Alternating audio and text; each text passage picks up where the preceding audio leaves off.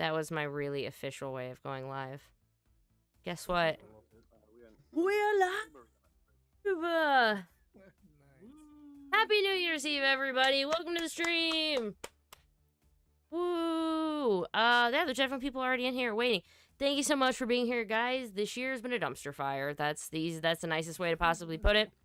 And I decided a few nights ago that I really wanted to end this year with friends. There's way too many of us that are just like, well, should I wear the nice lounge pants or do I wear the comfier lounge pants to dress up for New Year's Eve? So I decided I should just ask a ton of my friends to hang out, and it turned into this. So thank y'all so much for being here. Thank you everybody for being in this Discord right now. This is crazy, and yeah, I know other people. Chat, this is crazy. You all, welcome so much to this. All of you guests. You are the first guest I've ever had on the Ranger Weekend Review. 160 some episodes. I've never had a guest other than the one time Sean literally made it for me because I was sick. So welcome to this. Welcome everybody in chat. I'm Liz. You guys already know me. How about starting with Chris? I don't know if you guys can all see it the same way, but I go like that. Wait, Chris Long. Let's go Long Chris, and then down, and just kind of say who you are and where you're from. Long Chris, then Toku Chris, all the Chris's, we'll get through them all. Yes, hi, I'm Chris Long from Long's Toys. Hello, welcome, Happy New Year. Toku Chris. You guys are, sorry, I'm watching like Chris is like a strobe light. You I'm like super shocked. Is it flickering as much as it is on my side? Yeah, it is for me. That's Toku Chris down there, and you probably know him from the internet. You may or may not be followed to him, or love him, or hate him. That's Flitter Chris. Let me look down at this. Who is this guy under there with the glasses looking so nice? Me? Yeah. I thought we were going this way. Well, It's different on my screen. On YouTube. Hey, it's Eric, Trucky 47. I'm here. Woo! What's up, everyone? I don't know where I am on this, but I'm just gonna introduce myself. I'm AJ. I'm from Team Common Rider, and I'm here to join. what's up? We're ready to rock. Sean, you there? I am here. Hello, can everybody hear me okay? I can hear you good. Okay, I'm Sean, aka Orange Ranger. Hello, everybody. Happy New Year. All right. New Year. So I have my drink of choice. I do have some champagne for midnight, but I was brave, guys. I actually went out into a public place today to pick up some. So I am rocking the Schlafly Winter Lager. Water is fine. You don't have to drink to have fun. Unless you're me. There's no audio. What I got. It helps a little. Or was they're saying you're the only one with the audio, Liz. Everybody else is too quiet. They can't hear anybody. Ooh, okay. Well, let me turn something off. You guys hear me okay? I turned my video off. Okay. Let's try this. Can you say something now? Testing. Hello. Yes, hello. Thank you for Hello. watching. Meow. I wasn't. Meow. I'm a kitty cat. Meow. Hey, how we doing? I think I just heard Chris say he's a kitty cat. Does he dance? Dance, dance, dance. Can he has cheeseburger? Of course. This is what I get for trying to figure out how to do this 3 days ago. Okay, everybody's there. So I botched all of this up. So look, I'm going to point, and you're going to see what I'm talking about. That is Chris Long. That down there in the corner is Eric, Tricky B47. He is Ranger Grand Power Hour. Long Chris does Long's Toys.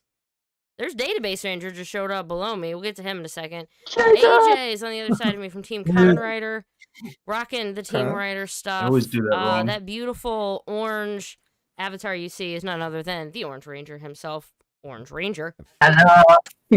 And At me. the lightning symbol all the way at the bottom is gonna be Toku Chris. I have a row all to myself. There's That's we kinda only have room lucky. for 2 more already. What is before- this as I- power? as I said, this I is got gonna the be aisle seat. a fun thing to go through. We have so many. Oh, and yeah, Database Ranger just finished up one of his streams tonight. I haven't Yes. figured out how to log in yet. I haven't figured out how to speak on this thing yet. Wait, can you hear me right now? I don't know. Yes. Oh, okay, Yeah, cool. we can hear you. Okay. Sorry, I realized that I signed into one that didn't have the that I was using the browser instead of the program, so I didn't know if I was actually audible or not. I'm switching over to the actual app so that I can be on video. Because I went to click video and it's like not in browser mode. I'm like, oh right, forgot about that part. Whoops. Ooh. Live. It's called a live stream for a reason. Live stream. Oh, yes. Anything can No happen. editing. Anything. Okay, so guys, I've done a few of these. we already have 7 of us, so we are gonna just kind of get started. Here is the theme, as you guys can see in the corner over there, that best of worst of 2020. Keith threw that together for me in about 15 minutes, and I was like, wow, I can't do crap. So that's really cool looking. So thanks for that, and he helped set up all of this. But let's go ahead and move to our first topic of the Hey. evening, ladies and gentlemen, as soon as I pull up the Greetings, list, friend because you know how that works. First topic of the night, the worst of Power Rangers in the year of 2020. So Ooh. think of what you guys think are going to be the top ones, okay? And we're going to go ahead and start with the first one. Number 4 in the, this is kind of a little hodgepodge of a few things that people weren't really the happiest with. But one of them is that Ryusoja got picked for the next season of Power Rangers. Another small one, Beast X King Zord did not get a Zord released. And another thing was that the Dino Thunder Rangers got 0 lines in the big team up. So it's kind of a little hodgepodge. There were a few little things. Was there any other little things, maybe not like a huge topic, but just one thing maybe that just irked you this year? Little things, not the big things. Oh, the one time on OnlyFans. Oh, and wait, never mind. That's later. Not that one. Not that one. That is definitely a big thing. Perhaps the irony of us finally getting an Olympics special in a year when the Olympics got canceled. Oh I my- like. Yeah. Yeah. right. That's a good one. Also, they brought Elsa back, but not as part of the Dino Thunder team up. That was weird. Why? Oh, that would have You been have so good. I know. And her company was like Collins Tech, but it wasn't Collins Corp. Collins Yeah. Industries. They just kept sidestepping continuity. Right. There's all these weird, like, It was really almost funny, 'cause tie-ins. They went so hard on so much of it, on so much of the rest of it. Yeah. At that point, they were like, "Don't worry, it's coming." I understand why they did it, but having the odd dub overs on that villain clip Oh. show, Yes. Ooh, that was awkward. that was Ooh. awkward. And I understand the reason about the music and all of that stuff, but I thought as a concept that episode was amazing to have the villains retrospect. But the way that, I mean, Lord Zed, that killed me inside. Yeah. Yeah, that was a rough one. Another from the chat. The Fan First Friday. Remember when we had National Power Rangers Day and we all thought like they were gonna do something? And then Yep. It's like, it's going to be something. If you guys, Then we're going to reveal a bunch of stuff you already Gonna be good. If you guys know Josh Living Ranger Key on Twitter, he's real big on the Lightning Collection, and he always, he's always saying maybe this Friday, and I always joke with him, we don't get Fan First Friday, we get Fan Afterthought Thursday, where they just throw something on Twitter and go, yeah, that's coming out sometime, and there you go. Ooh, Ranger Ball. I suppose just the general thing that we always found out anything before. Every single reveal of toys, we found out before they revealed the toys, which was And like the last one, we were so close to having spoiler free on that last big reveal, and then You got some website in the UK that doesn't know how to protect their WordPress account. Yeah. That's so crazy because Although on the other hand, stuff was showing up in Malaysia too, like so early. All of the Dino Thunder Whites, all show up, and we went, "Hey, what's with his visor?" I do need to give kudos to the fandom though for being just so on top of all of these things, especially like Living ridiculous. You have to. You should really give credit to. Well, I look at like the Transformers fandom. They have such severe leaks right now that they're literally leaking out entire 2 years out toy line lineups already. Wow! So we already kind of know what's going all the way through 2022. So They're we still got basically some stealing catching the up to product do. from is the what you're saying. factories and reviewing it for us. Well, I the think that's difference is Sorry. what happens a lot with these big companies, like with Hasbro, is it's not so much anymore where there's an in-house design team. It's that they have designers that are given characters they have to design, and they have 800 things to do. So 795 of them they basically send to underwriters or independent contractors, so to speak, and those are the ones that end up leaking everything out. Well, I guess we should count our blessings that we're not getting leaks 2 years in advance, largely because I don't think that people know what they're doing with Power Rangers 2 years in advance. Yeah, I don't. So That's more. They know. until they figure out what's They happening, know. they can't spoil us on it.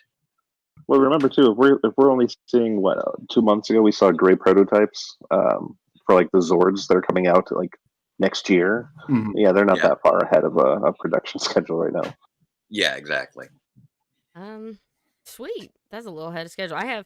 So basically to keep everything on schedule today, guys, I actually have a timer because I started clocking out how long these things would take, and I'm like, if we hosed, we ain't gonna finish this till 3 a.m. So I actually have a timer to try to keep us in check if we go a little too far. So that one wasn't that bad because there's just a lot of little stuff.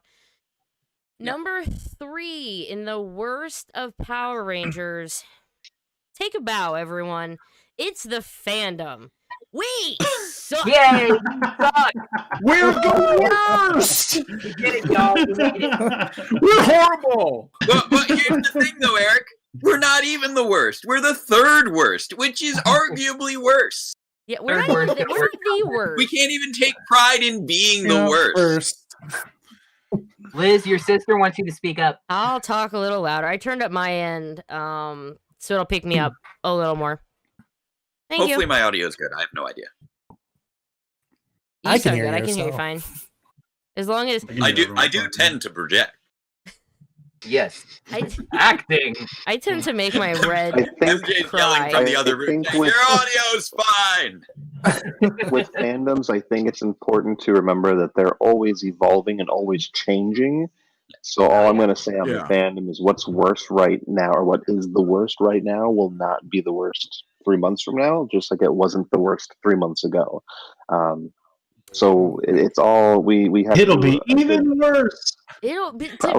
We have to do a good job of policing ourselves, but to a standard. We can't go too crazy with stuff. But I think that we definitely need to police each other a little bit more and be a little more mindful of what we say and how we say things. Really, Power Rangers is just reaching the point where the fandom is starting to become multi-generational. So I will think there will be we're more. already there. We're already there. Oh yeah. But I mean, But I mean, it's content not creators too. How many people are putting out content now that were in diapers when I was in high school, and I'm like, I'm so old. Oh my god! I mean, apparently, according to Este's fan base, I am 52 years old and his father. So clearly, we are multi-generational. That was the gem from the charity live stream. Oh my gosh, we're gonna talk about the charity live stream during best of. Eric, what was that?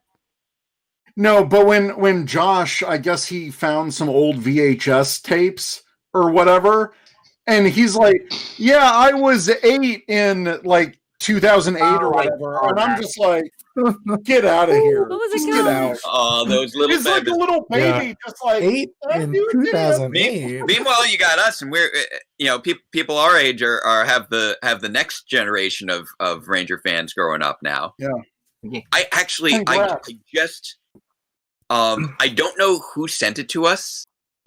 Because it didn't have a return address on the label, but we've been for those of you who don't know, MJ and I just had our first child last week. Congratulations, dude. Congratulations, Brick, right there, man. Well done, Thank you congrats. very much.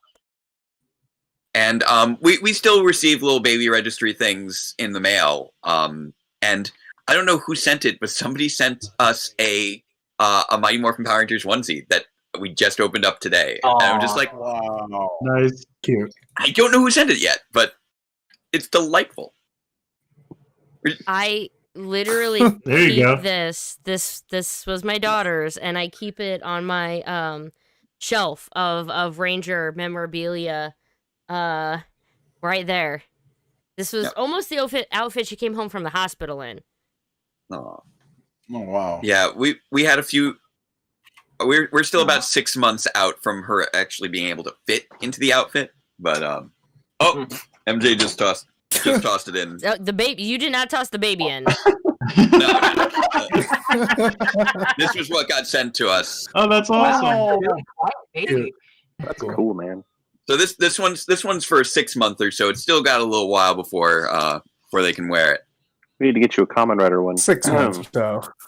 Yeah, we got hoodies and stuff. Common Rider onesies? You know, the little off-brand on the Ranger, but just throwing out the love AJ, call David, set it up. for No. Common Get Rider. a little Common I Rider will ghost make onesie sure with a those hood. notes go through. That'd be good. That'd be good for swaddling. Yes. Oh, with the hoodie? You get a I nice like little Common Rider ghost swaddle. The little hood. Yeah, Kelly points out that Liz had a Power Rangers baby shower. I did. Nice. Yeah, you guys, I was not Nice. doing YouTube before. When I had my baby shower, I legit did have a Power Ranger baby shower. My mom dug out like my old Megazords and stuff from when I was a kid, and they decorated it. And my sister printed out little Super Megaforce because she knew I'd go Kaiser and stuff. Little Super Megaforce like on a strand, and my friend made me this adorable cake. It said like Ranger on the way or something like that. Ranger in training. Yeah. My family's adorable. awesome. Ranger to the rescue. Yeah.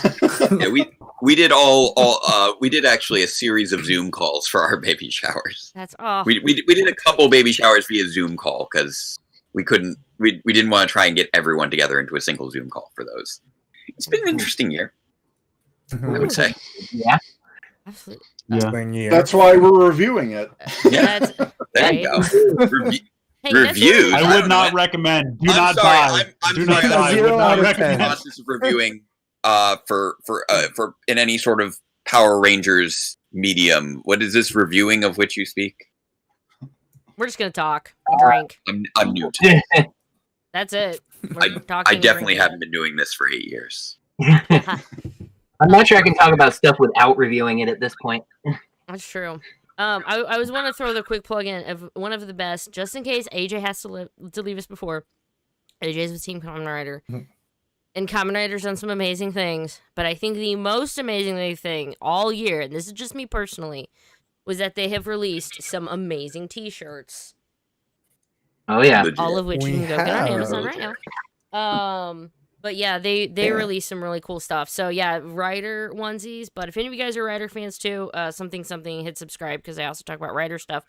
But I have a feeling Rider in 2021 with the big 50th anniversary and all that news that just came out about streaming on the way. I Yeah. am very excited for what the future holds. But Yeah. the fact that you were here, Absolutely. AJ, I had to make sure I gave you a plug just because I know you said you might be popping in and out. Team Kamen Rider. Yeah. There we go. I mean, cool. I mean, I did not expect you to wear your Kamen Rider shirt. I know. Oh, I was wearing this Chris was before wearing a you sent guide me one. message. Like, I was already wearing this today because of the news. They're so comfy. They are. They're really I have good the quality. I'm I need sure to get don't the worry. hoodie. Has anyone gotten the hoodie yet? Because I want to get the hoodie. No. I have. It started getting cold in California, so maybe I might have to purchase the hoodies. There you go. I have Kiva and Rose. I can't remember what the other one is. I bought two, and I can't remember what the other one is. I really want a Something Gaim option. one, but I wanted a navy blue, so that way it goes with the orange and it makes sense. Yeah, You I can have the get Gaim shirt. Hold on. I really love it. Yeah. Chris, get the Gaim We get like symbol pen, shirt. paper, noting all this. and it looks really cool. Oh, I SA haven't in I haven't gotten chat. any Kamen Rider merch yet, but I feel like if I do, it's going to be something with build, because I'm a physics teacher. I can't not go with build. This is true. Perfect. All right, we got Happy New Year, SA. Este, welcome to chat. E Squad. We also have Deoxy 360 in chat as well. Welcome. Ranger Vault in as My well. Thank son. y'all. Thank you everybody for hanging out. Jaheel, Matthew Morrison, Lewis Cox, Johnny. Man, I recognize so many of your guys' names from every Friday. Thank y'all so much for just being here. I hope you're having a good time. I hope you're having a lot better time than just watching Netflix in your underwear on the couch. So maybe, or maybe not. Maybe you could be laying on your Nothing wrong couch in with your that. underwear watching this. Yeah. I'm not gonna Yeah, there's judge. nothing That wrong sounds with fine. that. You can't see what I have under this. So whew. Let's go to our next... Kelly, I'm sorry that physics is the bane of your existence. Feel free to drop by my channel anytime, and you can ask for help on physics stuff in the chat. I won't be upset. Dang. Oh, we got Jeez. Oh, are you back oh, in high Mr. The new school? challenger. Hey, There he is. Oh, look at that. Zach. Uh-oh. I know welcome. that guy. Talk up. Oh, Oh, Oh, we got an alert. I got a We got an Got alert. an You alert. heard that? Happy see New a Year, Halloween Liz and Z. everybody. is it an SPD Alert. emergency? What kind of alert is this? No, it isn't. I'm waiting for it to pop up since I can't see it yet. It hasn't shown up. It looks like we've got For a $5. $5 super chat. Thank you so much to EJ. Happy New Year, Liz, and everybody. Happy New Year. Happy New Year. Happy New Year! Happy New Year. Oh, thank you so much for that. Next, okay, so we're counting down. There was only 4, and one of them was just a little hodgepodge. Zach, this is what we're talking about right now, the worst of Power Rangers. Number 4 was a lot of little things. I'm gonna need more of this if we're talking worst. I'm just saying. Well, we're down to the top 2. We covered the I'm quick back up things. to the bottom more. Ryu Soldier, the next series. People just didn't want Ryu Soldier as the next one. Beast X King Zord, Dino Thunder Rangers, no lines, some Lightning Collection stuff, some failure of Fan First Fridays. And then number 3 was the fandom, because we all suck as in general. And now we have number 2. Number 2 is very interesting, because if you all following the notes, if you haven't, click on the Google Doc, you'll see where we're going. Number 2 is a very interesting topic in Ranger Nation, and this is actually one of the reasons I'm so glad I have a crew of people here. This is what people voted for. Rangers showing their iffy sides. That was the nicest way to put it, because there was a few things that came out of this. Some were anti-mask, or thinking that... I'm feeding back on someone. Yeah, somebody have the stream up and not muted. For all I know, it's me. I don't think it is, but anywho, yeah. So maybe they don't have masks, and then Blake Foster. Now, Just before we cut to get the into quick. too much, I would like to congratulate Blake Foster. I think we all need to give him a round of applause. Just keep your hands where I can see them, because Blake Foster has earned, ladies and gentlemen, the title of the first ever person to appear twice on the worst of Power Rangers. He is a 2-time nominee / winner of the worst of Power Rangers, and this is only the 3rd year I've done it, and he's not even a current Ranger. Last year, he had the big rant about Nate, Abe Rodriguez. He actually did apologize. Later this year, he did make a post in a video saying he was wrong, and that he watched it, and that he should have About a year too late. It was and it was one of those, he was like, I was watching it with my son loves Nate, I realized I was kind of wrong, and he actually put out an apology, so I do give him credit for that. I will give someone credit for going out of their way and apologizing 5 months after the issue when nobody's cares or brought it up. I give him that credit. However, he created an OnlyFans account. Discuss. Yikes. Pretty good for a Thursday. It's so strange. like to start? Same. Masks, no mask, COVID, Blake Foster, anyone? Can we make grade A weenie jokes at this point? Oh yeah, totally make the weenie jokes. I would say if you haven't, if you didn't see the picture, you're welcome. I get shown things because people there. Hey, Sure, did Liz. you see? And then you see Someone it. showed it to you. Where's Keith? Where's Keith? He's upstairs playing video games right now with his friends. It's no Mountain Blaster, that's for sure. It is no Mountain Blaster. We'll put it that way. He was covered. It was not a completely nude shot. He had his underwear on, so there's that. And yeah, we're all like, "Oh, wait, you were supposed to pay $50 for this like 3-second GIF?" He's apparently not making too much on Saturdays. Is all I'm saying. I think the one thing that's really iffy to me is pandemic related, and it's just all of the in-person events. I don't care if they're socially distant events. You shouldn't be doing them in the first place. I saw one picture of, I think it was Catherine Sutherland, like with a fan, but she had like a plastic sheet in between them, and they were taking a picture, and I'm like, why would I want a picture of me with an actor with a strange plastic piece in between us? I'm paying like $50 for that. I'll just wait until like a year or 2 years from now. Did they cheapen their prices? Maybe. I guess maybe if you wanted to create some context, if you want to, graft your own context into that, is that I was trapped in a quarantine bubble, and I had one wish, and it was for Catherine Sutherland to come see me, and she did. And that's just a story you tell people when you show them that picture. That's the other thing. Like, they have to go to these conventions, or you see like people going to, was it JDF or somebody was having at comic shops meet and greets. He's doing the Ranger Protection Program. I'm like, buddy, the only thing you're protecting is your wallet. What is this, the Mafia? Yeah. Someday. I'm still weirded out by the idea that there are conventions that happened this year. Yeah. Like, it's sad that conventions got canceled this year, but it's so weird to think that they weren't all canceled this year. Yeah, some did not. Yeah, so that's kind of... That's just too much. I mean, I can understand wanting to help out local comic shops so they don't go under, but this is not, creating super spreader events is not the way to go about it. Yeah. So, I have a toy store, like a collector toy store next to my house, and they've been having like horror guests all fall. No masks required or anything like that. If the guest wants to wear a mask, they can wear one, but otherwise they do hugs and handshakes, and yeah, it's a little kind of. I don't go there.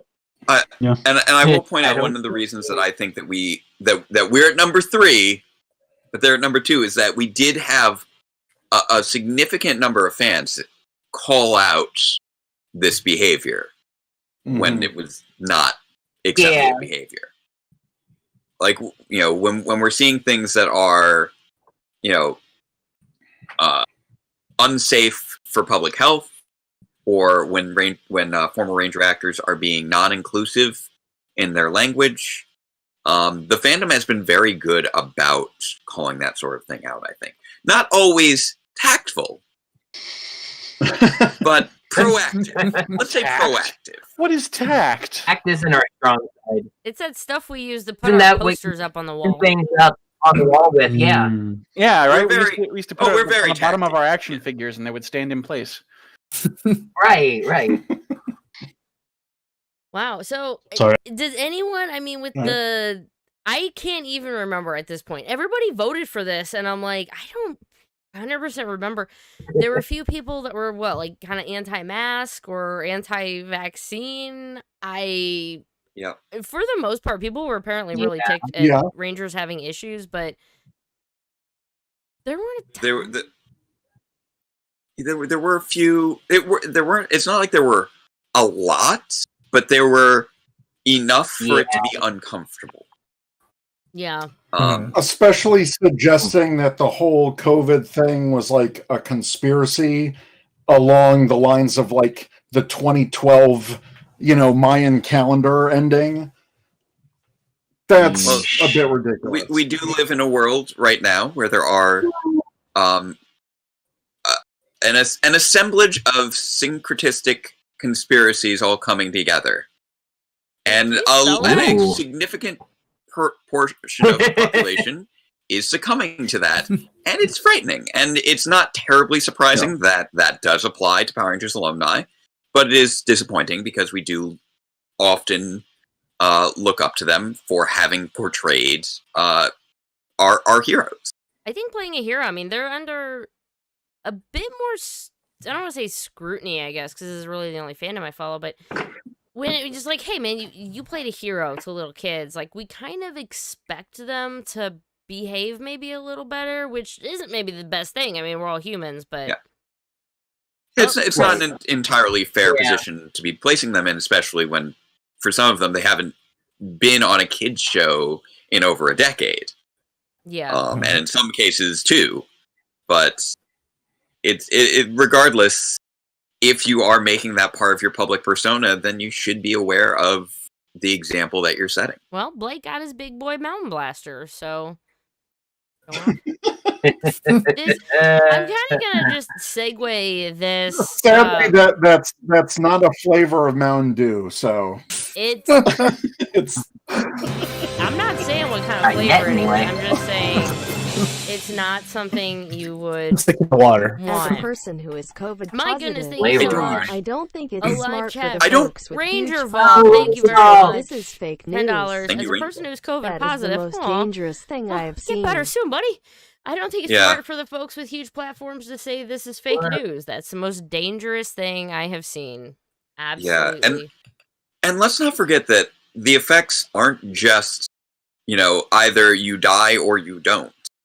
Yeah. There are many long-term effects that are still being studied and have yet to be established. I still cannot get a neurologically, full etc. breath in my lungs. Like, it is hard for me to get a full breath from when I was sick back in January of this year. That's Oof. crazy. Yeah.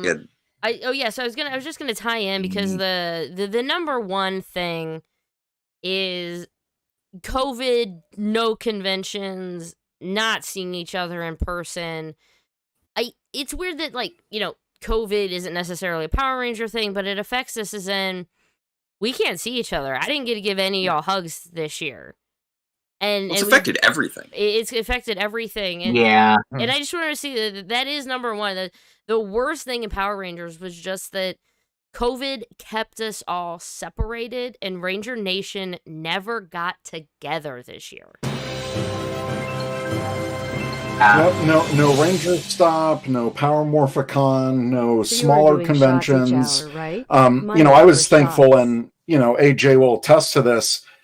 The first convention I went to, but also turned out to be the last, was C2E2 in Chicago. Oh, and it sucked. That was the best weekend it felt like out of the whole 2020. And I was like, all right, here we go. And then literally 2 weeks later, all right, we're shutting it down. We're shutting the nation down. AJ, you were with me, I think, in New York when we had the Wayfair meetup, and I got sick from that. I don't know if you got sick from that too, but I went home sick for a month and a half. Oh, I think David did all that traveling. So by the time we got to C2E2, he was feeling a little ill, but the weather, the traveling, it takes a toll on your body. But that C2E2 weekend, we're Zach and stuff too. It was a really fun weekend. I enjoyed it, and I was like, man, I can't wait. Con season's starting. We're gonna keep going, but nope, that didn't happen. So yeah, that was rough. I mean, we had a great time, for what it was, being the only convention that we didn't know it was going to be the only convention, but we made the most out of it. That's for sure. I mean, we had a great time hanging out and absolutely. Eric, oh man, that pizza place we ordered from that night was amazing. Well, only in Chicago. But I think a positive spin on all of this is that everyone stepped up their game in terms of streaming and hanging out. I want to shout out to Jake, the amazing live streams that he did to raise money for voting awareness, not only for the general election, but for in Georgia. Yeah, and For Georgia. I will keep plugging. Don't forget the Georgia runoffs aren't over yet. So if you do want to do phone calls, there's still time left. The date I believe is January 6th. Right now dates are scattered in my mind because, as I mentioned before, my first child was born last week, so I'm a little busy. Fair. But you can absolutely still do phoning, texting, and if you live in Georgia, there's plenty of other volunteer work you can do to get that vote out. It's still very important. Please save also, my state. I'm trying. So and thank you to everyone who participated in that. Like a good number of you did little guest spots on the stream, and honestly, I've gotten to talk to you guys more this year, I think, than in years when there were conventions. Because at every convention, I've always been running around doing a bunch of staff things, and I very rarely actually get to socialize with people at the conventions. So, I've actually gotten to do more socializing during these times, and that's why I'm turning that into a positive, like the not being together, because the not being together brought us closer together, like Among Us streams, gaming, just hanging out online for those any saved my attempt sanity. to socialize. Those, as Zach said, they saved my sanity, really. There's some nights where it's like, I'm going to go insane. Well, I'll just kill Eric instead in electrical. Always a good call. I gotta join you guys on one of these streams. If we finish everything fast enough, we can play Among Us tonight. Depending on how sober I am by. All right, then let's get through this list. We gotta kill some. Let's go. No, I told the only person. So the last time when I streamed last weekend, I did Jackbox.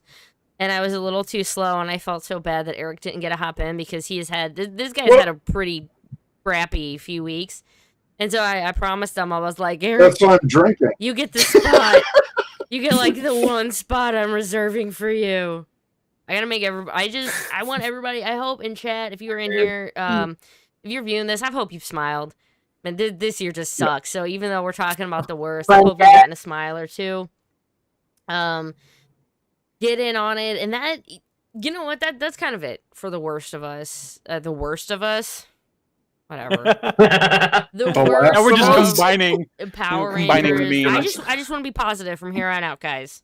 From here on out, we're gonna be positive, right? So why not take over to the next topic, which I think is gonna be a lot of fun, and that is the best of Beast Morphers. Now, I was a little surprised by this. I wasn't fully surprised, but I was a little surprised by how low number 4 was. There was a few great ones. I want to nominate It's Great to Be Human. It didn't make the list, but I have to nominate it because it was amazing. That absolutely deserves the very least. That was the biggest, honestly, because of there were all these different spoilers that got leaked about this season. That was the biggest surprise of the season, because that was one of the only things that didn't get leaked or spoiled, and it was a delight. They did a whole musical number. Oh, and Olivia Tennant, who played Dr. K, was the one who choreographed that dance, actually. And of course, we always praise Olivia Tennant here at Database Rangers Power Reviews over on my side of things. Of course, yes. As one does. So number 4 is the Grid Connection team up. That was number 4 in the overall. I've got to go take a really quick 1 minute break. You guys go ahead and discuss Grid Connection, the team up episode. We're talking just the team up episode, not the Dino Fury, the Dino Charge one before that, because right. It's number 3. We're talking about number 4. Right. Grid Connection. Let's go. I'll be right back in just 1 minute. Enjoy. Yeah, it was definitely like the most hyped thing. Oh, I'm sorry. Go ahead. Okay. I will say that was one of my favorite episodes to review, because we had Estee Pop in the chat earlier. That was one of my first team up reviews that I did with him, and that was a lot of fun.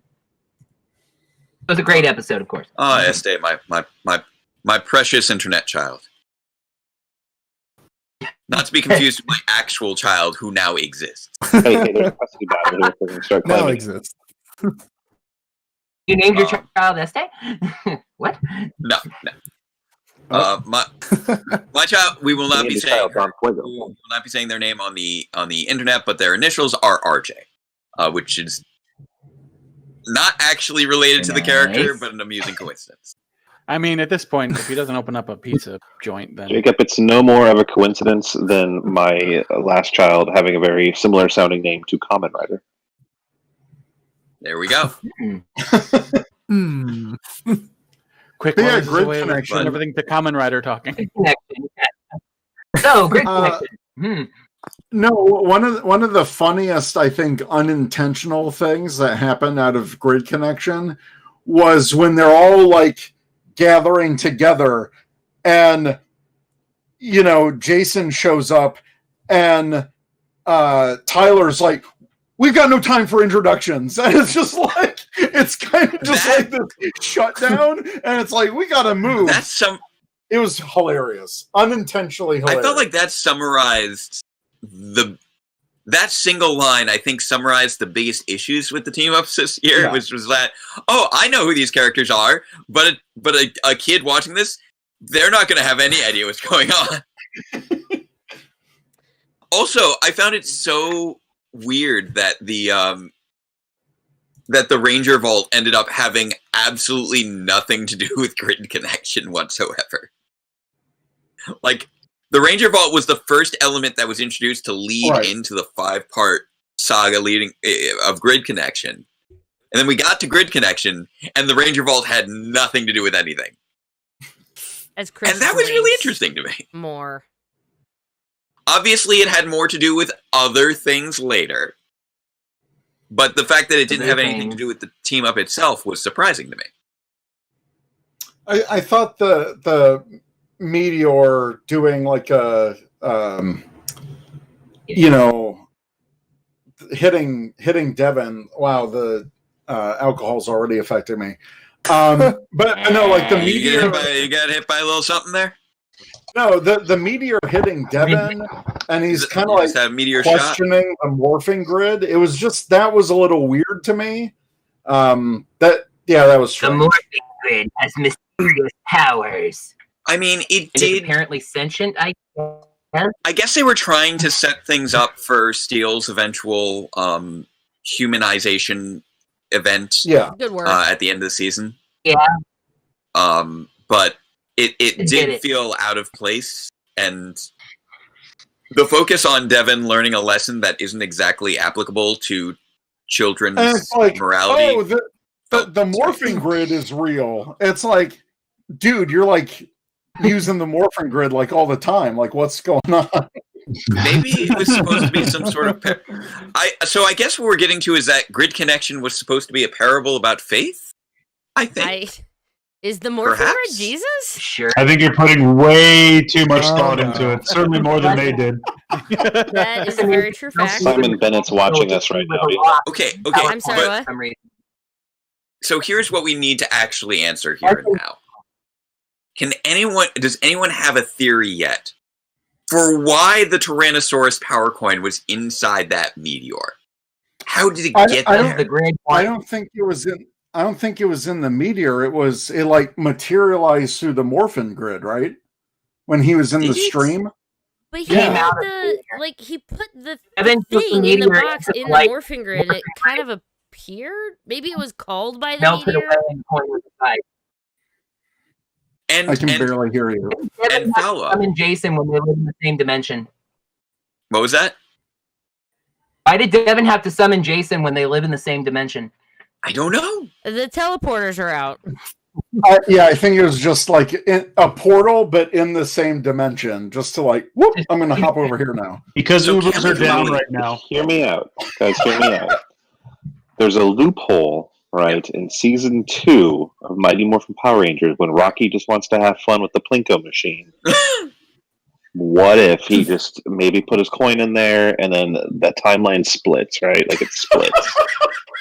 And we're actually following that timeline. We're going Avengers Endgame on this thing. Oh wait, no, wait. I do. Okay. I'm gonna throw something out there. I was going to joke about seeing if there was any way we could tie this into the comics with the Omega Rangers, but I actually am way behind on the comics, so I don't have a solid theory with regards to that.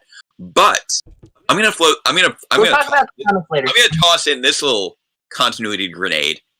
What if that meteorite was a fragment of the deserted planet from the power transfer? And it I'm with Zach absorbed on this one. It absorbed some of Jason's energy. To the be fair, Sword of Light.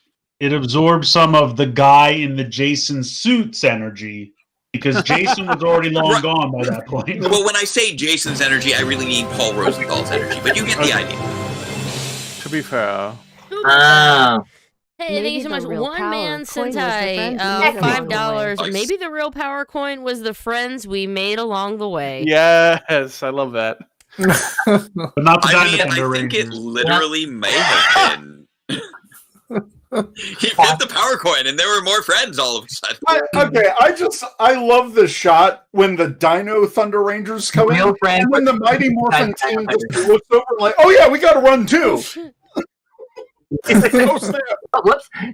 Yeah, everybody forgot their line. How come nobody questioned who the Dino Thunder Rangers were? Like, I don't think any of those Rangers had seen the Dino Thunder Rangers, and then they just show up and like, "Oh." I wish somebody would have just literally all they would have to do is turn to him and go, "And the Dino Thunder Rangers," like any kind of any acknowledgement whatsoever. What I we all love don't that know is both Tommy teams were there without Tommy, and it's hilarious. They just look. They hired the writers from Destiny. All right, they don't have time to explain why they don't have time to explain. There's a simple explanation for that. Fuming somewhere still. There's always a simple exclamation. Exclamation? Exclamation. It's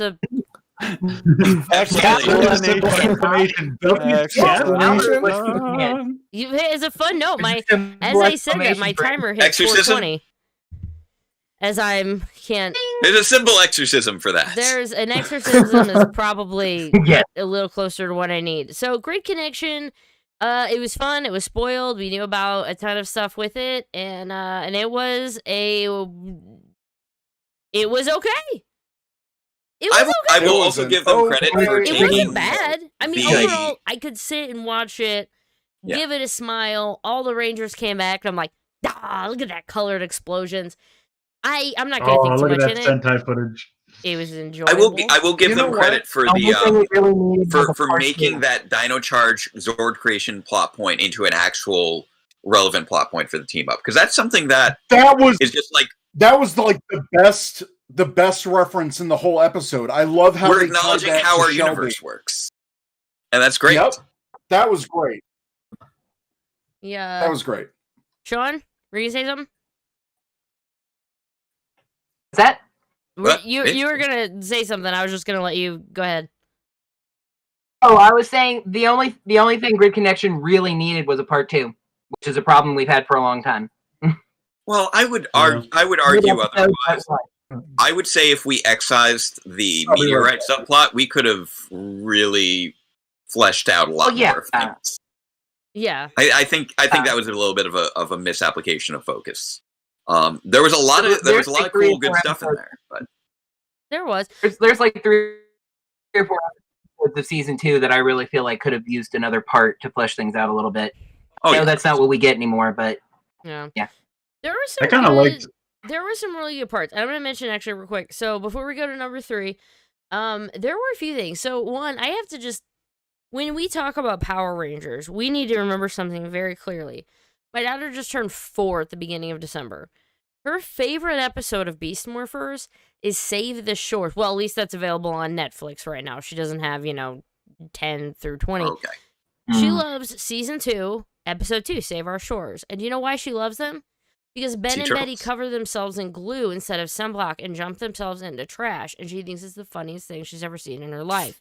Really? I just love sea turtles. See, her favorite ranger is Devin. Her favorite ranger is Devin. She loves Robbie. She loves the fights. She loves everything. I swear to God, she got 2 vinyl Tiramigos for Christmas. But her favorite thing in the world is watching Ben and Betty jump in trash. And it's kind of like a waking point for me going, sometimes you got to really step back and go, that's it. That's that 4-year-old who wants to buy all the My toys. 4-year-old only cares about the fights. He specifically says, I don't care about the rest of it. I just want to watch the fights, and which makes me not want him to watch it. So Yeah, she likes the fights, and she likes when Ben and Betty are silly, and she loves the Beast Box. That was also just like, out of all the Ben and Betty gags, the glue in the trash gag, that's apparently the big hit. I would not have guessed that one. She thought it was hilarious that they Simple could just jump in times. something and it would like all stick to them, and then they were trying to they were chasing the trash truck, and she loves them. And she loves to fight, she loves everything, but yeah, there's something about, even whenever I kind of think of sometimes some of the worst gags, it's not for me. That gag was not made for me. No. It was made for my kid.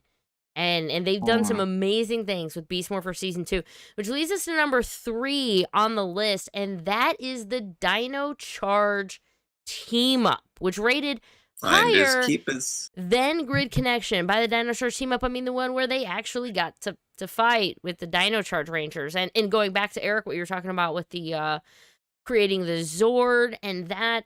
But yeah, that was number 3 in the best of Beast Morphers, guys. It was the Dino Charge Team Up. And the unexpected, I should add. I did not expect them to show up as often as they did and as many times. Yeah, Dino Charge Team Up, number 3. What did you guys think of the episode? It's a bomb! Perfect. Like that. I love the Dino Charge villains. My wife loves Poisandra. So glad that she was back. But I think I liked the build-up, and apparently the audience did too. I liked the build-up more than the actual team-up. Yeah. That's what I was going to say. I thought it was better than Grid Connection. Finders Keepers was also just a delight because it was a surprise in many regards. We knew Grid Connection was coming, but Finders Keepers just threw the Dino Rangers at us almost out of no. It's like all of a sudden, wait, Keeper? What are you doing here? What? And it's Creeper Keeper. He's back. Also, is it me or was he weirder this time around? Was there more CG on his absolutely. face? He was. Because that was I don't think his eyes were working right. He just had blank face whatsoever. In different directions. It's 2020, yo. He's glazed over. AJ, did you get to watch it at all, or any of Beast Morphers Season 2? I have seen Beast Morphers Season 2. I mean, as far as everyone said, everyone's making the right points that I had with it too. I think something about team ups, that feel good. I feel to me, it's just oh, thank goodness, a team up episode. I enjoy these. I'm a simple person, so as soon as I see team ups, I'm in it. I think for me, I'll ask one question really quick. Oh yeah. Yeah, Sean. So, I think what Zoe did at the beginning of the episode was really screwed up. Yep. Yeah, that was sketchy. Wait, what at the beginning of the episode? Her and What the mind Zoe control did. collar. Yeah, that was with the. On one hand, but they railed on her too hard. It's just a weird thing for she someone to knew go that straight was the through. mind control collar, and She also thought Keeper rightly was this strange monster who could do anything. So Still, though, you're generally speaking. She has I'm just a going to say, mortar. generally speaking, you don't expect a Power Ranger's first instinct is to go, oh, what's that? What's that? Quick, take away its free will. Go. True. That's a little bit of an off. I know. Although I did appreciate, because I liked in Super Ninja Steel, Dimensions in Danger, and those subplots where they established the transportal devices from Shattered Grid. Yes. So I like that plot point carried through. And so, yeah, of course the Dino Charge Ranger showed up because we've already seen Coda in the last season. So I liked how the thread just continued with the Dino Charge Rangers. And I know they keep showing up every year, but I genuinely like seeing that team come back. I really do.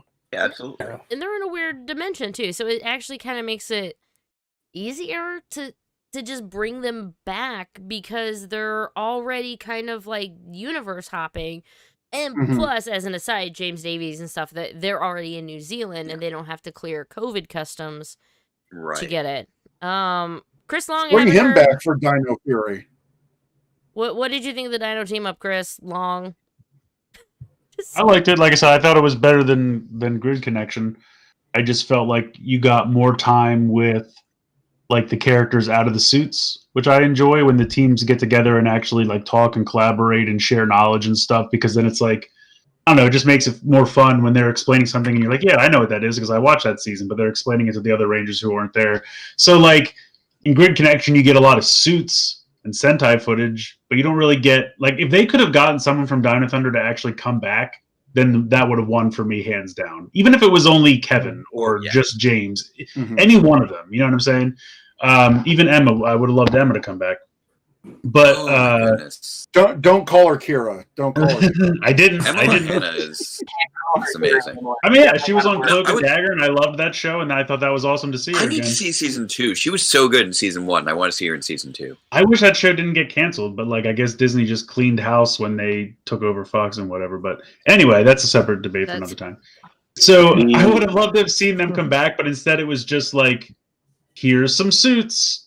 And then, you know, obviously all the MMPR suits but Jason were just the suits. So budgets and whatever, I get it. But that's why that team up wasn't as fun for me. Like, it was cool to see it, but I'd already seen that Sentai footage. I saw it, you know, almost 10 years ago, whenever that actually happened the first time. So it's been a while. So while it was cool to see it, and it was, I want to say, yeah, so almost 10 years.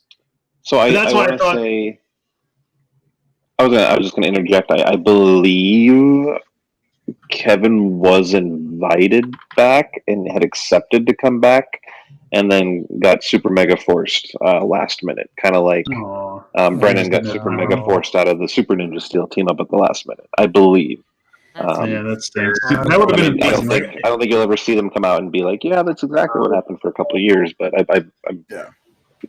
it's one of those. I've been kind of told enough times that I do believe that to be the case. I think one issue that I've had with team ups across the course of the last decade, really, is we don't really find out, for the most part, what these characters have actually been up to in the intervening time more often than not.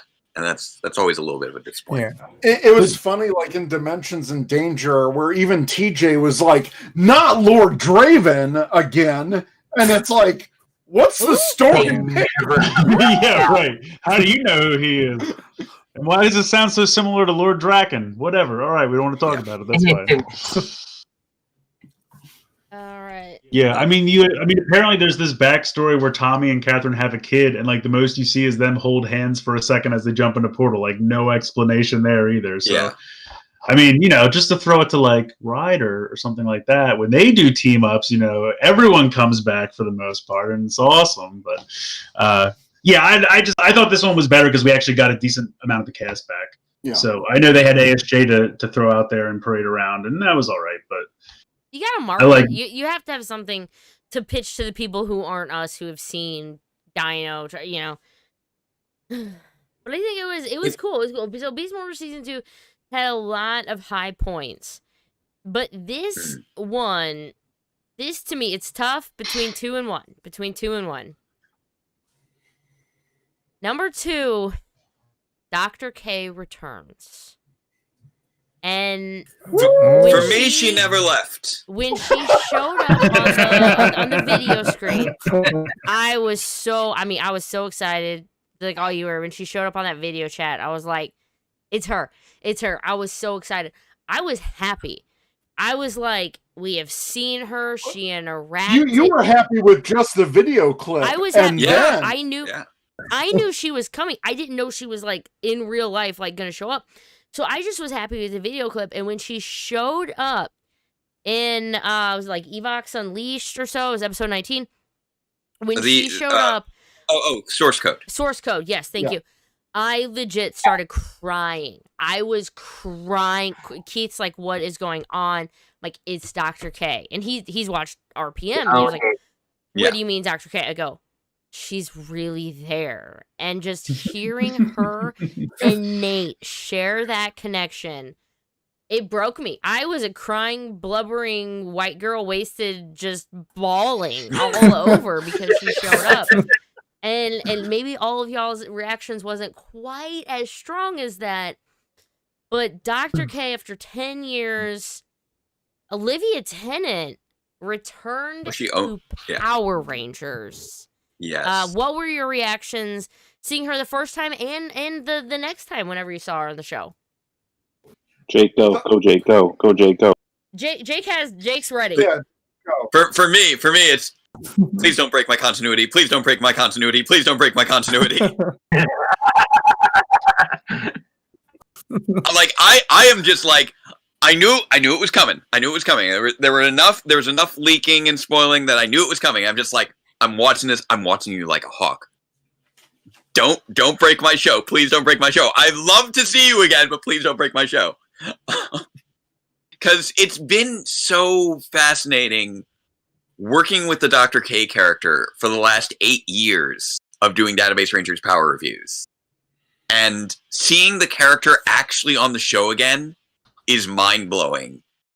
And seeing how the character has evolved over the course of the 10 years since she was on the show there versus how she's evolved in our show is also fascinating. Because the Dr. K that we got to see in Beast Morphers is someone who has grown past her past. She's no longer in her alphabet soup uniform. She's wearing casual clothing. Her outfits fit. She dresses as an adult professional. She's got jewelry. She's well put together. Very confident. And she has confidence. Yep. She's moved past her emotional baggage. But she seems never to be lost the snark. She has never not lost her snark, but she Or that seems to haircut. have gotten to a much better place emotionally. Her hair's tidier. She has tolerance for people like Ben and Betty. Like she's best handling of Ben and Betty of either season. She isn't I clearly loved that whole sequence. such a much better place emotionally than she was during RPM. Right. Whereas in our show, oh my goodness, have we tortured her. And I feel so bad for what I have put her character through in our series. Where it's just like, all right, here in the main continuity, apparently you have gone on to stability. And over here in our continuity, due to time travel shenanigans and you questioning your own existence, like, we are now making you have to deal with literally, like, okay, I don't know how many of you were on my channel earlier this evening, but we did just premiere our 91st episode of Database Rangers Power Reviews. Congrats. And and it was a major focus episode for all of MJ's characters, which at this point include Dr. K, Mayo, who is the Power Reviews universe casual normal person version of Dr. K, and also K Alpha, who is a separate version of Dr. K, who was not abducted by Alphabet Soup as a child, but instead was lost in an interdimensional void, and has grown up to be even more emotionally distant than regular Dr. K. Oh my. Well. So, so that's the episode. So I just released a focus episode on those three characters like 2 hours ago. Well, there you go. So the emotional rigor that I put that character through, on top of what she had already been through in the show, and then seeing her in an emotionally stable place on the series itself, is a cognitive dissonance for me I need to reconcile. Okay. And we know So yeah, that's lore going on. Obviously, I can go off on Dr. K lore for a good long while. Let's point across. Chris Long. She came. Yes, whoa, I'm here. we our thingies moved, and his video went off. No, it's okay. I just had to turn the video off for a second. What's up? Oh, I was gonna say. Moving on. What did you think, Dr. K? Showing back up. coming back after all this time. Yeah, I mean, I'm a big fan of RPM. It's probably one of, if not my favorite Power Ranger seasons ever.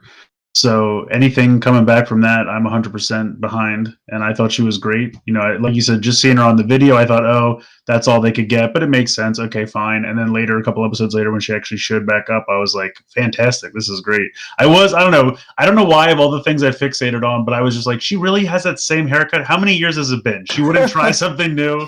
I was like, she's cleaned it up a bit. Yeah, I guess. Yeah.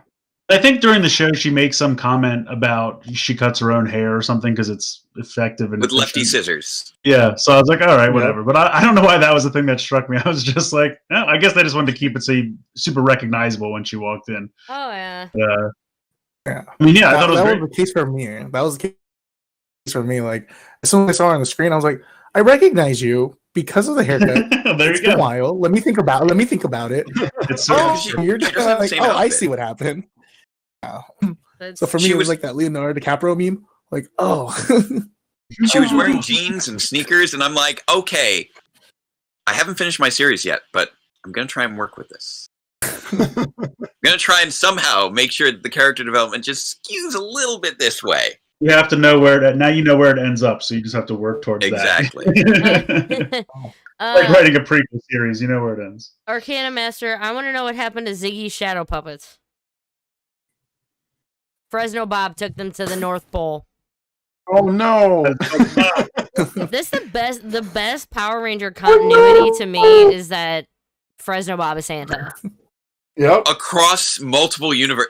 No. Here's actually no. Let's flip that a little bit. Here's one of the big things in Power Rangers continuity. It's not that Fresno Bob is Santa. It's that in the RPM universe, Santa became Fresno Bob. Oh my god! Evox took over and Santa became a Yeah, nothing was safe.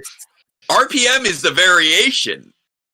It's true. He's Santa in Santa's the darkest Dino Fury timeline universe. is he Santa in becomes the a main mafia universe. boss. Is The that world a ended. present He's to like, medical well, screw these supplies? reindeer. Yeah, he's The got North all the Pole's elves just already. like, I'm gonna get it done. Santa's got to get his beak wet. That's what I'm talking about. Wait, I think from. Oh, is sorry. it AJ? I was trying to see who was going over trying to talk. I don't know if it was AJ or Orange Ranger. It might have been Sean over there. I mean, I don't know. I'm just trying to help moderate this. You. At this point, we're in a world, and I'm just trying to help control it. Like I'm not. Yes, This. I'm trusting you to keep me in check. Yes. I'm gonna try. I just want to say, I know I bring up Dimensions in Danger a lot, but I also like how they connected it because we had Gemma in Dimensions in Danger, and we also saw her character evolve and have a different attitude and progress. Very true. And I really like that intention now that we have Dr. K coming back, that after they defeated Venjix, the RPM world now has a chance to rebuild, and obviously they're regrowing, they're rehabilitating, and it's a very subtle plot point, but it's nice to notice that over a couple different crossovers now. Mm-hmm. Yeah, I've always loved. I mean, it's been 10 years. What have they been up to? What do they feel? Ugh. Like I'm very much because I'm always trying to adapt my continuity to fit the Power Rangers continuity. I am of the opinion at this point that Beast Morphers happened from fall of 2018 in universe to spring of 2019 in universe, so that grid defense can still happen right after Beast Morphers ends, just in the Power Rangers RPM universe. I'm putting that out there as my new canon. Well, so if you want to see what the RPM universe was up to now, you can go check out Power Rangers Grid Defense. Go do that and go check out Beast Morphers, because the number one thing for Beast Morphers, guys, has voted, and I agree with this, as I should say, I put the vote out to Twitter. I say, hey, what do you guys think? At the end of the day, it is a benevolent dictatorship. This is my show, and I can say whatever the hell I want. However, I will listen to suggestions. And with this, I definitely agree. The number one best thing about Beast Morphers was the RPM tie-ins. Vengex. Oh my god! RPM finally got some sort of resolution. It took 2 seasons and 40 episodes. But we got it. And I just like how some fan at Morphicon was like, hey, wouldn't it be cool if you guys did that? And Chiplin was like, no, I don't think that's ever going to happen. No. And then meanwhile, he's like, damn it, how did they call it already? We really thought that was going to be cool. We did. I mean, as a fan, really we were all like looking at the suits. We're like, man, wouldn't this be so cool if it was like a RPM sequel? And then nothing. And at the end, it surprised, because I don't know about you guys, I watched it live, like via Twitch and stuff. So I was watching it as it aired, and I was just like, no. It was amazing. I'm just surprised they managed to keep it a secret. It was nuts. Also, that Randall Ewing, Andrew Lang switch was very sneaky. I got to give them credits for the sneaky factor on that. Yeah, that was great. Because I think somebody pointed that out early on, and I'm like, no, that's just a coincidence. And then it ended up being true. It was just so sneaky. It was such an amazing way to close it. Eric, go ahead. I'll leave the floor to you. We're back. No. Not just Vengex, but freaking Colonel Mason Truman. Yeah. At the finale. That was the chef's kiss. That was perfect. I really enjoyed that. Honestly, that was totally unexpected. Yeah. I mean, we heard like rumors, but to see it actually happen in the finale was amazing. It was lovely. It was one of those just kind of perfect cameos. You don't get many of those, but that was like a perfect cameo. That's one of the first times I think we've had a bunch of guest appearances of a former series that weren't the Rangers. It was the co-star guest actors or whatever. It wasn't the actual Rangers showing up for the crossover, which I'm okay with, actually. Yeah, with the argue, like the closest thing that I can think of that we've seen outside of we had Bulk and more in cameo form Skull at the end of Samurai and the end of Super Samurai. But also, like, prior to that, what did we get? Piggy appearing in Mystic Force because his actor was already a part of the cast, which was a great cameo. Don't get me wrong. Yeah, I love the Piggy cameo, but it's so rare that we get things like that. It just goes to show you the strength that RPM had for the writing for the supporting cast on top of the Rangers, so that they can bring them back and they can have such an impact on a current show. Like, I mean, I was all sorts of like stoked because I was on the internets, feeding video feeds straight out of the UK for when this finale aired, and I lost my mind. I'm like, wow, I can't believe they pulled that off. And then Colonel Truman at the end. It's like, oh my gosh! Like, great comment there in the chat. Wait, that was Colonel Truman? I thought that was Shelby's dad.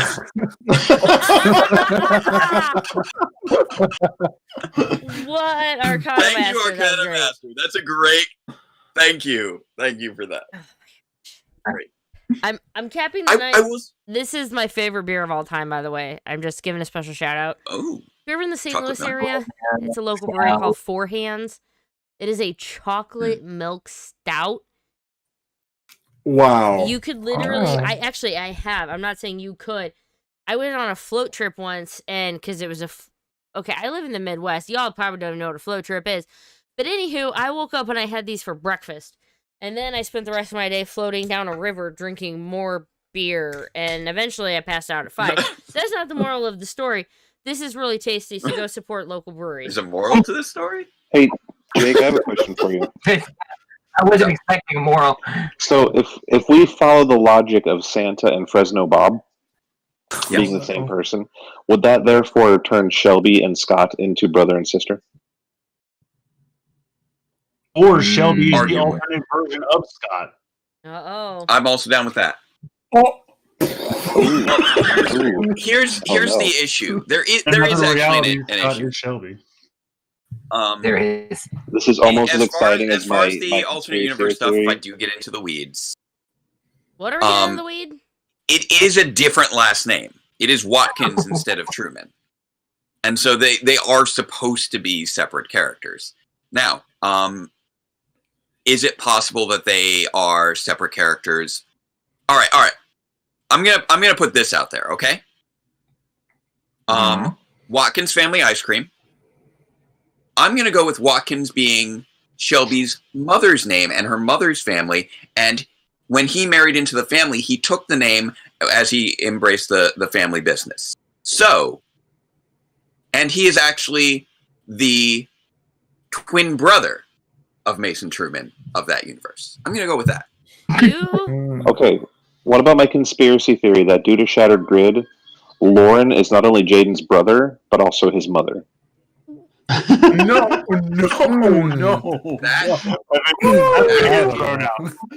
What I want to know is at what point. Awful. Bye, everybody. No, we're gonna try and step back quickly. Happy New Year. At what point does Scott start working with Jessica Jones? Because that's obviously continuity. So I want to know where that Obviously. It was. Oh, here's the thing: the interdimensional train dropped him off in the Marvel universe. Nice. He needed to get by. He got trapped in a train station. Yeah. Wait, That's are where we he got on hooked. Deno? Is Subway. Mama Taurus gonna pick us up on the Denliner? Is that what's Exactly. happening? Yeah. That's why in season 1 of Jessica Jones, he's on drugs because he's seen some stuff in the Vengex universe. Yes. So He's got to get over it. he's taking the drugs to climatize to our atmosphere. So he gets his helmet off. makes Yeah. sense. Now note, based off Clash of the Red Rangers, trains are actually a mode of interdimensional transport that I have given an acronym for in Power Reviews. It's the Trans Reality Alignment Interface Network. Interface Network System. Trains. Oh, train. Yeah, I was like, I wonder what Trans the Reality acronym Alignment spells. Interface Network System. Which could totally be used in a Tokuger adaptation. Just saying. Oh, That's a freebie. Take it, Hasbro. I Am I know. Just Avatar? saying. Do I want? I mean, I'm also clearly considering, the whole idea of having like an RPM sequel where the mayor is a major character who gets replaced by an evil villain who may or may not actually be the original Vengex, and also it's the first time that you have a 3-person cast where 2 of them are people of color, and your Yellow Ranger is connected to the name Zoe. I mean, clearly Hasbro and I are at least on the same wavelength when it comes to Go Busters adaptations. So if they want to take that one, go for it. Dude, how cool was it though when Beast Morphers was? I mean, our Red Ranger's black and our Blue Ranger's Indian, and my daughter freaked out because she loves Ravi, right? Like, well, Devin is her favorite Ranger. She's been Devin for Halloween 2 years in a row.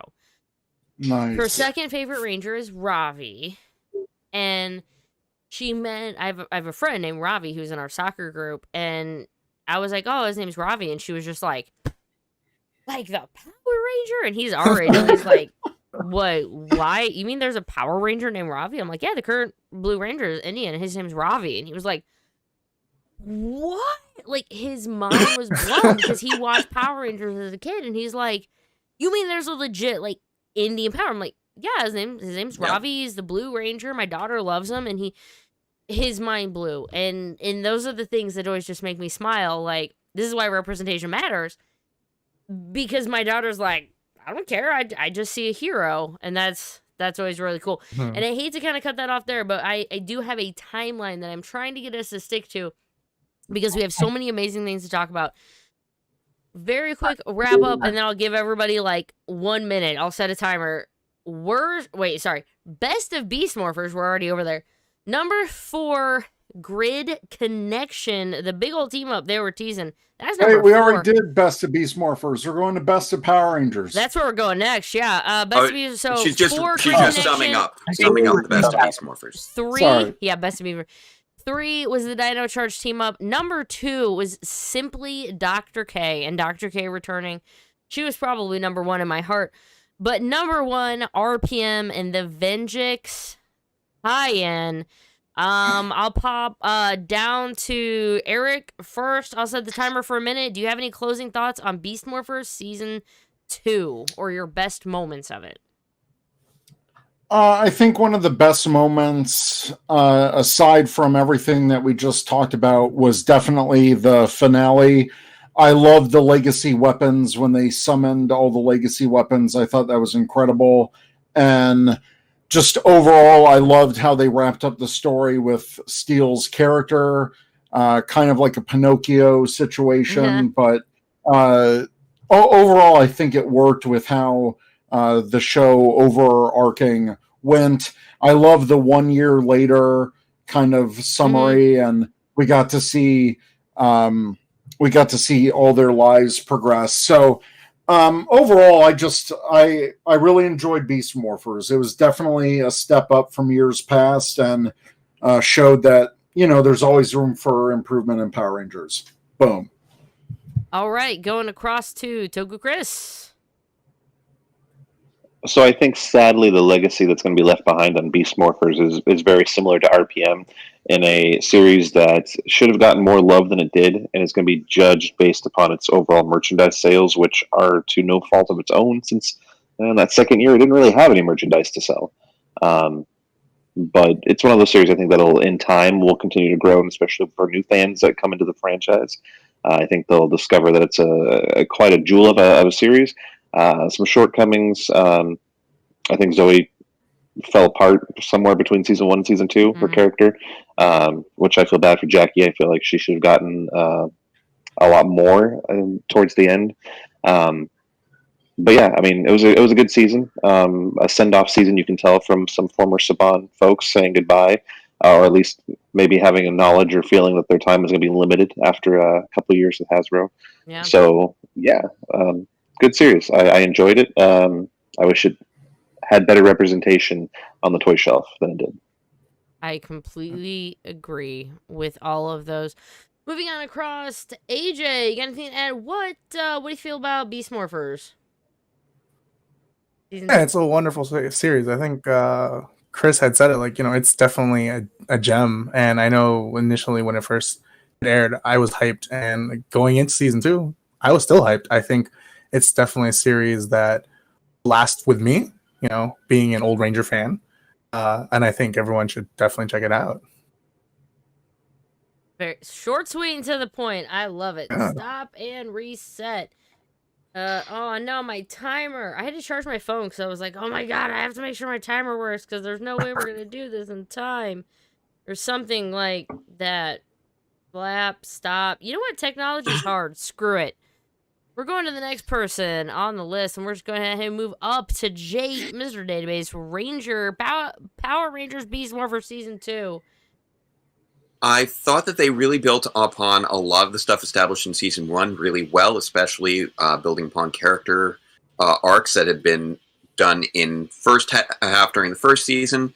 Then we got to build on Ravi's love of art, Devin's relationship with his father, with a budding relationship between Zoe and Nate was handled, I thought, well. The brotherhood between Nate and Steel, along with Steel's love of humanity and his eventual becoming of human. I felt like all those character arcs were really built upon across the course of that second season, along with tying into past continuity in a really creative way that we hadn't really seen before. And although I didn't feel like it always hit in terms of dramatic arcs, I did feel like it was overall a very good feel-good season. It's Great to Be Human was a standout moment, as were the connections to RPM. And I felt like we ended on the most feel-good finale that I can remember, where it just was filled with joy and good vibes in a way that past seasons I haven't really seen before. So, ending on a really good feel-good note, it's great to be human. It is great to be human. Chris, what do you got the Beast Morphers pictures up there?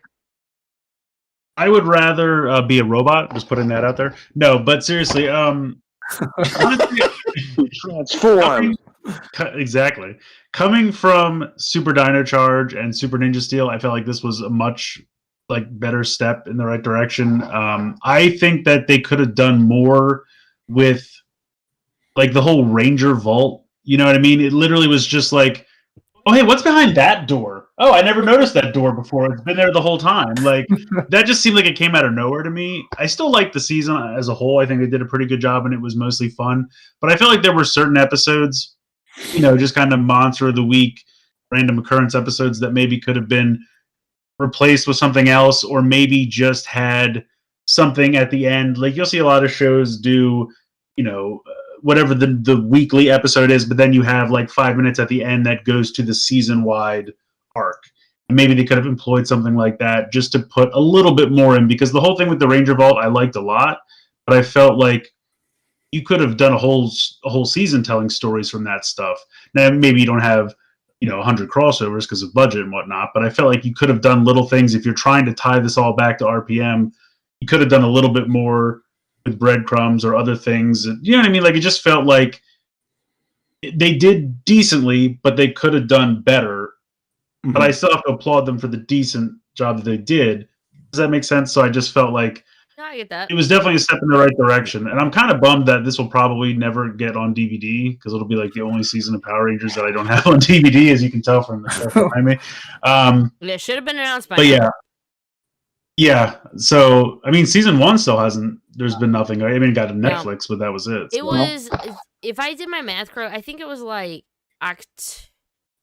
October during season 2 for Ninja Steel and for Dino Charge, when season 1 was released, and then it was like 3 months later they did the release for season 2.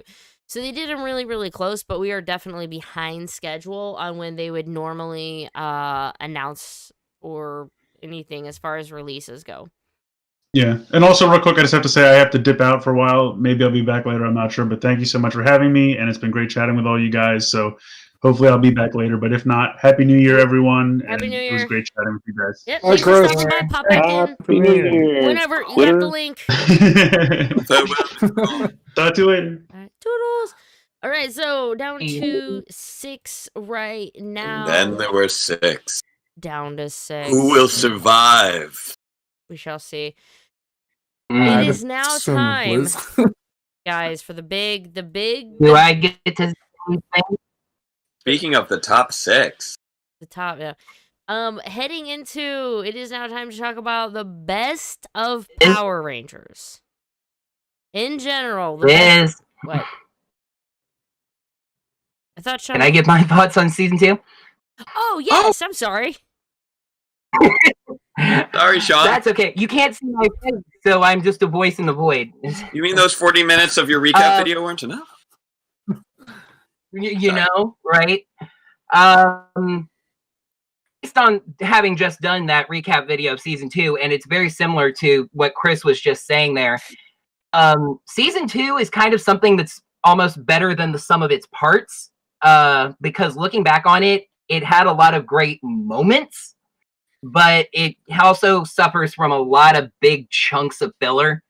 The season starts really strong. There's a lot of filler to get through. Then you get into the Chaku and the, Dino Charge and the team up stuff, and that's really good. Then there's another big chunk of filler to dig through, and then you get to the end. So just kind of echoing him, there's great moments, there's great memorable moments, and it was a great season and a great adaptation.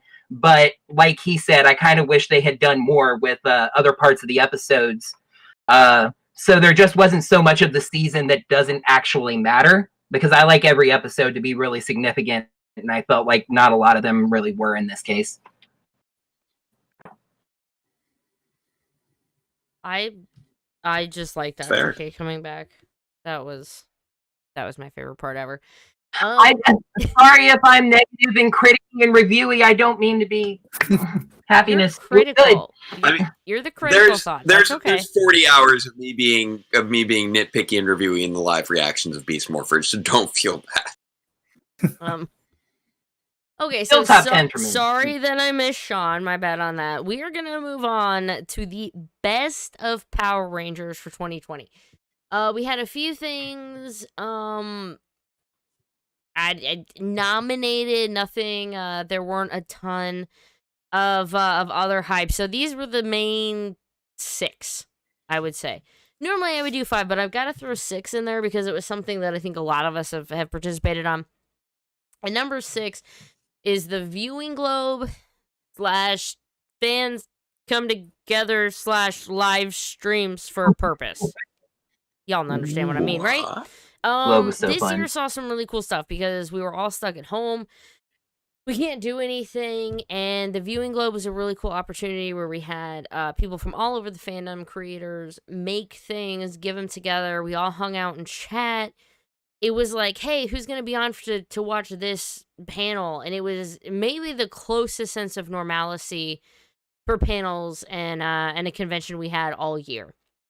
And not only that, Jacob over there, streaming for good, raising money for voting, which is something very, very important. This was an election year. And then also let's not forget Renegade. There was PulseCon, which we did get some stuff from PulseCon for Power Rangers. And then also Renegade Studios put together Morphin Meet.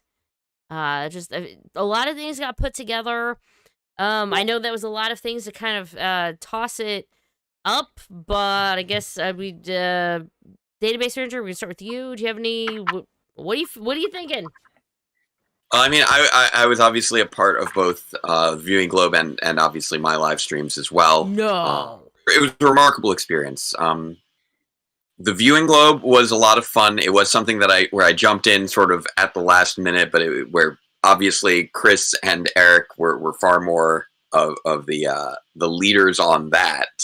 I came into that late with my interstitials, but it was a big inspiration for what could be done with the fandom as a bonding experience. And so that was actually the event that inspired my live streams, where it occurred to me that I could try doing a Power Rangers related charity live stream. I'd been doing some work with Worlds Elsewhere, which is a new online theater company, earlier in the summer.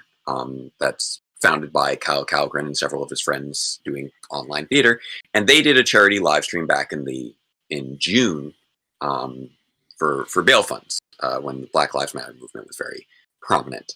And I knew that I wanted to do something to really raise awareness for the election, raise funds for voting rights as best I could. And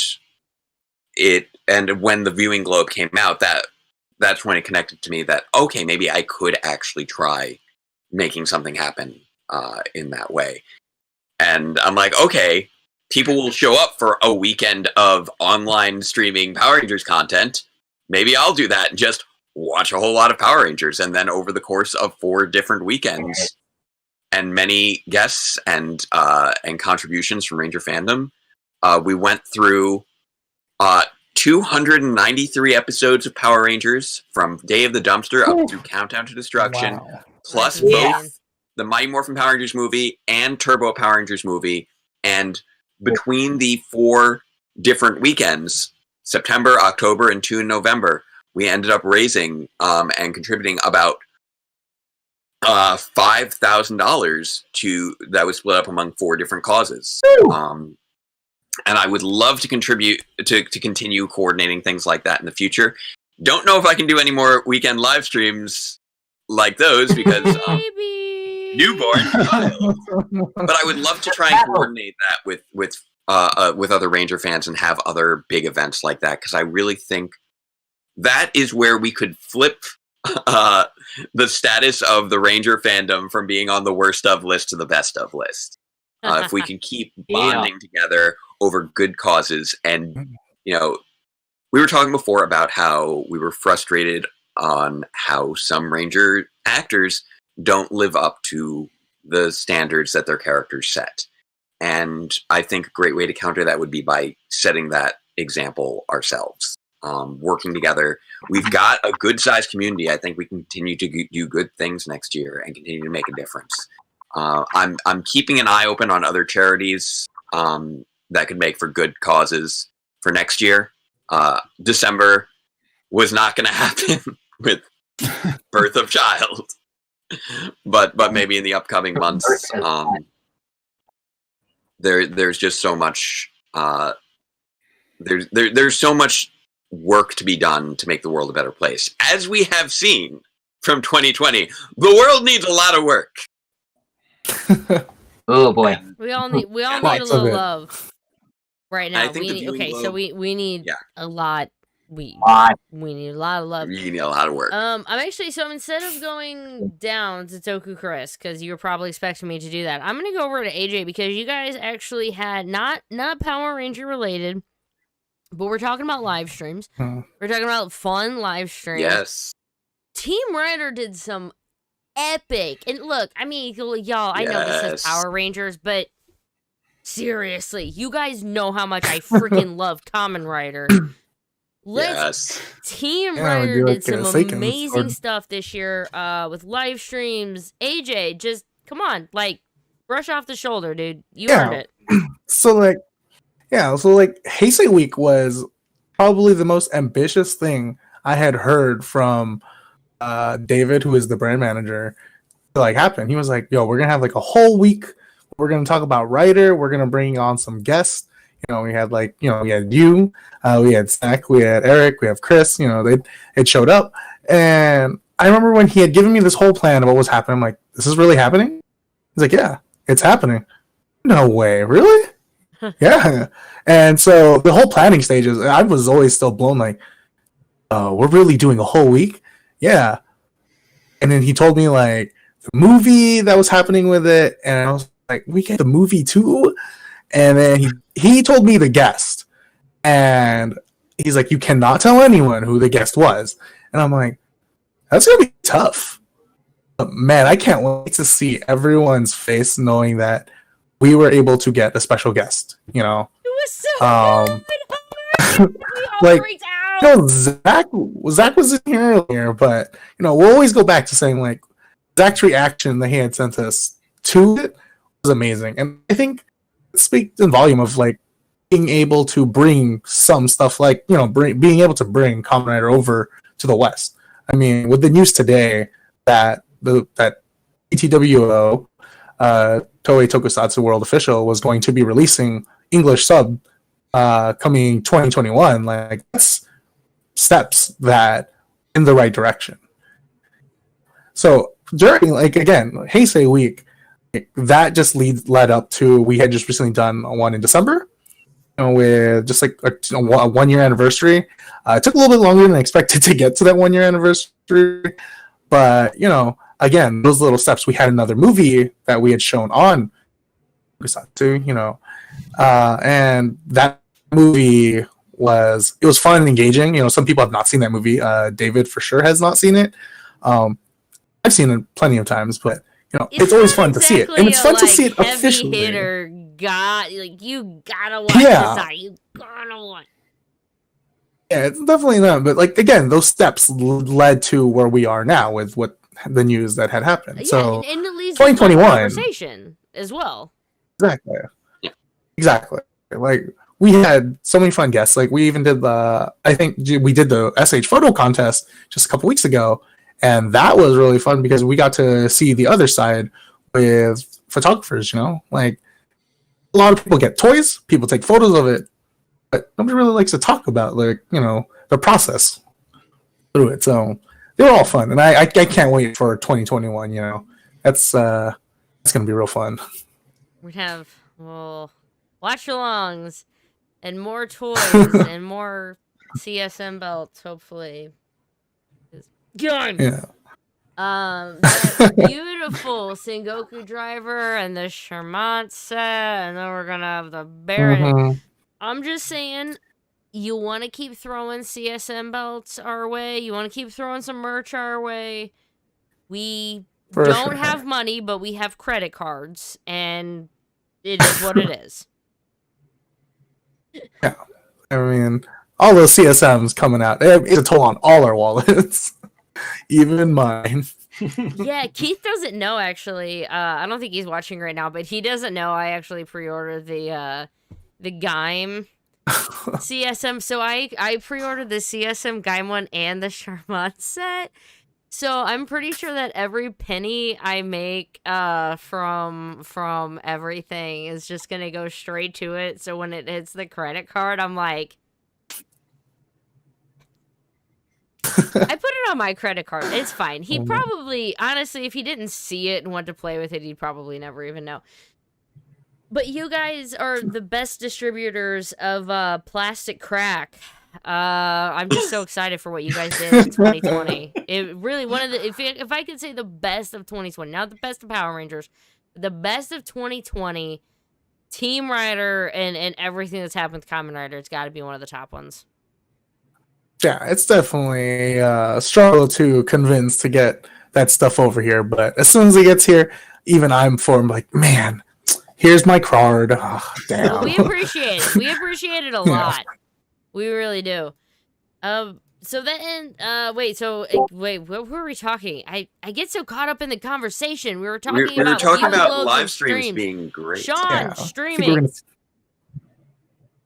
I'm yelling at you. Talk. What?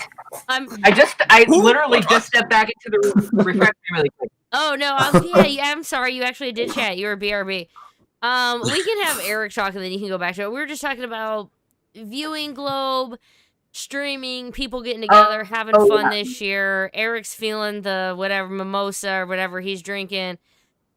He looks cuddly. I'm just saying. He's on Teresa. I'm getting tired. He might be getting hugged. That is the biggest solo cup I've ever seen, by the way. So Eric, does this mean that you're now out of full bottles? They're only my they're all full empty. bottles are empty. It's done. And I get that reference now because I watched all of Build. It's so in good. Preparation for Heisei Week when I was on that stream. You did. So in 2.5 weeks, I watched all of Forze and all of Build, and it was insane. That was the best part of my pandemic, was watching 2 amazing Kamen Rider series for the first time. It's epic. Those are great. Kamen Rider Build, it's about a physicist, and it's full of all sorts of continual plot twists, and it's basically made for me. Plot twist. I know. You're like, too many plot twists, but have you seen my show, Sean? There's no such thing as too many plot twists. Yes. Oh, Sean, you'll love it. I promise. Wait, back to live streams. Gotta stay on topic. Sean, live streams. I've seen Build. Yeah, he has seen Build. So live streams. I was honored to be part of both the Viewing Globe and Jake's charity streams, and both were amazing experiences. I personally love feeling like just a part of this community. So anytime I get to do something like that, where I'm part of the community and can put something together to help the community and out, that's really good, and I really appreciate that. And especially just Jake's streams, being able to work with him both on the national one and then especially trying to save my state of Georgia that was a big thing for me. It was kind of mentioned, but just how the streams and things like that just help bring the community together. That really was the best part of it for me. We got Ro. And then somebody. Ro sipping. Hold Ro. up, it's not midnight yet, but we got a new person in chat. New person to the stream. Yo. Ready? Hold your ears. Stream person, people. Party popper. Bro, what up, brother? Oh my god, those smell like those fake guns you had as a kid. Yo, Ro. Just came to say hi and Happy New Year because I'm probably going to be too drunk to make it to 2021. That means you're staying on the stream, right? Great. Okay. Dying in an hour and 15 minutes. All right, I love y'all very much. Y'all have a great night. We've made it this far. Try and hold out a little bit longer if you can, sir. I've been drinking tequila all night. Can't see it, but I'm raising my. I'm just saying. The more the merrier. Either way, whenever you wake back up, it'll at least not be 2020 anymore. So true. That means you're drinking the good stuff. Ro, buddy, big hugs. Thank you for stopping in, buddy. Means a lot. No problem. I love you guys. An hour down the road, do you feel like popping back in, man? We still gonna be here. We gonna be here till for at least another 2.5 hours. All right. Yo, Ro, happy New Year, Ro. I might pop in again then. Happy New Year, Ro. All right, y'all. I love y'all. All right. Happy New Year. Bye, Ro. See you. Bye, Ro. So that was all. So I guess back to Eric. streaming. I know we've all kind of talked about it, but streaming, man, this year keeping us together. Yeah, I think everyone's mentioned the big ones: Viewing Globe, Heisei Week, Morphin Meet.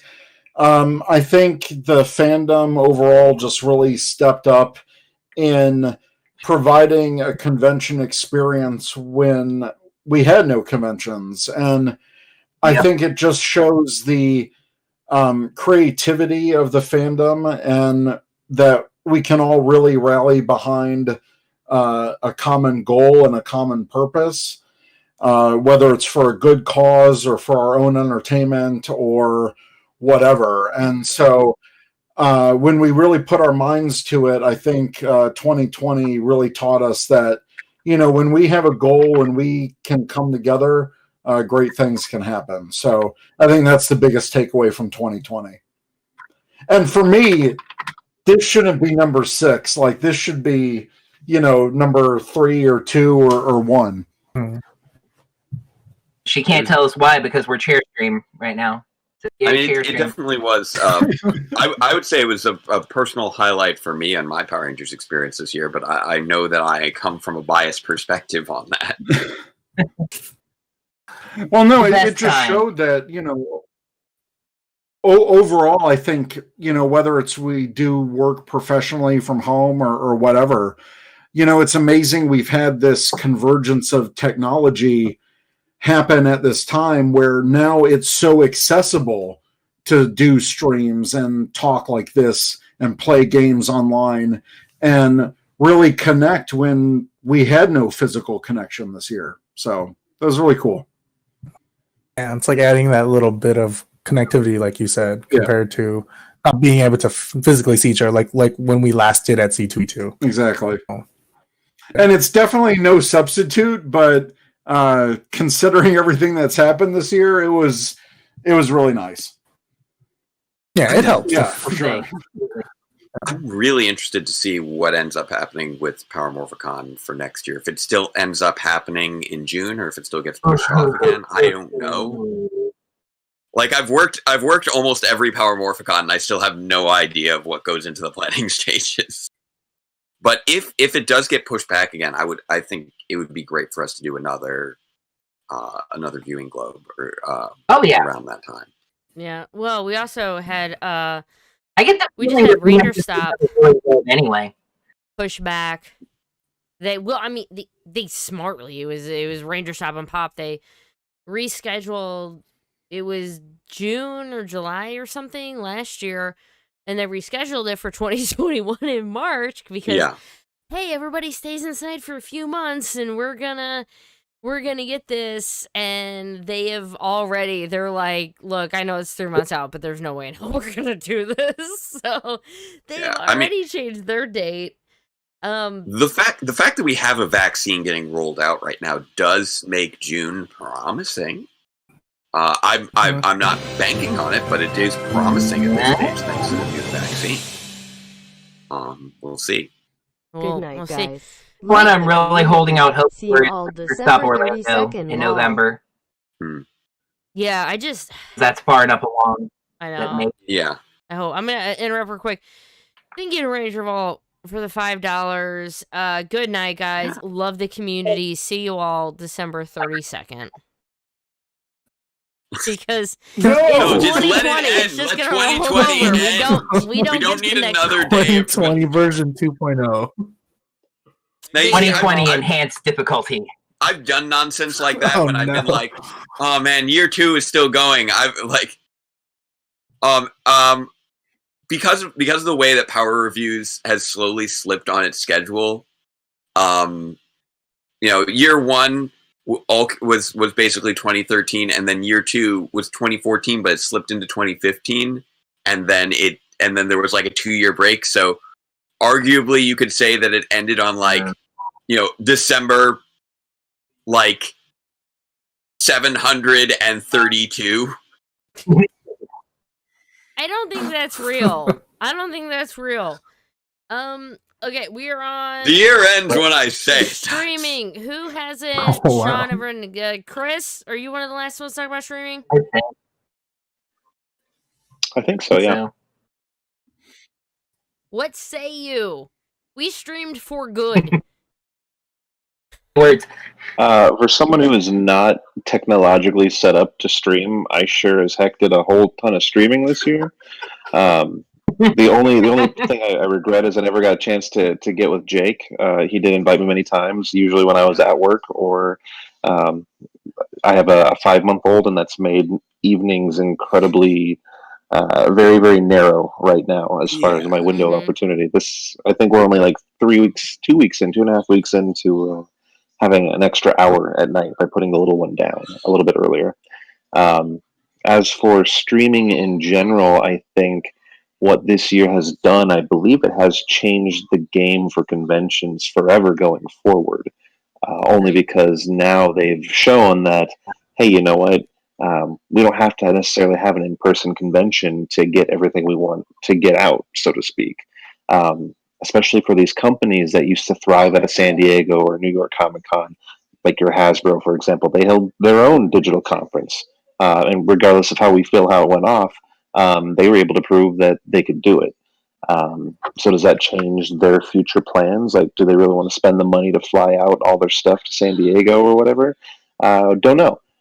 As well as changing the game that are strictly 1 or 2 day shows, like quick overnight shows, and it's just a quick money maker, and then they're gone. Do those shows even exist going forward? Especially depending on how long this vaccine rollout takes and so forth. Which brings up, your case, like you were saying about Power Morphicon. Is it even going to happen this year? I honestly don't think it will. Being in a state like California where the lockdowns are still very strict, versus where I'm out in South Carolina, where if you want to go to a restaurant without a mask on, go right ahead. It's a very drastic difference. You can't do that where I am. Georgia. So, and we also don't know what 6 months from now will look like, because who knows? Exactly. Well, you don't know what 6 days from now will look like at this point. So I know, and it takes some people I really feel that get 2 shots too. Yeah, I feel like streaming is going to be another thing. I mean, they haven't canceled San Diego yet, but I believe they will cancel San Diego Comic-Con this year. Yeah. Yeah. And I believe WonderCon will be the test, but I believe when WonderCon can't happen, San Diego will shut down within the next day. So I really feel that whatever we saw in streaming last year will be what we see again this year, stepped up, and then that might change the convention scene altogether for 2023, 2024, and so forth. So I have this crazy idea, but what if, like, for VR, you could tap in to, like, the current feed and someone's holding the phone, and so you're holding your phone, and they're, like, moving around with you and, like, talking to the guests, so it seems more, I don't know. I'm all cracked out. I think it's both fascinating from a business standpoint and from a marketing standpoint.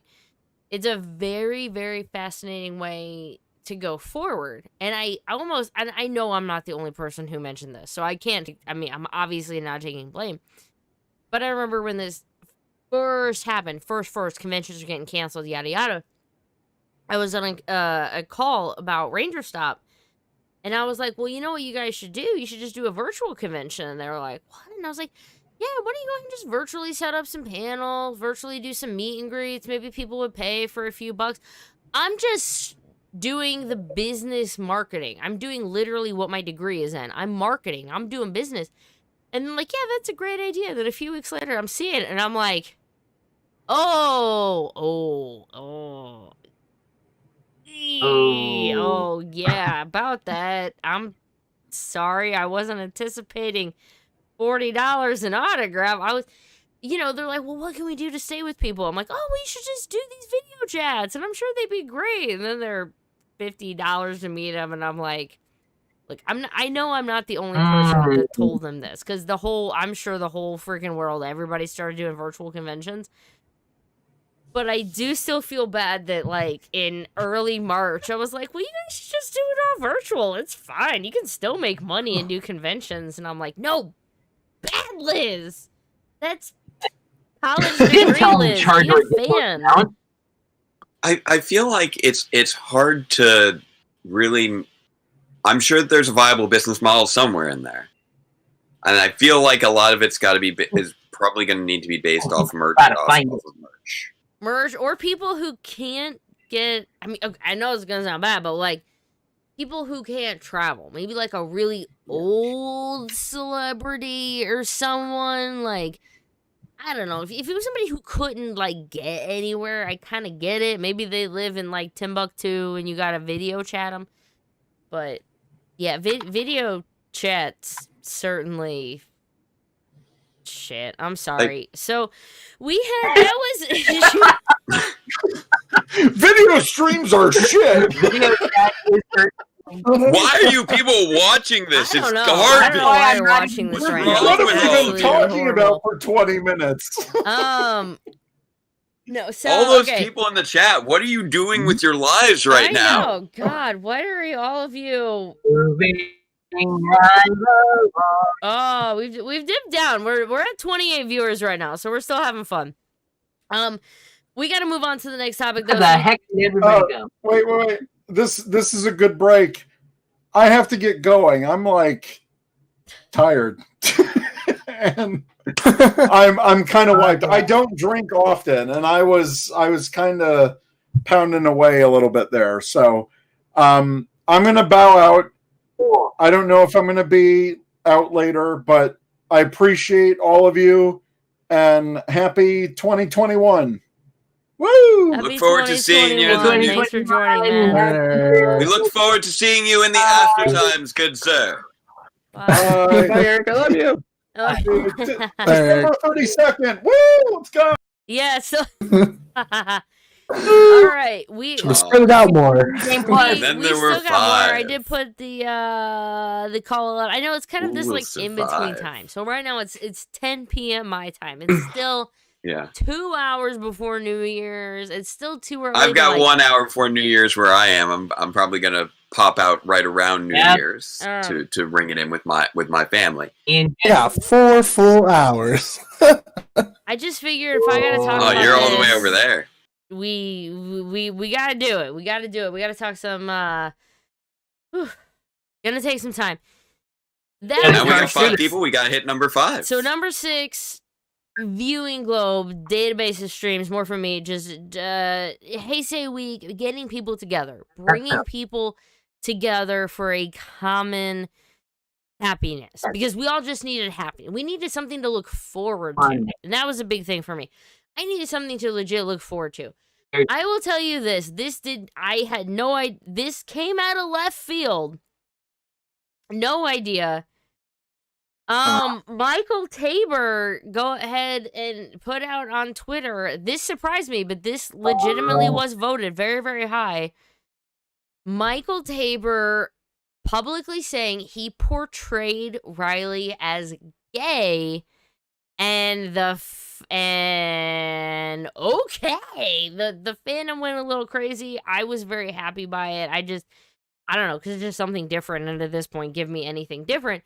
But when you find out years later, this isn't like he said it during the filming, like he said it while it was airing. This is obviously years later. Going back, I'll probably think that, okay, maybe he was, because I think a lot of us, if you watch Dino Charge, admittedly, people were vibing Chiley, Chase and Riley. That was kind of a shit people were pushing for.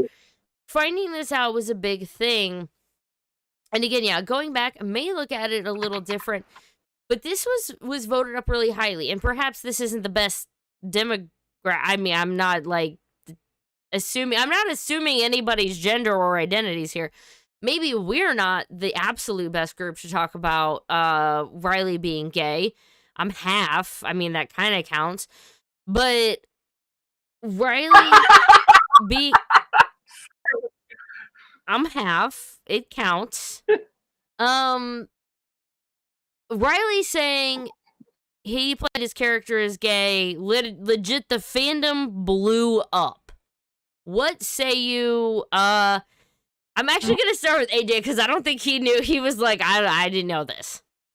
I didn't know that was a thing. It was like I have to rewatch. Month. It was very new. Like, I know. Last month. Like that's an interesting statement, because I think seeing the episodes that I saw, I kind of got the vibes, but I don't know exactly if that was the case. For me, I may just have to rewatch the entirety of the series with my mind, with that mindset open now into it. But right now, it is a wow, I did not know that kind of moment. Yeah, it definitely. I mean, it kind of got us off guard because it isn't like we were talking. I mean, there was literally no. He just posted it on like a random Tuesday afternoon. We're like, yeah.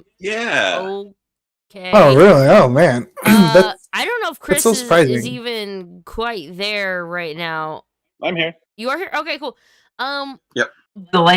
On one hand, it meant nothing. On the other hand, it meant a lot. Chris, what did you? I don't know. What were you thinking when you heard that? So, in regards to the context of the show and the character, I don't feel qualified to be able to really speak a piece to that because, I'm a straight white guy, so I can't really relate to it. So I'm not going to try and try to put words into any person's mouth. I have some questions, not on again the news of the character, but the timing of the news.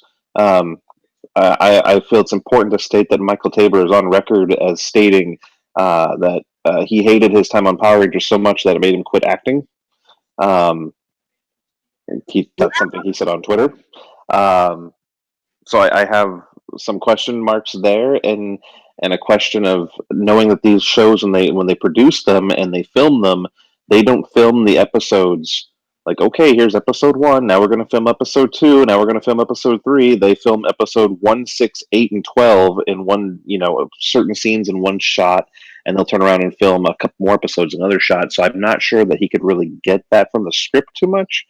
So I question whether or not this is a post, oh yeah, that's totally what I don't know. I have some questions on maybe Michael Tabor's character more so than anything else, as far as like why would you drop that like 4 years later after you've already said you hated your time on the show and it made you quit acting? That's just my question. I don't know. Maybe somebody asked him about it in real life or something and just brought it up. I think, yeah, I mean, who knows, because they do film episodes in chunks. As you said, we were seeing a lot of that with like Simon Bennett and his interviews. They were, you record episodes 18, 19, and 20 and in 5 days, and it's 3 different episodes. But I don't know, you wonder, maybe he go in with it and he thought it was just kind of a funny inside joke, and then maybe other people were like, no, you should say this. Or maybe he's just full of shit. I don't know. Well, it's very hard because these and we can feel this way too. It's a lot of times what we see or what we believe is a product of what everyone else sees, right? So I don't think it's possible that, or I should say, I do think it's very possible that the idea of Chiley, which was the nickname for Riley and Chase, was Chiley. It's very possible that the feeling of Chiley and everyone shipping those two characters together convinced him that maybe he did portray the character that way when he was acting, even if that maybe wasn't the case when he went into it. That is very, very possible. And again, I have no question marks or any comments whatsoever in regards to whether or not that is the case with those characters. I think it's cool if it is. I think we need to see more of that. Again, I just have questions of Michael Tabor himself, personally, as far as maybe cashing in on the statement more than, actually going into it with that in regard when he started acting that character. I don't know. Understandable. Yeah, because you never know what their motivations are afterwards for first saying it or why they want anything. I mean, it would be easy if he immediately, like the next day, was like, "Hey, by the way, I'm in a new project," But overall, yeah, the timing, everything around it was just it was really, really strange. Orange Ranger, what you got? So I thought it was interesting. I'll say, I didn't necessarily pick up on that from the performance at the time. There's nothing that really conflicts against it. They didn't really give Riley any sort of romantic development. What sticks out for me on it is that even after the fact, I think it's an important bit of representation, which is something that a surprising segment of this fandom still struggles with. Quick little story related to that always pops up into my mind when these things happen. When I was reviewing Ninja Steel, and there was that episode, I don't care to remember the name because it was terrible, but where Redbot wrote the book. Oh God, that episode. Or no, not the one where he wrote the book. The one where the one where he one where he asked Haley to dance and she made. Oh, My Friend Redbot. I'm getting. Yeah, that's that one. That like the moral of it was that having emotions is what makes you human, which I found stupid, but I kind of like turned it into the good moral of like the, you know, your emotions are valid, kind of like a love is love thing. And I mentioned in the video, you know, it speaks to like, you know, speaks against homophobia and other things like that. And the number of responses I got just speaking against that, just like, no, that agenda and the gay agenda and just everything. And I'm like, how are you Power Rangers fans? You're not accepting of something like this when that's a core tenet of the show, diversity and everybody is important, you know. So I do think it matters. The actor could have other motivations. That's definitely possible. The timing of it was kind of random, although some people in the chat are saying he was responding to a Twitter question about it. So, well, okay, maybe. You know, it may have just been something random that popped up. Oh, okay. But mainly just overall, that kind of representation is needed on the show. So I thought it was a positive thing overall. That's interesting. Brandon Warioza on the chat. The timing felt decent at the very least. You know, the world was in a rough place, and the optimist in me likes to think he was trying to show others a role model could be like him. So, there you go with Warioza. Yeah, definitely. Maybe a possibility. Maybe you just wanted to share it out. Database. Yeah, I was just double checking the tweet to see if there was any additional context leading into it, and I couldn't find anything. I assumed that it was just, you know, it came up in a conversation, and he decided to share it after it had come up in a conversation. Is my presumption. But honestly, I felt like it added some good context to the performance. I think we can generally agree, based off of the following incarnation of Power Rangers, that we have had characters where the actors were very, very clearly playing the character as gay, without that being the text of the show. Caleb Bennett. I don't think any of us really generally interpret Monty as being a straight character. But not at the end, no, you can't. That was not part of the text of the show. Yeah, he's that about was as straight as that a was wet the noodle of performance. spaghetti. That was what the actor brought to the performance. And so I don't think that it is unreasonable to believe that that is what Michael Tabor was bringing to his performance as Riley.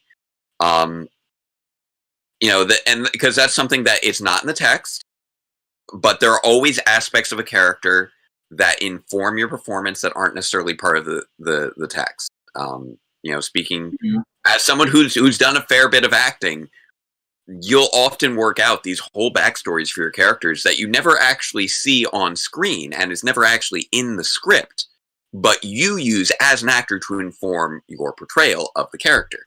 And I could totally believe, based off of how Riley was written, that Michael Tabor would have interpreted the character as gay at the time, and I could see elements of that in the portrayal, very specifically with allusions to his family having expectations of him, and him, and those expectations not being true to who he was. The fact that he was choosing to live the life that he wanted to live. And so there was a lot of subtext there, but it was subtext that was never explicit in such a way that it could be interpreted as something else specific. It's something that could have been interpreted as him being gay.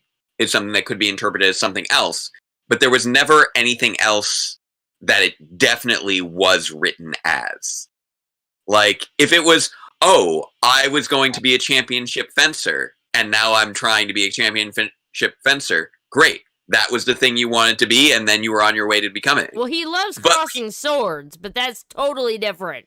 He always talked about following who he was inside without saying what that was. And that feels like that is some heavy queer coding going on there. That feels like it's a very valid interpretation of the character. As far as Charlie goes, yeah, I could see that there was there being some attraction between those two characters. I think that as far as Chase's character goes, I think he would get along very well with Captain Jack Harkness from Doctor Who. I mean, I won't say me. Yeah. Because I mean, while they are fictional characters, they are still humans. I would say things about, like, you know, their abs and whatnot, but I'm going to try to be nice. We have 2 new people in the chat, so I have two new poppers. Excuse me. One, one y'all might know, and one you're gonna need to know soon because they're getting started on YouTube, and I'm gonna try to give them a little boost here. One, Deoxy 360 in the house, all the way from Australia. Woo! Woo! How's 2021, buddy? Hello. Good. Hello, everyone. Hello. How are we all doing tonight? Oh, we're doing great, man. We're doing fantastic. Welcome. Good. How are you, man? I'm good. How's 2021? Do we need to do I need to ride some armored kangaroos or anything? Like, what's going on over there? Maybe. Yep. What can you tell us from the future, good sir? It is only future just traveler. Please tell us that. Please tell us that it's working out better so far than the beginning of 2020 was, because I know that down there it did not. 2020 did not start off well for you. So yeah, you were on fire.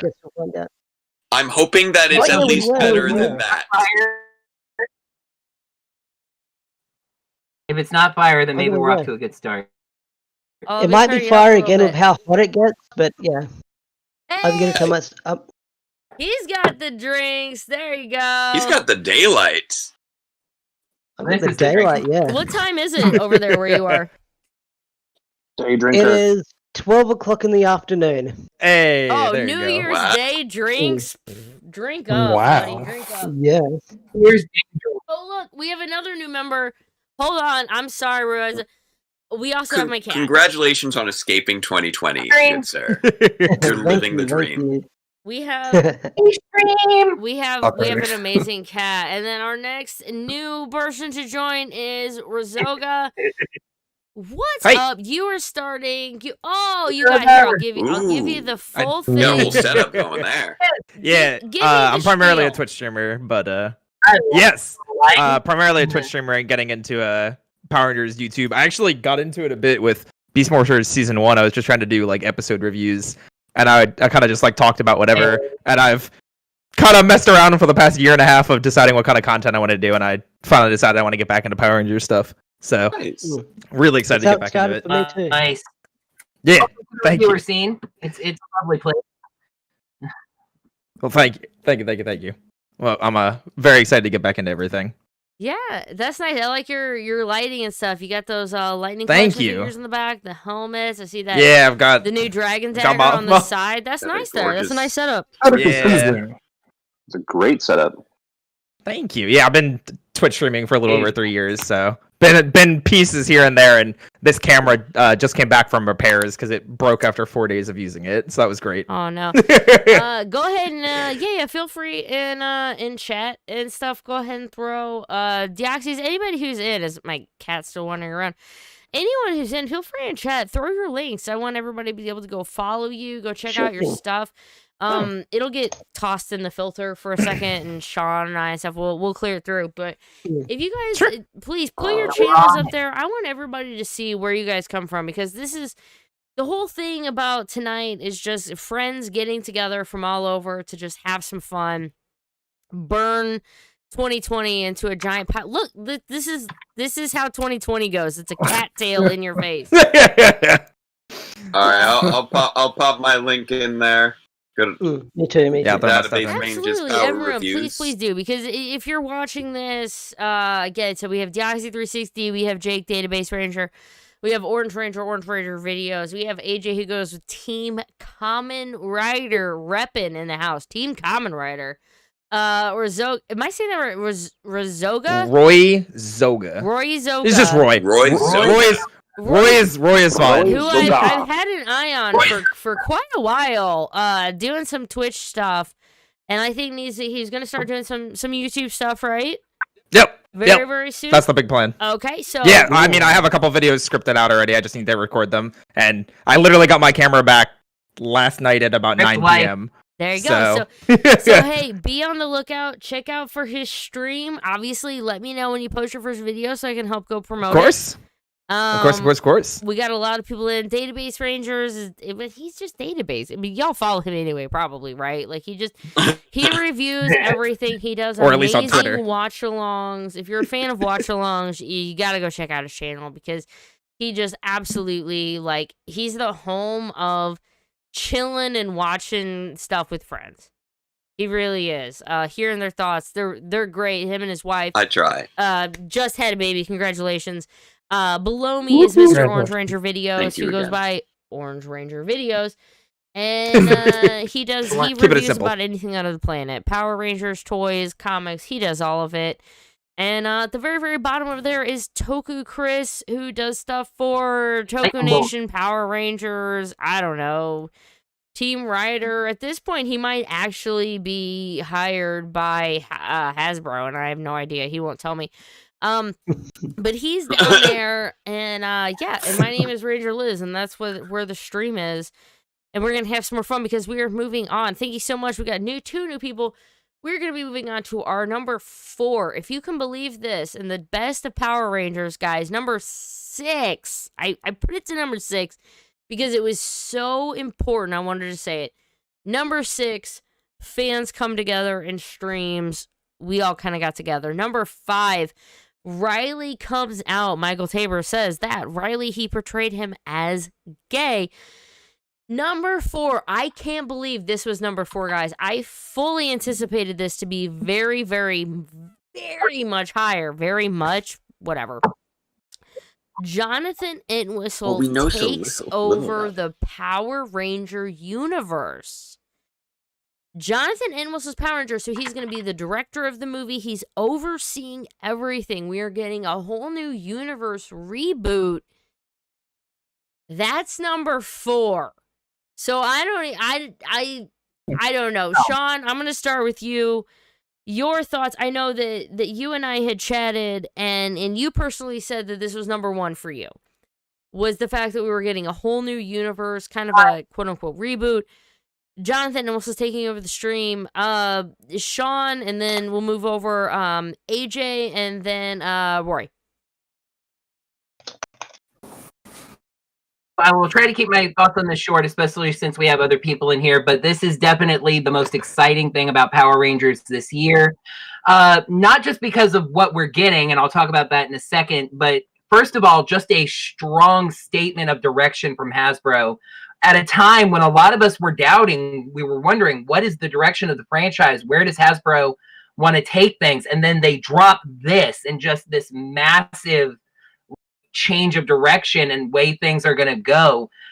We have the movie coming, obviously, tie everything into it. And the number one thing that I'm just so thrilled about is the concept of this non-kid Power Rangers television show. Because I've been begging for it for years. I have a video on my channel that's got to be 3 or 4 years old talking about how we could have and people make fun of the term darker, but you know, it's one of the most convenient terms to use. A darker, a more mature, something made for the adult fans, specifically Power Rangers show when we have the Arrowverse, you know, when we had the Superboy series and the, you know, Arrow and Flash and everything like that have proven the concept. It just seems natural to take that to Power Rangers. By the way, hi Hassan. Greetings, Hassan. Natural to take Power Rangers in the direction of an adult superhero show with that kind of attention and that kind of story. I'm really excited about the fact that it'll be a shared universe that ties everything together. I'm even excited about the prospect of the children's show going animated, because I wasn't excited about animation at first because what was special to me about Power Rangers was being live action, but it was really the Boom Comics that won me over, that you could tell an engaging story with Power Rangers with artwork. So I'm even excited about that. I'm talking too long. Like I said, I wasn't going to, so I will pass it on. But yeah, the Entwistleverse is number one for me. I think Roy was next. No, I think. Yeah, I believe Roy was next. Or I'm sorry, Was was I it Roy or next? AJ? I'm sorry. I thought it was AJ. Might be AJ. I'm sorry. Let's AJ. I'm sorry? Am I going or AJ going? Is AJ still there? He's frozen for me. Uh-oh. Hello. Oh, AJ. AJ's gone. Roy, That says that. So a lot about like what Orange Ranger was saying. The End Whistle announcement for me was probably my biggest favorite thing about 2020 for Power Rangers, just because I'm thinking about the future. You know, obviously we were all very much tired of 2020 and starting to think about, hey, 2021 is going to be a lot better. And especially because I think before the End Whistle announcement, we started hearing about the rumors of, hey, Hasbro kind of cut ties with Toei Japan, and we weren't going to get any more Super Sentai footage. And that was, I think, also around the time of Dino Fury being at least announced or talked about. And then End Whistle got announced, and immediately I went, that's why they're not doing, Super Sentai team up anymore. But as far as I understood it, they could still use previous seasons because they had that under contracted, like previous stuff. So they could make their own suits. They could write new original stories like they did with Shattered Grid and, Necessary Evil and all these other great comic stories.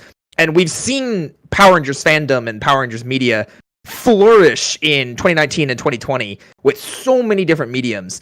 And getting the idea of, hey, we're going to get our own, essentially, multiverse of Power Rangers, of movies, cartoon, live-action series, comics, all of it kind of converging and crossing over is just super exciting to me, especially if it can bring a new level of accessibility to new viewers and bring more people in so they understand that it's not just a kid's show and that's for everybody. And I mean, a perfect example of that in 2020 is Netflix adaptations like Sabrina. I think is a good example. The Chilling Adventures of Sabrina the Teenage Witch, which is very much not so the one with Melissa Joan Hart. The Castlevania animated series, which shows that cartoons are not just for children. We've got all these great examples, and that I think it's finally time that people can understand that franchises can move past being for kids and then push into a new era of accessibility for everybody. And I think that's what End Whistle shows. Those are both interesting examples because they both have similar connections in that The Chilling Adventures of Sabrina is adapted from a darker comic book take on the original material, which we have been seeing something of a darker comic book take on Power Rangers already. And Castlevania was directed, I believe, by Adi Shankar or not? Joseph Kahn, I believe. One of the guys who worked on Power/Rangers, which was again a darker version of Power Rangers. Yeah. So that was the whole reason that I picked those two, is I thought that it would be like the best ones to mention in that regard, especially if Netflix, which I'm pretty sure Hasbro would be in a very good position to push forward some sort of relationship with them for the Power Rangers franchise. If that means we could get a specifically sponsored Netflix series for it, that'd be great. If the rumors of Dino Fury going right to Netflix and skipping Nick because we still don't have any of the confirmations on that, I don't know, man. That's just a pipe dream. I think that was established as a typo, if I recall correct. That's just me living the pipe dream, Yeah. And note, I am still in favor of staying on Nickelodeon because I've yet to actually see Nickelodeon get. I've yet to see any other service get the kind of ratings that Nickelodeon does. Everywhere gets terrible ratings now. Oh yeah, but Nickelodeon does give it very good exposure that I don't think it necessarily gets through other services. I don't know. I don't know the numbers for Netflix at this point. That may have changed. Well, I'm one of the lone Nickelodeon fans. You know what gets you more viewers? Adding Mr. Hassan Ahmed to the chat. Oh my goodness me. I can't. You have headphones on, so I'm not going to be too loud. Okay, can you hear me? Yes. Yep. You're a little quiet. Okay. I'll turn you up. on my end. Oh my gosh. Looking you very also heroic right there. have a brand new Captain America. The American man with a plan. brand new baby ranger also. Congratulations, new daddy. Thank you. Woo, Hassan. Woo. Yeah, I'm excited. We Hey, actually have a little Red Ranger onesie, and we're gonna hopefully in the next couple of days I'll take a picture with him. I'll dress up too, and he'll dress up, and it'll be amazing. Hey, Hassan, we got this. This is what would just arrived. Nice, Jake. Yeah, man. Congrats High to you five as well. for new Ranger dads. Yeah. Let's give you guys thumbs up. Nice.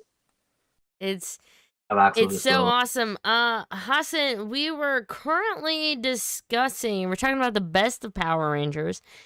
And oddly enough, in the top 6 at number 4, I personally was expecting it to be a little higher. Jonathan Entwistle taking over the entire Power Ranger universe, having a big multiverse, for better words. What did you think when you first heard the story that we were getting kind of a multiverse? I love that. I just think it's really cool, the concept of the movies and the shows all sort of sharing that universe. I think the thing about Power Rangers is we've had so many different takes on it over the years, especially like the 2017 movie tried to do something different, and I'm all for doing something different and fresh and fun. And it sounds like this seems pretty ambitious if they're trying to tie it into the show and do all that. I think that should be pretty interesting. So I'm personally looking forward to it to see how it all plays out. Yeah, I'm ready for just anything. Does it seem weird? But like with 2020, how it went, and with Rangers the way it goes, it's a pattern, it's a flow. You know how it goes. It's really exciting to be like, whoa, this is going to be different. This isn't what we normally know, and I think that brings a lot of excitement to me as something we haven't seen yet. Bringing in, we also have 2 new. I have to do some poppers because one, I only did one when Deoxy was here, and I have to do one for. I'm still to mess it up. I just call you Roy in my head. Okay, Just so Roy's fine. Roy's fine. Yeah. I just call you Roy. So Roy's okay. Yeah, Roy's good. All of a sudden, here you go. Welcome to the stream. Woo! There you go. Nice. It smells like little pop gun caps from when I was younger. And then we also have Toku Nation in the chat. Woo! And we have another one. And I've got to say, this lady over here, you probably don't recognize her. She's never been on a live chat before. You need to be the nicest to her you've ever been in your entire life. Because that is my big sister. Probably true. That is my big sister Kelly. Sister Kelly! As Sean knows. Hello. Hi, Kelly. Hello. Hello. Oh, I know that. Hi, little sister. So, if any of you guys are familiar with the channel, she's been a mod forever. She knows nothing about Power Rangers, right? She knows jack about Power Rangers. She didn't even Lemmings and Aliens Ate My Babysitter, like, on a DOS. Like, she taught me how to type it, and she went to college for computer things, which was really freaking cool when I was younger, because I'm like, oh, this is cool. So she went to school for college stuff, and then I never left her side. And I went to college next to her house, and then I lived there. And at one point during a really bad breakup, I actually lived at her house. Fun stories back in the day. But anywho, it's New Year's Eve, so my sister Kelly's going to join because she can, and it's my show. Why not? Welcome. So glad to have you here. If Happy you New need Year. the outsider perspective, I'm here. This is very true. That is a valuable perspective. The outsider perspective. So, here, I'll ask you your outsider perspective, Kelly. Yeah. We've never, ever had. You understand the Marvel universe, the overarching universes of the world. She Buffy gymnastics. If you are a fan of college gymnastics, yes. I'm just saying. But I got my love of Buffy and Supernatural and fun stuff from her. Our Power Ranger universe has never had a big universe. We've had the TV show, and then every once in a while we get a movie, and it kind of sucks, and it's just what it is. We are actually getting a full universe. We're getting one guy to control like TV, movie, streaming. What would it mean for someone on the outside to be like, whoa, hey, did you know Power Rangers has a new movie and a streaming content? And like, what would it mean if you heard Power Rangers has a ton of stuff coming out all of a sudden on a bunch of platforms? Well, I think the most important thing would just be to make like the first step into it a little easy, like to ease people into it. Because it's like when you watch the first Iron Man movie, you don't necessarily think, "Oh God, I'm gonna like watch this," and then it takes off, and before I know it, you're 20 movies in, and So ease us into it, and then watches Marvel stuff. Callbacks. Yeah, she still hasn't watched it all. But just like I would say that because you don't want to like jump in and it has all sorts of like callbacks to things that you don't know what they're talking about, and so you get frustrated. You're like, well, it was I missed like half the jokes. So I would say just keep it at an entry level. Yeah, especially with him coming in. I mean, 2017 movie. Do you think? And I almost kind of want to say it's a duh, but are they gonna reboot the movies? Do you think they're gonna have? Actually, I want a quick origin or go with it story. Is it going to be how the Rangers got their powers? Because they did all of that in the last movie, and it was very slow. Are they going to do it how they got their powers and then finally a battle? Yeah. Or do you think they're going to kind of cut right to the action and then maybe, like flashback it or something like that? Diaxi, what do you think? I get the feeling they might do another origin story, but it depends how they do it with storytelling and stuff like that. Like, I don't want another origin story with the pacing of the last movie, but we'll see what happens. But depending, like, who's writing this film, I think it's who he's working on Titans on Netflix. Brian Edward Hill. Yeah. Yes.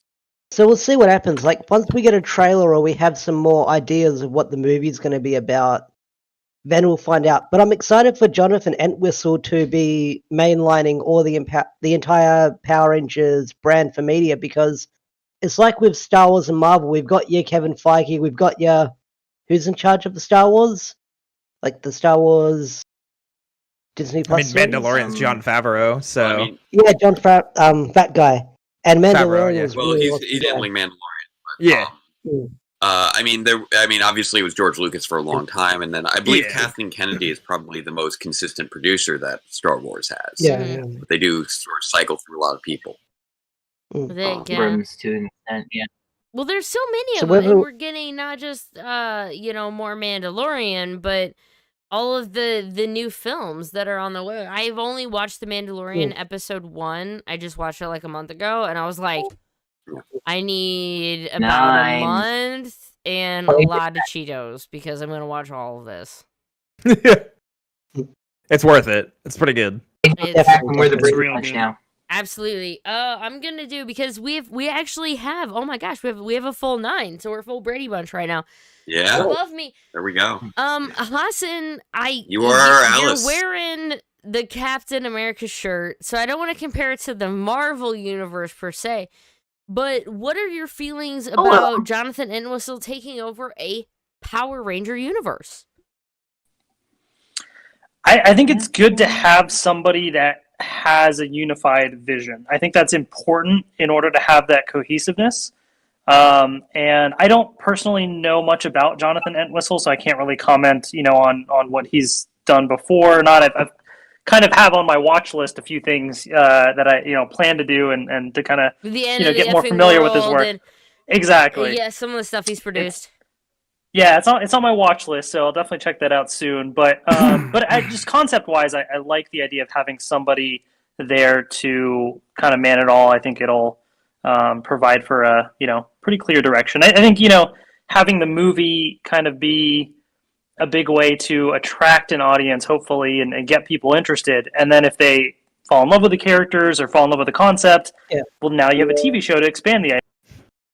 That's kind of like how the MCU was, is you had the big blockbuster movies, and then people loved it, and now we're getting the smaller, TV shows, which almost feel like movies, really. And I think that's pretty cool. All right. Jake, moving. Wait, I've talked. Yeah. The screen keeps moving. The screen keeps moving. I was Yeah. in the middle, and I'm trying to follow a pattern. And then I Don't moved. try and point to anybody, because honestly, it doesn't mean anything for the rest of us. You're over the list. Jake, we're getting a I don't want to say multiverse, but you clearly have head canons of a bajillion figures. What is this? What did that mean to you, knowing that, like, oh my god, multiverse potentially? Well, apart from just, I would love for Jonathan Entwistle to hire me to do literally anything, but fair. I will say this: I do understand why it was a little lower on the best of list, and it's very simply because we don't know enough about what this universe is going to be yet. Fair, It fair. is exciting that it is going to be coming into existence, but it's really more intriguing than it is necessarily a good or a bad thing. That's a good because way to put that. it doesn't exist yet. That being said, I think I may be one of the only people in this chat who's actually kind of a huge fan of Jonathan Entwistle's work. Okay. I was very excited. Gush away. There you go. I was very excited when I saw that he was going to be involved. He does have a very different vibe from Power Rangers. Teenagers with Attitude. Oh yeah, he's got him. The End of the Effing World was a show that I binge watch a lot of shows while I'm editing Power Reviews. I just always have something going on in the corner, just so it's drowning out the noise of everyday life, and I stay focused on my computer. And End of the Effing World was one that I found on Netflix, and I binged it all in one night. This was like from like midnight to 4 a.m. How many episodes was this? It's like 8 half-hour episodes per season. Oh, okay. So very. And it's 2 seasons. Doable. It's very British. It's a British series. It's a BBC series, and it has a very esoteric sense of humor that is very dark. It is based off of. It's apparently based off a comic book, but it is a very interesting story. And when I say Teenagers with Attitude, this is these two teenagers. The one girl is looking to lose her virginity, and the guy thinks that he is a sociopath and is looking for his first murder victim, and decides, hey, this girl wants to hang out with me. Maybe she'll be my first murder victim. And then they go on a road trip together. And that's the premise of the show. It sounds pretty great. It is genuinely excellent. It's very dark in its humor. And at first they're just like, it's funny because they're so in very interesting ways. There's just like the awkwardness of this very kind of shy person trying to figure out how best to approach murdering somebody for the first time. And them just failing at going on a road trip. Like, why are we dealing with this stranger? We know that strangers are a bad idea. We're going to get murdered now. You do realize this. She's saying to the person who's planning on murdering her. Yeah. But what really makes it work is that it starts off from that very wacky premise, and over the course of the series, it peels back the layers of these characters, and you realize how emotionally broken they are. And it really sets in. These are teenagers trying to figure out who they are. Both of them are aiming for it in very different, very non-child friendly ways. But when you get right down to it, these are kids trying to find their place in the world and slowly discovering it together. And it hits you right in the feels. It really is. It's the first season ended in such a way that it felt like a complete story. A tragic one, but a complete story. And then the second season comes along, which I was not expecting for it to have a second season. And I genuinely found the second season to be even better, because they dug even farther into those characters, and into what makes them tick and how they were trying to move on with their lives from the chaos of the first season. And about forgiveness and dealing with your own damage and recognizing your relationships with your parents and your families. And it was just a very emotionally satisfying series. It was just a very emotionally. Oh, and somebody's got me on. Hi, Campbell. Speakers. Campbell. Hey, Campbell Cooley. Campbell. Good to see you, sir. Am I on? You Am I are. on? Yes, You're good now. You're I live. don't see anything. You're live, good sir. Good to hear from you again. I don't want to interrupt your description. You're just keep talking. Keep talking. Don't let me interrupt. I was just gushing over the work of Jonathan Entwistle, who has now been placed in charge of a new Power Rangers universe. Right. And why I'm excited about his work, because I'd seen End of the Effing World on Netflix, and I was just singing its praises. And the other show that he's done that I've also seen is I'm Not Okay With This, which is, again, leaning into that awkwardness of being a teenager. Right. Which again, it's also adapted from a comic book as well, but that one actually leans into a teenage girl who discovers that she has superpowers. A little bit more. And although this is sort of a spoiler, it's not really a spoiler, because although they reveal it later in the series, it's obvious from the first episode. It's also a coming out story. So the fact that he's had this experience not only with teenagers with attitude, teenagers discovering themselves, teenagers discovering superpowers, serialized storytelling, but also dealing with LGBTQ themes as well. And I felt like he handled those fairly well.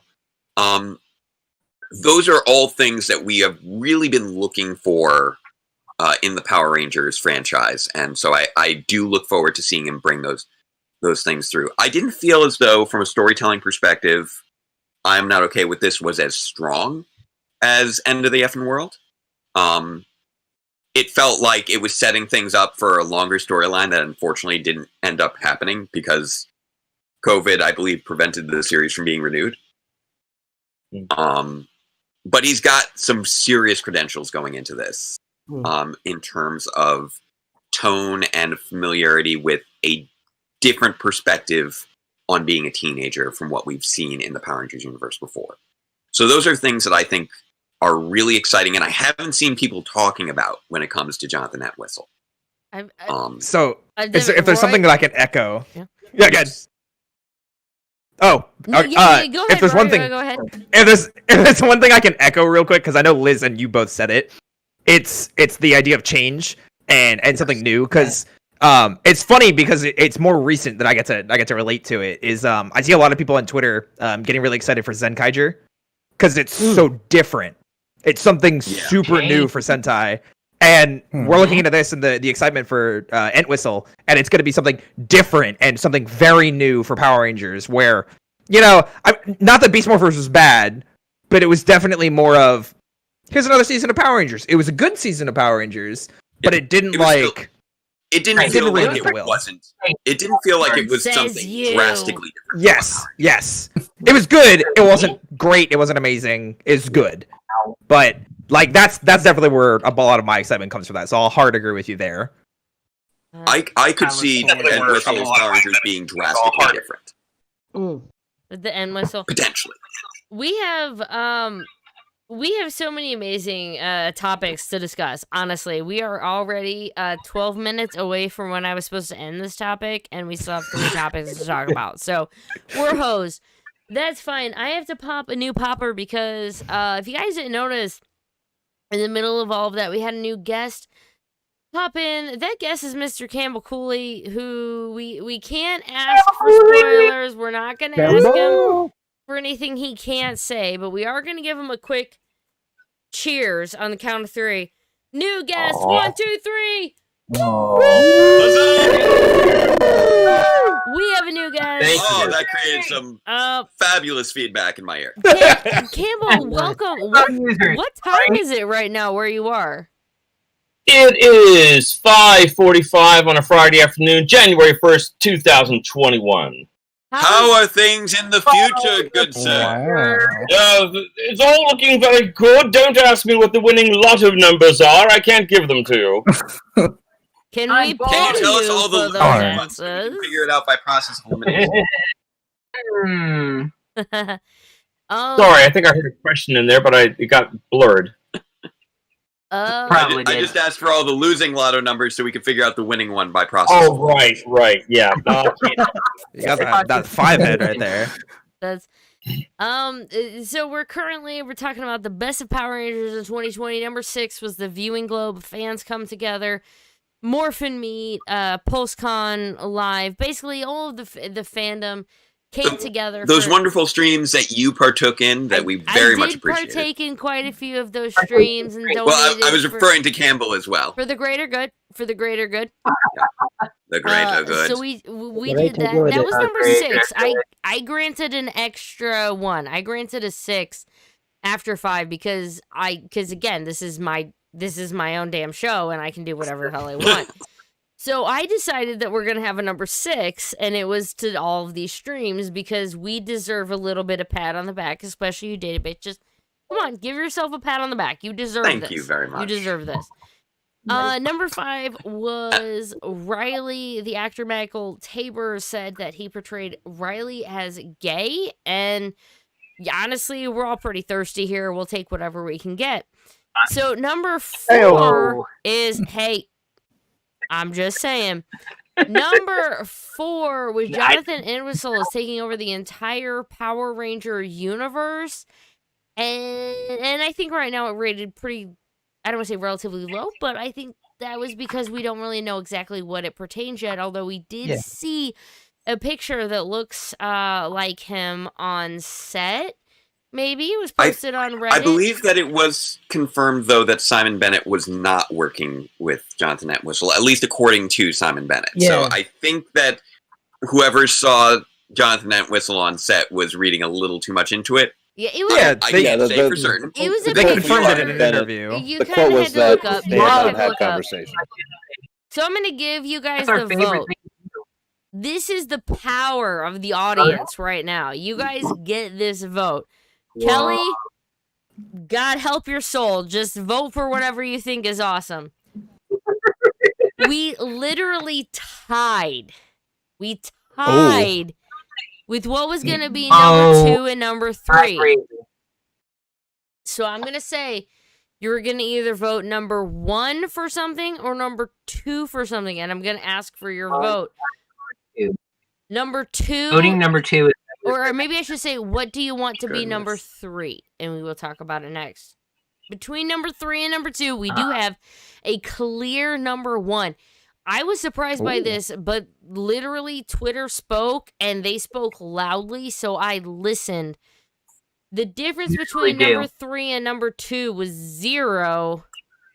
Do you want to vote for the Dino Fury Ryusoger series, an announcement as a best thing of Power Rangers? We got Ryusoger, we got the cast, we got some we're getting Ryusoger as the next one. Or Beast Morphers Season 2. If you could only go back in time to 2020 and you could pick one, would you pick the hype of Beast Morphers Season 2, or would you pick all of the hype for Ryusoger being chosen as Dino Fury for the next season of Power Rangers. I see Togo Chris immediately shaking his head no. So we're gonna go ahead and go to him first. So basically we have the choice. What should be number 3? What should be number 2? Which is the lower of the two, Chris? I think you have to be fair and logical and say that you need to appreciate what you already have, more so than what you don't know is coming. You know what I mean? Like, very smart, yes. Beast Morphers season 2 was a wonderful season, especially for us older fans. We had a lot of fun moments, a lot of fun memories, a lot of resolutions to things over the years that we had questions on. And that's not to take anything away from Dino Fury being a Ryu soldier and vice versa. But we know what we got with Beast Morphers. We don't know what we're going to get with Dino Fury. So my comment would be, let's be excited and let's make Beast Morphers season 2 number 2. We'll make Dino Fury number 3. Ooh, we got some. I want to cast my vote for the same. Because I'm about to pop off for to go watch the ball drop with my wife and new child. But I wanted to cast my vote before I left. Go ahead. And also, thank you again, Campbell. I'll probably pop on after the ball drops on my coast, but it's always a pleasure to see you, sir. Always a pleasure to see you. All right, so we heard from Database. We heard from Togo Chris. Let's go ahead and move. AJ. What do you think? I'm actually with if Chris you on had this. to rank the two, what do you got? Yeah, so I'm with Chris on this one. I feel that what Beast Morphers brought is something we can appreciate already versus what we don't know yet. So to me, I want to put Fury like at 3 and Beast Morphers at 2. So Beast Morphers, yes. Oh, I'm really feeding back on someone. I totally agree with what we have seen from everyone so far. Yes, I agree. Beast Morphers season 2. Appreciate what we have over what is on the way. So are we thinking? I'm gonna go ahead and I'm gonna change. Y'all let me know. I'm still going through twice here. Number 3, can we go ahead and call it that number 3 is the Dino Fury Ryu Soldier being the next season, and then maybe number 2 being the Beast Morphers season 2, the season that we already have. Does that sound approved?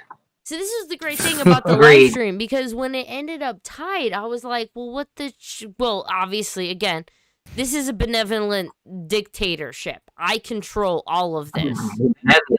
At the end of the day, you may work for Team Rider. You may legitimately be, someone, but this is all I have.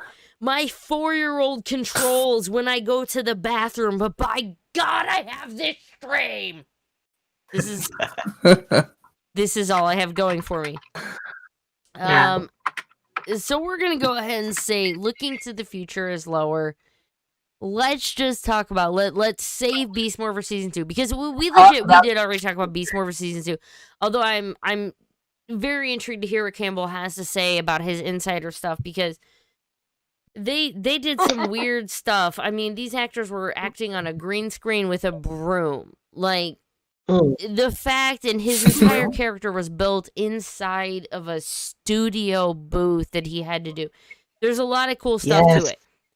So let's just continue on. We're going to say number 3 in the best of Power Rangers was the fact that Beast Morphers and Ryu Soldier is going to be the next season. I'm personally very excited for it. I really liked Ryu Soldier. I enjoyed it. It was a really great series. I'm excited to see what they do for Power Rangers. Campbell, I don't even know if you can talk about this at all. You can just say pass if that's the case. But what do you think about dinosaurs being the next season? dinosaurs are always great, regardless. Well, I mean, okay, I love dinosaurs growing up. Yeah. I don't know if I'm the best person to ask. I mean, I just think dinosaurs are always great, and I'm sure whatever they end up doing, it'll be amazing. So, but dinosaurs are a fun season. They always make some neat stuff. Like you've been, and I can't because I don't know, and honest to God, you can't say. But I would like to say on behalf of myself and everyone, regardless of if they feel it or not, I'm going to talk on behalf of them because it's my show. But I really hope you have a role in Dino Fury because not only one, we saw you on the table read for the cast. So when you were talking, for that picture, because we're not going to talk about that. But two, legit, you bring such a heart, like. You bring a really cool, like, to the character. I don't even know how to better describe that, but, like, think about Cosmo, think about Scrozzle. It was just that, like, I just want to be the best host of a game show ever. I just want to make monsters. I really hope they find a great place for you, and you grace our TVs every Saturday. Well, thank you. That's very lovely. Thank you. It's very sweet of you to say. And well, we really appreciate all that you do for just the voices, man. You bring Scrozzles. It's so fun. My daughter, she's 14. Loves watching Scrozzle. Well, hey, I should thank you because if it wasn't for your love of the show, I wouldn't have a job. So, Only way they'll top grid connection. Thank you very much for the £5 live chat offering from Alan Williamson. Hoping Dino Fury gets a crossover with Ryu Soja. Only way they'll top grid connection, possibly. Happy New Year, Ranger Liz, and everyone. Happy New Year. Campbell's living in the future. Alan. Deoxy360 is also living in the future. Deoxy360 Deoxy360 about to reach the future. We'll go ahead and head over to you. We're talking about in this, I mean, a lot of things, but Dino Fury coming next. What do you feel about maybe the future of the franchise going forward with another dinosaur season? Is this for me or? Yeah, Deoxy. Yeah, you. Yeah. I'm really excited for Dino Fury being Resoga being adapted for Dino Fury because I watched the first 13 episodes of Resoga and I liked what I saw. And I'm really excited to see what we'll get because we got information on the characters and stuff like that. So I'm excited to see what they'll do. Like the cast is really awesome with what we've seen so far. And I don't know, like I'm excited to see what they'll do because the Sentai had some crazy characters like Wizardo and Tank Joe and stuff like that, and Kecleon. Is that their name? Kecleon? Yeah, something like that. Mushroom? Yeah, something like that. That's enough. And they were really fun. So whatever Dino Fury can do with those characters with their own Power Rangers flair to them, I'm really excited to see what they'll do with it because, like I said, I am hoping, fingers crossed, if Power Rangers has the budget for it, I really hope we can see like a Tiramigo getting adapted into Power Rangers. Yes. I have 2 vinyl Tiramigo in my den right now because my daughter is 4 and she's really spoiled and she got 2 vinyl figures from Japan for Christmas. Wait, guys. What if Campbell voices Tiramigo? What if he's the voice? That's why he's smiling in the corner. I see him over there. I see him. I saw him smiling. That's all I'm saying. If Campbell voices Tiramigo, I might actually die. I'm just saying. Don't. Man's got a range. I'm just saying. Crazy scientist. We have half size dinosaur at your waist. I have to jump in, Ranger. Campbell's going. Wait. Okay. I'm digressing slightly, but you just reminded me of something. I remember, this may be 2 years ago. I was watching your show, and somebody typed in wouldn't it be amazing if like Evox was Venjix? and you went something like, "Oh, I will totally lose my mind," and I was sitting like going, well, no, we had a similar. I was one of six people that knew that secret, and when you said that, I was like, "Oh, you are so in for a surprise." Can I say this in the nicest way possible? You asshole! Can I be one of the only people who have cursed out person in Power Rangers? Wait. But I'll be right back. I need to grab another drink. Keep continuing I on, might too. please. This discussion. Happy New Ryu Year's, Soldier. East Coasters. Excellent time. Well, By the way, Happy New Year. Oh yeah, Happy New Year! Happy New Year. to everyone on the East Coast. 21. We made Campbell, it. I don't know if you're allowed to talk about it, but because you said you want this to be a big power morphic on the story, but you said you had. How am I trying to word this? But the Evox Vengix twist, like we'll say the name, the anagram. Oh right, yeah. So I've been drinking. I might word things badly, but yeah. But you know what I'm talking about. It's fine. I should probably wait for Ranger Liz to get back to share that story. Yeah. Show You know, I was going to save it for a convention, but at this rate, we may not have any. So, wow. Campbell, really quick, I will say, as an actor, how do you feel about the whole Entwistle thing we were talking about? Like, it'd be interesting to get an actor's perspective on that going forward. Right. I mean, I don't know if I can add anything that you guys haven't already added. I mean, it'll be, wow, a fresh injection of wow. No, so it'll be interesting to see where it goes. And yeah, it's Sean. It's fine. I mean, it's so great to finally talk to you face to face, and Toku Chris and everybody else. And, you know, Go on, Campbell. Hi. So, yeah, it's great to see you. Hi. Yeah. So I just Ranger Liz just sent me this little thing saying, "Hey, if you're bored, join us." And I was like, I think I'll join you. So, but I'm actually got all of us. hopeless with technology, so it took me like 25 minutes to figure out what I was doing. So, well, we're very happy that you got it working. That you're here with us. I've just really loved your level of engagement with the fandom, like, you know, talking to YouTubers like me and other people. It's just been wonderful to speak with somebody that is involved with the show and working with the show. It's great to have somebody, you know, actually talking to us. That's really cool. Well, thank you. I mean, my only concern is because you guys know this show so much better than I do. I mean, like, I only just kind of started binge watching the show about, you know, a year ago and getting caught up. So, you know, really, I feel like I'm a grasshopper among giants. So I might sound like I know what I'm talking about. I really don't. Or would you say you're a tiramigo among giants? You are much more than a grasshopper. I see what you're doing there. Anyway, all right. So Ranger Liz, I waited for you to get back to tell this story. This is something I was going to share at a convention, but I might as well just share it now. Oh yeah. So it's between us friends. Nobody will tell. Just between us 8 and the other 46 watching. Yeah. So I think I can't give you the exact number, but I think it was probably around maybe September of 2018, and we were getting ready to you know, do the ADR and everything.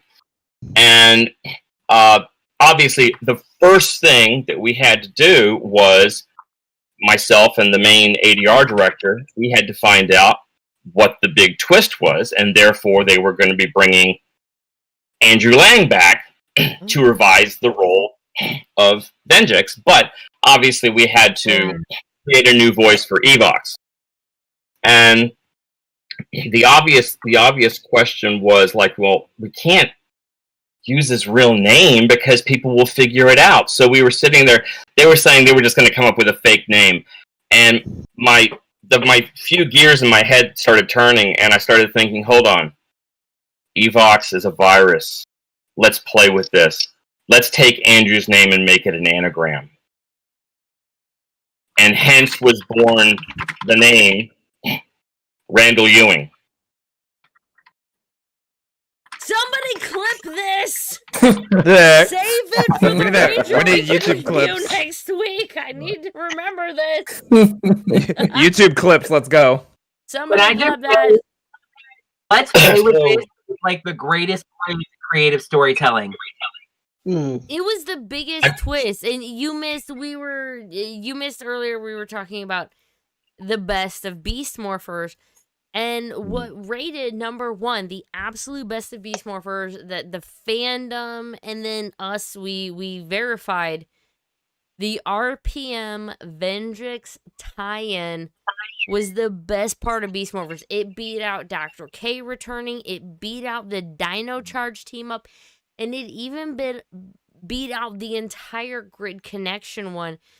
But that just goes to show you how much us, as fans, as older fans who would vote on this, how much we really do care about those older characters. And I really appreciate how much love and detail you went into making sure those characters were properly done, you know?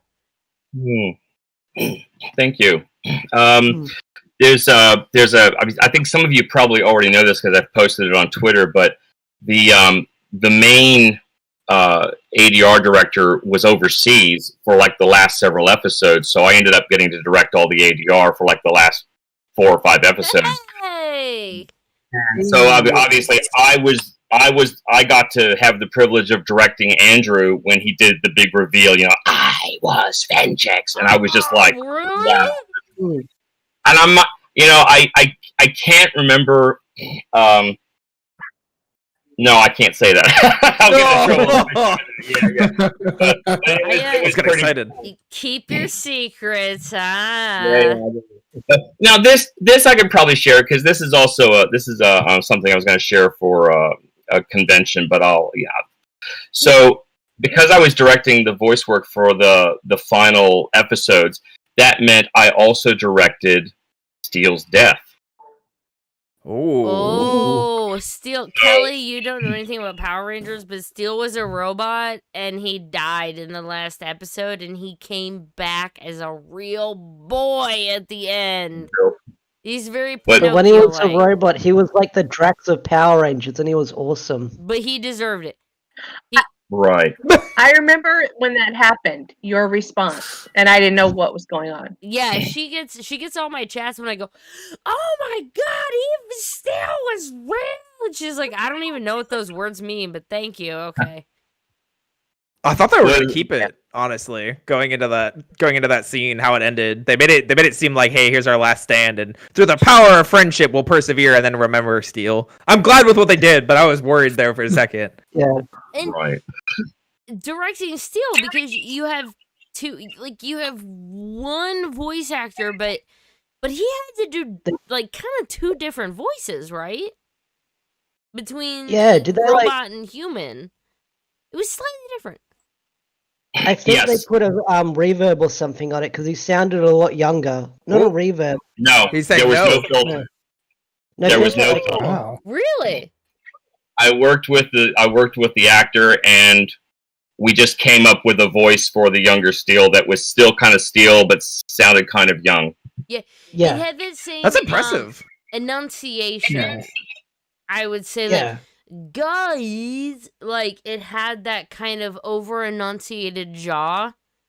Like you would say like God, like it really did. It felt like Steel, but you could tell, and of course it blew all of our minds because it was Steel's voice in a human, and we're Yeah, being dubbed over like a kung fu movie Does not compute.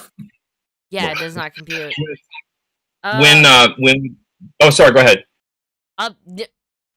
Go ahead. I was just gonna ask for more opinions. So go ahead.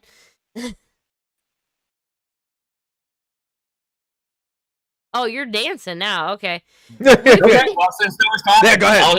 I'll share this. I feel the most honored that I feel like I could honestly like give you crap on a live stream and you would probably be okay with me. Yeah. Like I'm very Yeah. honored with that I could be like, what are you doing? And you would be like, you're so awesome. Thank you so much for joining in. I hadn't heard much we were talking about, okay, so in theory, we're talking about Ryu Soja, but who the hell knows where that is?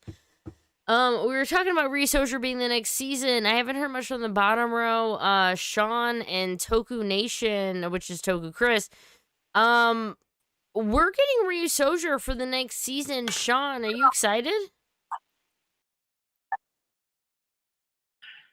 Sadly, no. And I will explain why. There's a couple of different reasons. I know. I feel like I'm being a really cranky, critical reviewer dude tonight, but I have to be honest with my feelings. I'm sorry, I'm getting old. I'm getting cranky and old. So, 2 reasons.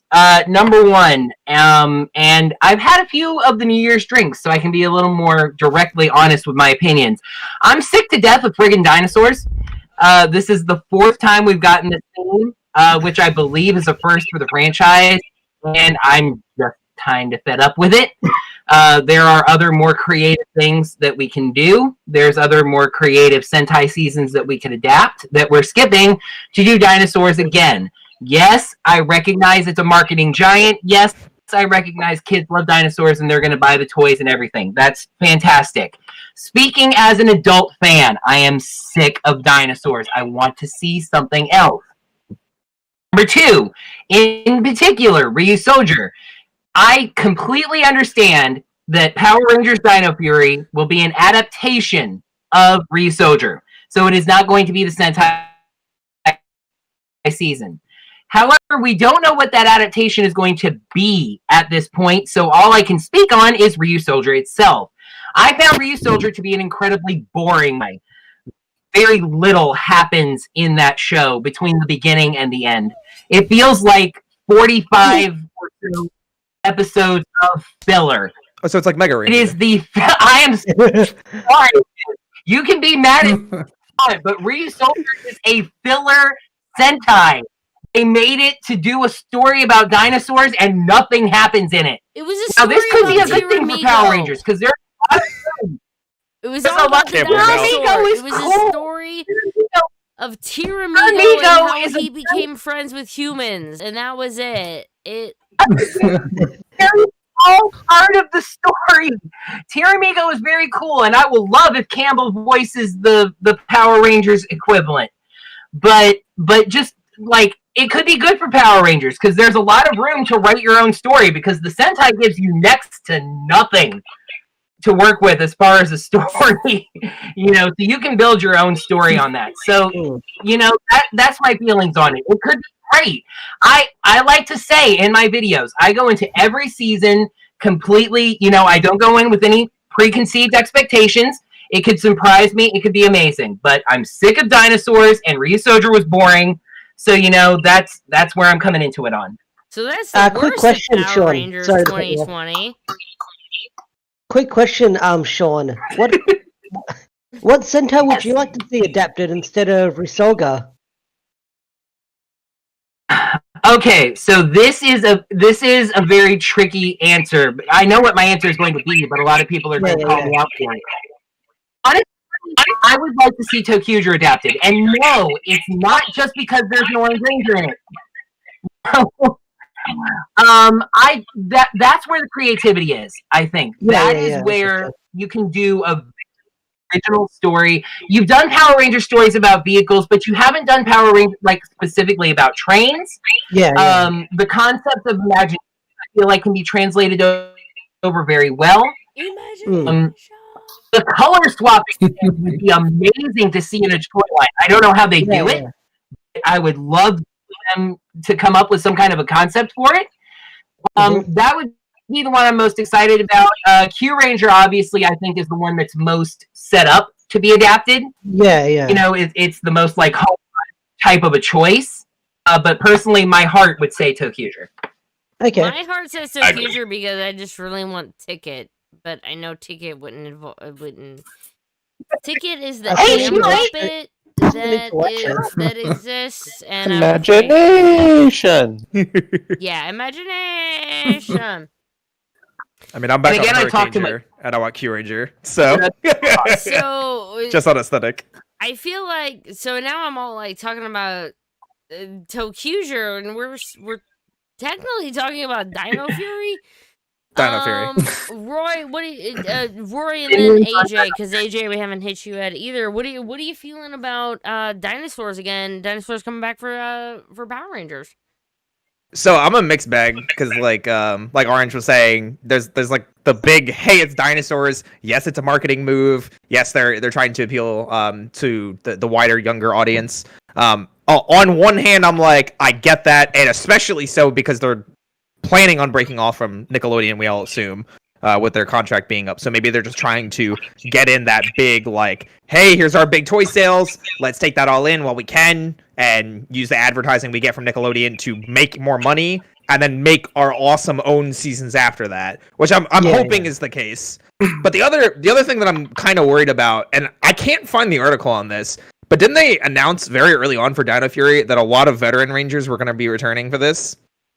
Like, Dino they've speculation. talked about, and Simon have talked, or not Kimball. Simon has talked about. He's like, what did I say? No, Simon Bennett, I believe, has said that there weren't going to be a lot of team ups, but then he was talking about overseas because of COVID. And Yeah. that can't fool us because in Ranger Nation we realized that half of the Rangers in the last 20 years all live in New Zealand, and so we're like, so we want, and when we know they exist. I mean, yeah, so that's a big thing. Like I look at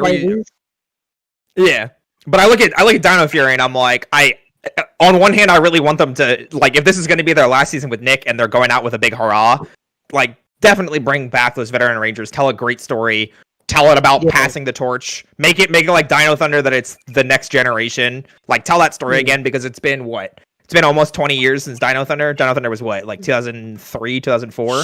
I'm not like that old. 15 years since Dino Thunder.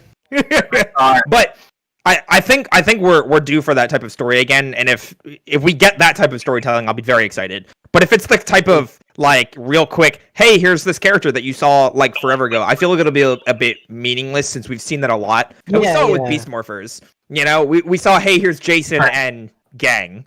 You know, we didn't get as much like mentoring or, hey, this is the true purpose of the morphing grid. Believe in the morph, like Keeper was doing. I'm worried that they might lean too hard on the Dino legacy instead of telling their own story. So I'm a mixed bag. I am, however, hype as heck for how the mech looks, because I haven't watched Ryusoger. All I've seen is like clips and gifs, and the shooting for how the mecha fights looks amazing to me, just because of how fast it is and how agile the main mecha is. I'm so pumped for that. The mecha it's mech fights. It's very agile, and as you can see, well, actually, I have the Morpher over here. This is something that happened at the very end of. I've got my Morpher too. This is the Ryusoger Morpher. It isn't the Dino Fury Morpher. I've got a dagger. Does this count? Yes.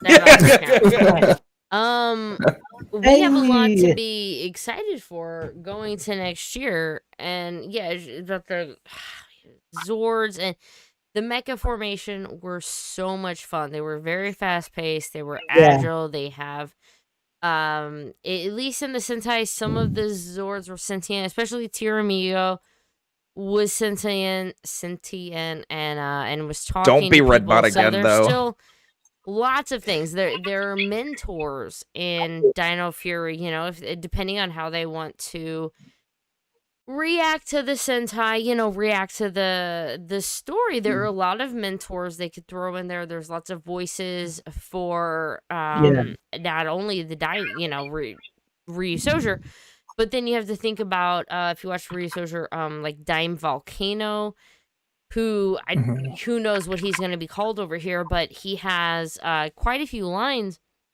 But just in general, even the sword, it's more like the dinosaurs have to work with someone. It's not just them so much. Like in Dino Charge, and again, this is how they're going to take it, but in Dino Charge, they didn't worry as much other than the Red Ranger and Rexy, and now we're going to have this other one where Are they gonna make it a big deal or not? I'm not sure. But again, the Red Ranger has a big mecha, and instead of Rexy, all we know right now is in Japan it was called Tiramigo. But it has the same basic thing as his own Zord kind of does his own. He has his own feel, right? I will say that at least from Beast Morphers, with how the Beast Bots were handled, I loved how they handled the Beast Bots. So if Hasbro has shown us, or at least with how Beast Morphers went, I think that they are at least aware enough to do it better than Dino Charge and better than Ninja Steel, because Beast Morphers was like perfect for that. Hey, this is your side robot companion that then leads into the Zord. I loved how they handled the Beast Bots. Did not like the previous 2 seasons how they led into the Zords. But they've grown from it, and I'm expecting them to keep growing from it. Yeah, and there's like one thing that Rio Soldier had brought was that Liz had said like it's working with the Zords, with the dinosaurs.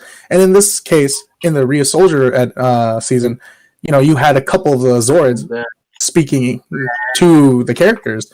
There was more than just I'm a Zord, use me for battle. It's no, the Zord had a feeling.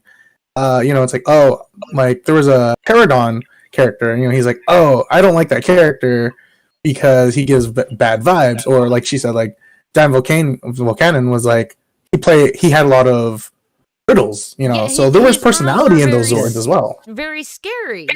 And like you're talking about Peteron, it had a fear of one of the other Zords, the bad guy Zords, because it had attacked them earlier, and he had bad memories.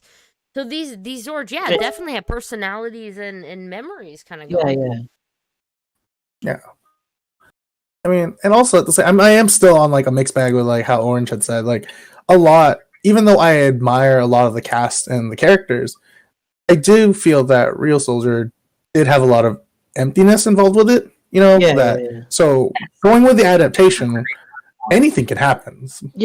Even though as much as dinosaurs have been played out, anything can happen, and as long as the storytelling shows, then I'm fine with it. I mean we got In Space from Mega Ranger, and we got World Apocalypse from RPM. So we'll see what happens. It's very true. Yeah, like the cast that they had completely like the gender swap with Green, like that was really interesting too. Prejudge. Yeah, it's hard to prejudge because we haven't seen anything for the show yet, and we don't have like we don't even really have like a real like synopsis. It's just generic Power Rangers lead in, go. They've used fan subs for the trailer when it dropped on Fan First Friday.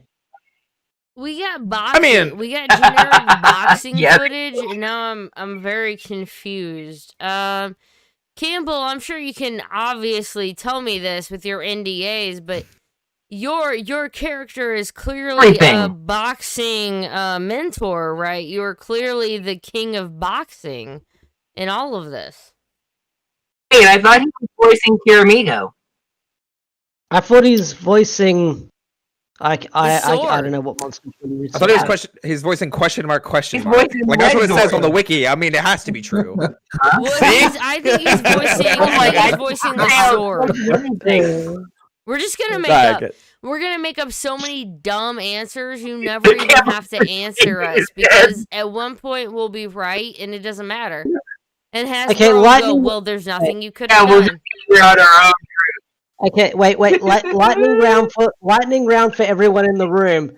What character would you like to see Campbell voice that in Risoga? Because my money is on Wizardo, because he can do the Greatest Showman dance when his character gets killed off. Oh my god! If there's another character like Scrabble, I'm gonna pop it on the stream. Y'all give me a minute. I'm gonna put that GIF up because Cosmo's dance is amazing. I haven't watched Rio Soldier, so anybody that's like Joe, Scrozzle. Because I'd like to see Campbell do more of a like, big grunty type monster. Yeah. Mm-hmm. I liked the almost scared but also like pompous attitude that Scrozzle had, because I feel like it's really hard to get that like this is why I love Scrozzle, and I know like it's probably fanboying a little bit, but because I really like voice acting, and I like listening to hearing like all this stuff. Like I watch Critical Role, all these different voice actor things, but like hearing Scrozzle talk is very much, he sounds like he's nervous, he sounds like he's jittery, but at the back of the voice, it's almost like a nasally, it sounds like he's pompous and knows he's the smartest one in the room and has to get that across with everything that he says, despite being jittery and like oh, I have to talk like almost like in a different inflection. Exactly. Like I love the difference between that, and that you can always tell that it's Scrozzle speaking. You never get it mistaken. Like when he first shows up, Scrozzle's like in command, and then when Ewok shows up, he goes to that nasally scared voice. Yeah, I love that. I'm the king of this. You, dude, Campbell. Now you have to listen to all of our horrible impersonations of everything. I'm not gonna try. I'm not gonna try. No, I love this. Scrozzle's I want to 100%. terrible. I can do the show. And Ewok shows up and he's like, "Oh shit!" Just like runs. But he's the smartest man in the room. Like, he comes up with all the plans. Scrozzle's the smartest man in the room, but he realizes he's not always the most powerful man in the room. Yes, and that's usually why I liked him. And he has father-son issues with Vargoyle.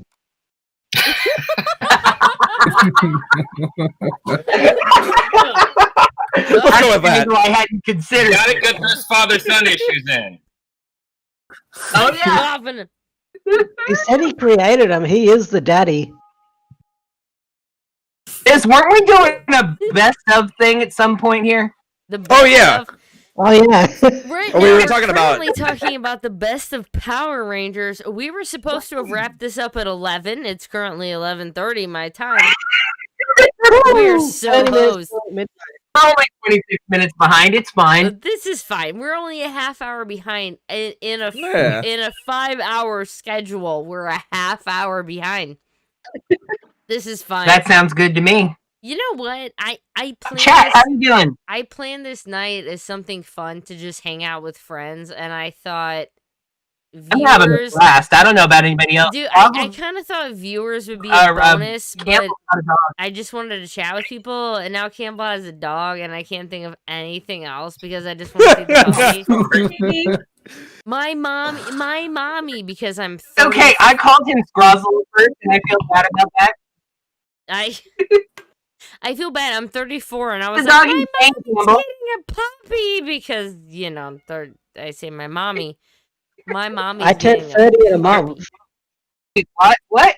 I lost that track of logic just there. I have a Campbell, what's the doggy's name? Oh, well, hello, Mr. Bond. I want you to die.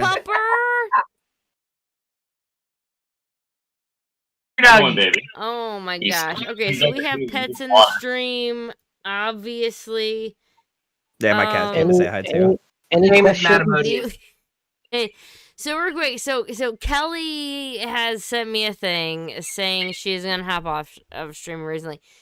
Here's the thing. Kelly over there on the upper right hand corner is what you're seeing, has literally supported my channel since day one. She has watched every video till the end. It doesn't matter if she knows what I'm talking about. She doesn't care. She just puts it up, lets the ads run. She's done everything for the algorithm, and she is my big sister. And she used to protect me from He's done the scary everything monsters at night. for the algorithm. When the scary things were attacking me, she helped the unicorn nightlight turn on. Who's that? And if you look in the upper right hand corner, that is her daughter Katie. That is my oldest niece. Fun story about her. I legitimately skipped school. I was a senior and I was 18, so I was old enough to sign myself out of school. And I checked my phone during lunch, and my mom was like, "Your sister's gone into labor." And I was like, "Sweet, school sucks." And so I legit signed myself out of school because I was 18 and I could. And I signed myself out, and I started driving to the hospital, and I didn't tell my mom I had left school or anything until I was well over halfway, and school was like done for the day, so she couldn't be like, "You have to go back." I'd be like, "Oh, it's already done." So yeah, I kicked off, I booted out, and I went to go meet my niece Katie, who is now in the upper right hand corner, as you see.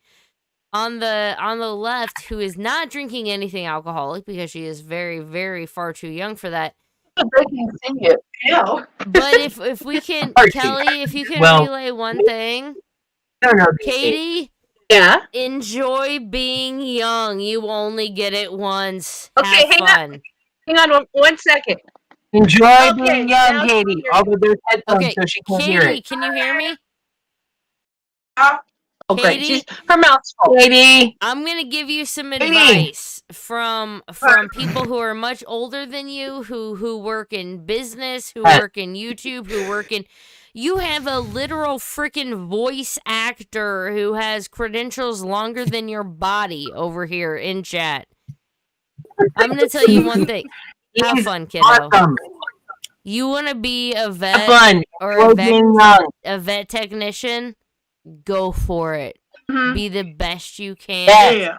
And you're going to Follow be your the dreams. best vet tech that the world has ever seen, kiddo. Thank you. Do it. You're gonna do it. You're gonna be awesome. She's gonna do it. She's an awesome Care the kiddo. animals. She cares about animals, and all she wants to do is help animals and people smaller than her succeed. Mhm. You have a big heart, Oh, kiddo. yeah. That's incredible. Yeah. Cows are bigger than me, but yeah. Later, kiddo. Bye. Bye. Bye. All right, I'm Happy New dropping Year. out too. Sadly, I have to Happy New go Year. do like dishes and stuff. Kelly, thank you for showing up and give your absolute non-Power Ranger opinion on things. Yes. And I also am as a the bonus, ultimate outsider opinion. she's my sister, and it's my Please, show, and I can do whatever Mike, the hell I control of please. the stream. So my sister's in She's the the show. control of the stream. Love Like you. the Ranger experiment. Yeah, that's the fun part that I love to throw out. It's my stream, and if my sister be wants listening. to join it, Oh. Yeah, I'll still be listening. okay. Bye. Okay, now Happy how do New I do Year. this? So Happy if New Year. Happy New Year. yeah, So, so how do I stop that? you can't. Hit the big. Wait, Yeah, you cannot leave. You can never Oh, leave. They got it. They got it. So Right here's the here deal. forever. Here's the deal. I was anticipating we were already supposed to be talking about the best of Power Rangers for 2020. We have to get back to it. No, it We do. was the Back Ranger to it. Year in Review. I'm sorry. We're supposed to be talking about the Ranger Year in Review. We got to finish talking about the best of kinda- Power Rangers. Okay, 6 viewing globe people. It was great. 5 Riley is apparently gay. Fantastic. From the top. 4 Jonathan Animals is taking over the entire universe. I'm sure it'll all end up fine.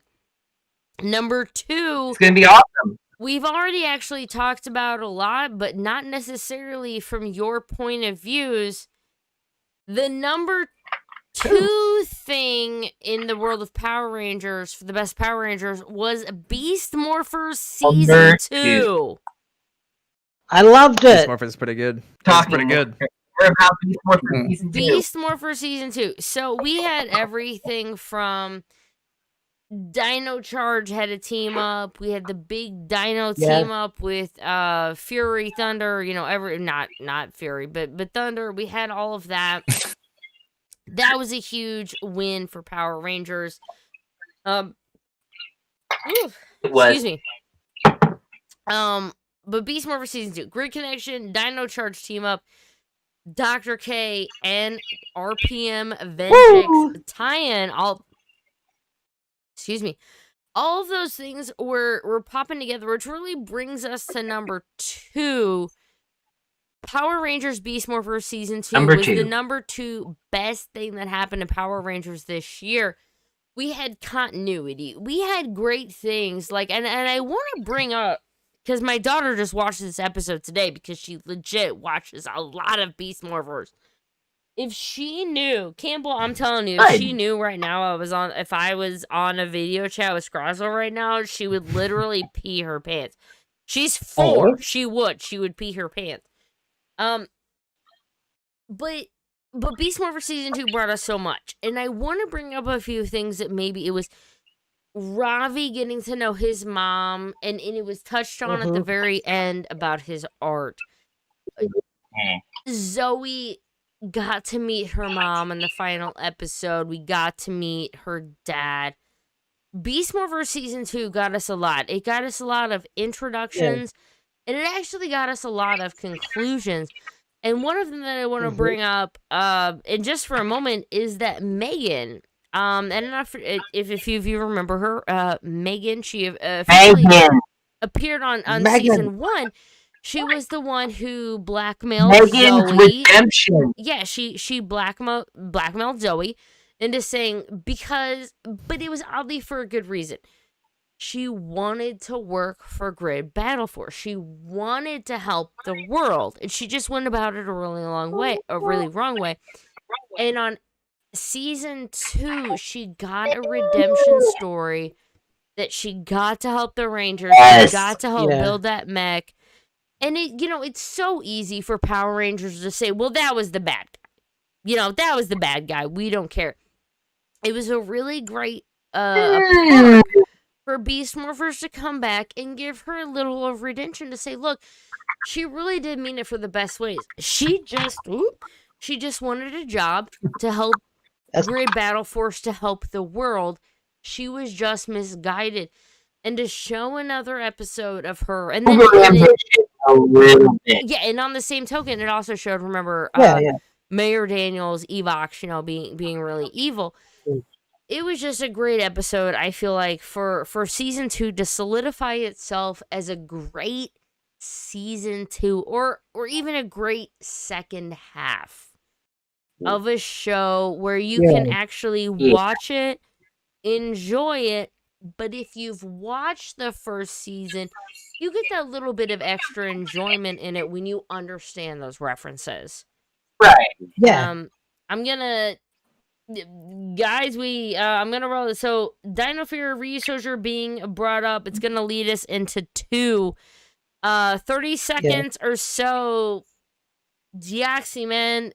Power Rangers Beast Morphers Season 2. What did you think? I loved it. It had its ups, it had its downs, but overall I think it was a good season. And if Judlin is coming back to the franchise next year in 2021 or not, this is a good swan song for him. Like, he wrapped up a storyline he didn't have an ending for in RPM. So this is a great way for him to end the series. Like, we'll end a cliffhanger he had many years ago. But Beast Morphers Season 2, love it or hate it, I think it's pretty good for a Season 2. It's like one of the better Season 2s we've had within the past decade of Power Rangers. Yeah, it's definitely made up for. Sometimes you get that Season 2 and you're like, well, I'm really focusing on the first episode. Next ones. But yeah, overall, it's just been such a fun season to follow. So I gotta keep pushing this along, just simply due to time. But Dino Fury Researcher being the next season, that was number 3.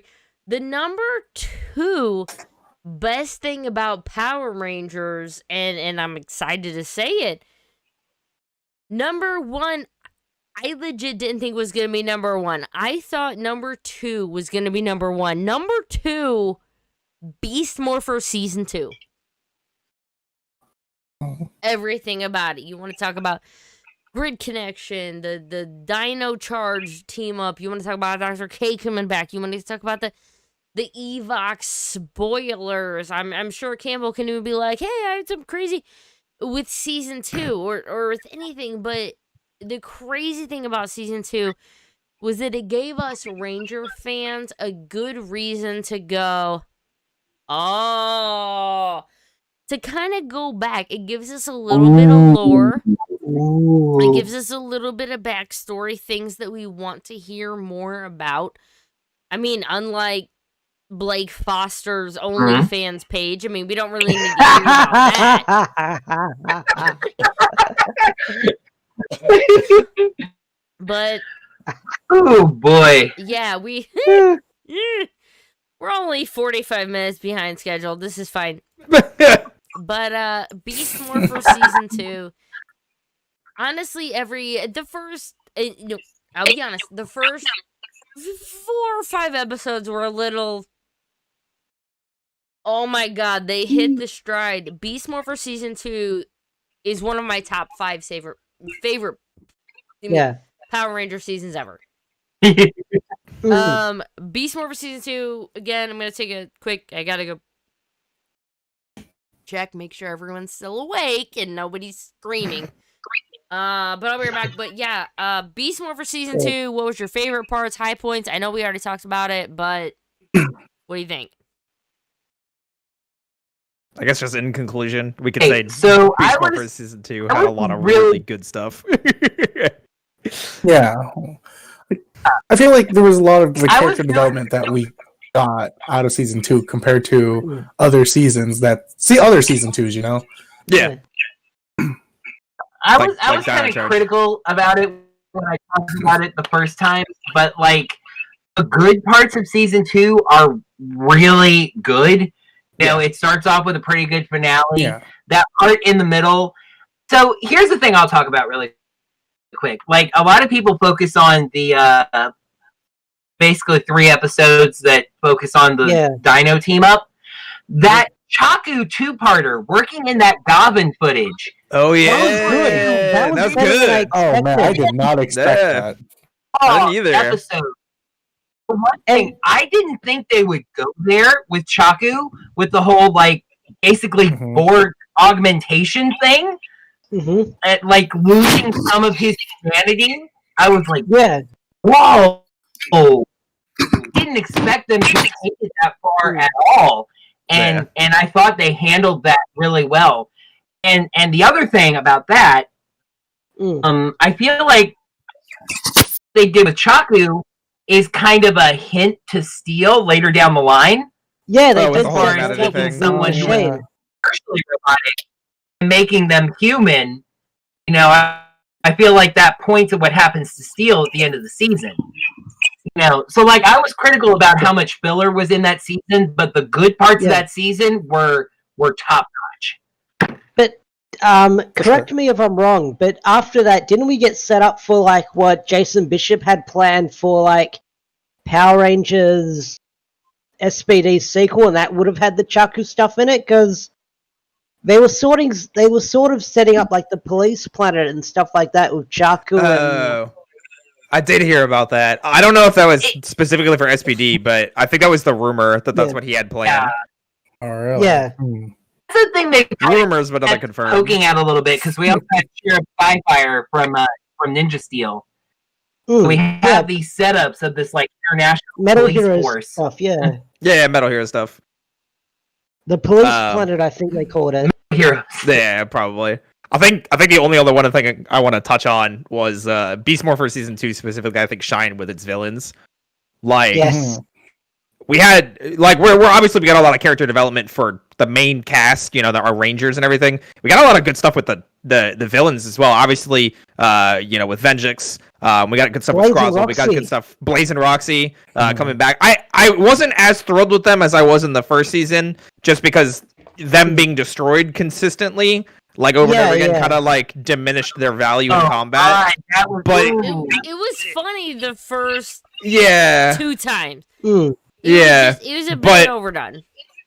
I will say that I think Beast Morphers as a whole had more memorable villains than I think, like we were saying, the past decade of Power Rangers. Like I could name off villains from Beast Morphers, and I can't from a significant other chunk of, like, funny enough, Ninja Steel, I have a hard time remembering the main villain's name. Beast Morphers, no problem. Wrestler. I have a hard time remembering most of Ninja Steel, and that's intentional. It's my brain protecting itself. No offense, Campbell. You were great. No, we've all established that Cosmo was the best part of Ninja Steel, because Cosmo, much like myself, is an entertainer, and at the end of the day, we just want the show to go on. We just want to put on a good package. Maybe We've that's all the got a Rangers little- being destroyed. Maybe that's our base being destroyed. at the end of the day, we just care about the person at the end, and we just want to make the consumer feel nice. So I relate to Cosmo. I loved when Cosmo had to We've all got a little bit of Cosmo talk the audience into gigantifying the monster. Cosmo would be like, "Come on, grow that monster! Let's do it! Cheer for it! Let's go!" Oh my god, and Cosmo would be like, "No, I just stop. I don't want to grow. I can't. No, I don't want to grow. I just want to be a host." I'm. Liz, you just almost made me hit boost in my computer monitor. Oh my god! I'm sorry. I feel so bad that I did that. That was in front funny. of the actual voice actor. I'm so sorry. I'm so sorry. You know what? It's New Year's Eve. All right. Well, it's New Year's for me. My daughter thinks it's funny, but adults might not. Well, why don't we get the voice actor's opinion on it? Maybe his favorite part of working on Beast Morphers Season 2. If we were talking about like our favorite parts and what we really liked. What was your favorite part? That's a good call. Gosh, man, it's so tough because when I went into first, I mean, some of you may already know this. I wasn't even going to audition for Beast Morphers. It was a very it was a very last minute thing. Because I was assisting with the ADR, I kind of felt like it might look like a conflict of interest, so I was going to bow out, and I figured, I'll give this season a miss. And then through a series of circumstances that would take too long to go into, it was suggested that I audition for it, and on the morning of the audition, it was like half an hour before I did the audition, and I had nothing. I had no voice ready. I was just like, I have no idea what I'm going to do for this. Wait, so you improvised Scrozzle on the spot? I'll tell you what happened was, it was half an hour before the audition, and I was staring at myself in the bathroom mirror, and I was just like, I have nothing. What am I going to do for this? And my biggest fear was I didn't want to go into the recording booth and just look like a complete moron for not, having anything to prove. So I was just trying to come up with a voice, and nothing was coming. And then I was starting to panic, and I was just pushing and pushing and pushing, and finally, boom, the voice came out, and I was like, I don't know about that. So I went in and I did the audition. I had something to offer. I wasn't sold on it. So imagine my shock when I found out, 11 days later. Sometimes it just happens like that. We love this. So what? Did you have the visuals on Scrozzle before you auditioned? See, that was the thing. This was like the first time I kind of knew what the character was going to look like in advance. So that was why I was all the more surprised. I was struggling to come up with a voice because there was something about him that, all right, here's another story I was going to say for the conventions. I'll just go ahead and say it now. We'll talk until 3 a.m. if it means stories. That's fine. So my inspiration, I was trying to find inspiration for the voice, and he kind of reminded me of Dr. Smith from Lost in Space. Oh. Because he was this super genius, but he was also kind of manipulative and a bit of a bully, but then when push comes to shove, he would back down, and so I was trying to do something that would kind of pay homage to Dr. Smith, and every time I did, it just sounded like Cosmo. So I was like, that's not going to work. So I got the voice, and then I was like, because they don't give you like a brief. They don't say, okay, this is the character, and this is what he's like, and this is going to be his arc and everything. You go into it you have no idea where this character is going. Yeah. So initially, I was trying to play him quite pompous and arrogant and also kind of manipulative. But then as the season progressed, I also started noticing he had these kind of childlike qualities to him. And I thought, that's kind of interesting. So I kind of created my own backstory I'm not saying it's right. I don't know if it's right, but I created a kind of backstory for him. And so I not knowing. Sorry, I'm kind of distracted because my dog. Oh, there he is. My dog. I had to rush my dog. I had to rush my dog to the emergency vet last night, an hour before midnight, and I've just been watching him. Make sure he's okay. Is he okay? Yeah, keep it. He's okay. He's okay. He's on major drugs right now. He's not feeling anything. Oh, so he's okay. No, nothing like that. But so that was very long-winded. That was a very long-winded way of me trying to answer your question, which is like, what did I like about the Beast Morphers? Beast Morphers and everything. And I think it was I can't say this because I really don't know if this is my theory. I'm not basing this on anything. Okay, this is just my mental backstory, and you know what? I could find out later I'm completely wrong. Okay. But my feeling is he's not as evil. I don't think he's as evil as everyone makes him out to be. Ooh, you think he's like a victim of circumstance? I think Scrozzle is he's a person of circumstance. He just wants to survive, and he's gonna go with however he survives. Like he went to fight after he created Fargo. Right. So I suppose there was lots of little moments. Like I loved it when they kind of developed this sense of politeness about him. Like, if he did something and somebody didn't thank him, it was just like, oh, that's how rude, and I loved that. And then as the season progressed, I think my biggest thrill was that he survived. He was the only survivor, and I don't think that's happened since Grum in SPD. Yeah, I think. Yeah, definitely Cosmo bit the dust. Oh well, maybe he's just horribly scarred from the grenade. We don't know. He caught that destroyed the entire space. No, you can't get my hopes up. You know how much I love Scrozzle. You can't get my hopes up for how much I love him.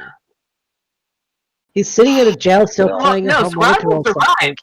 Scrozzle's in jail. He's team up bait. They're both. Look, team up they're bait. both 100%. really awesome.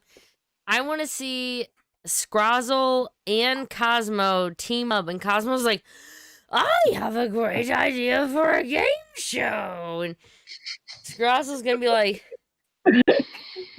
make that, and just do it. And honestly, I would crack up. My daughter would love it. I would make lots of GIFs. That's how it is.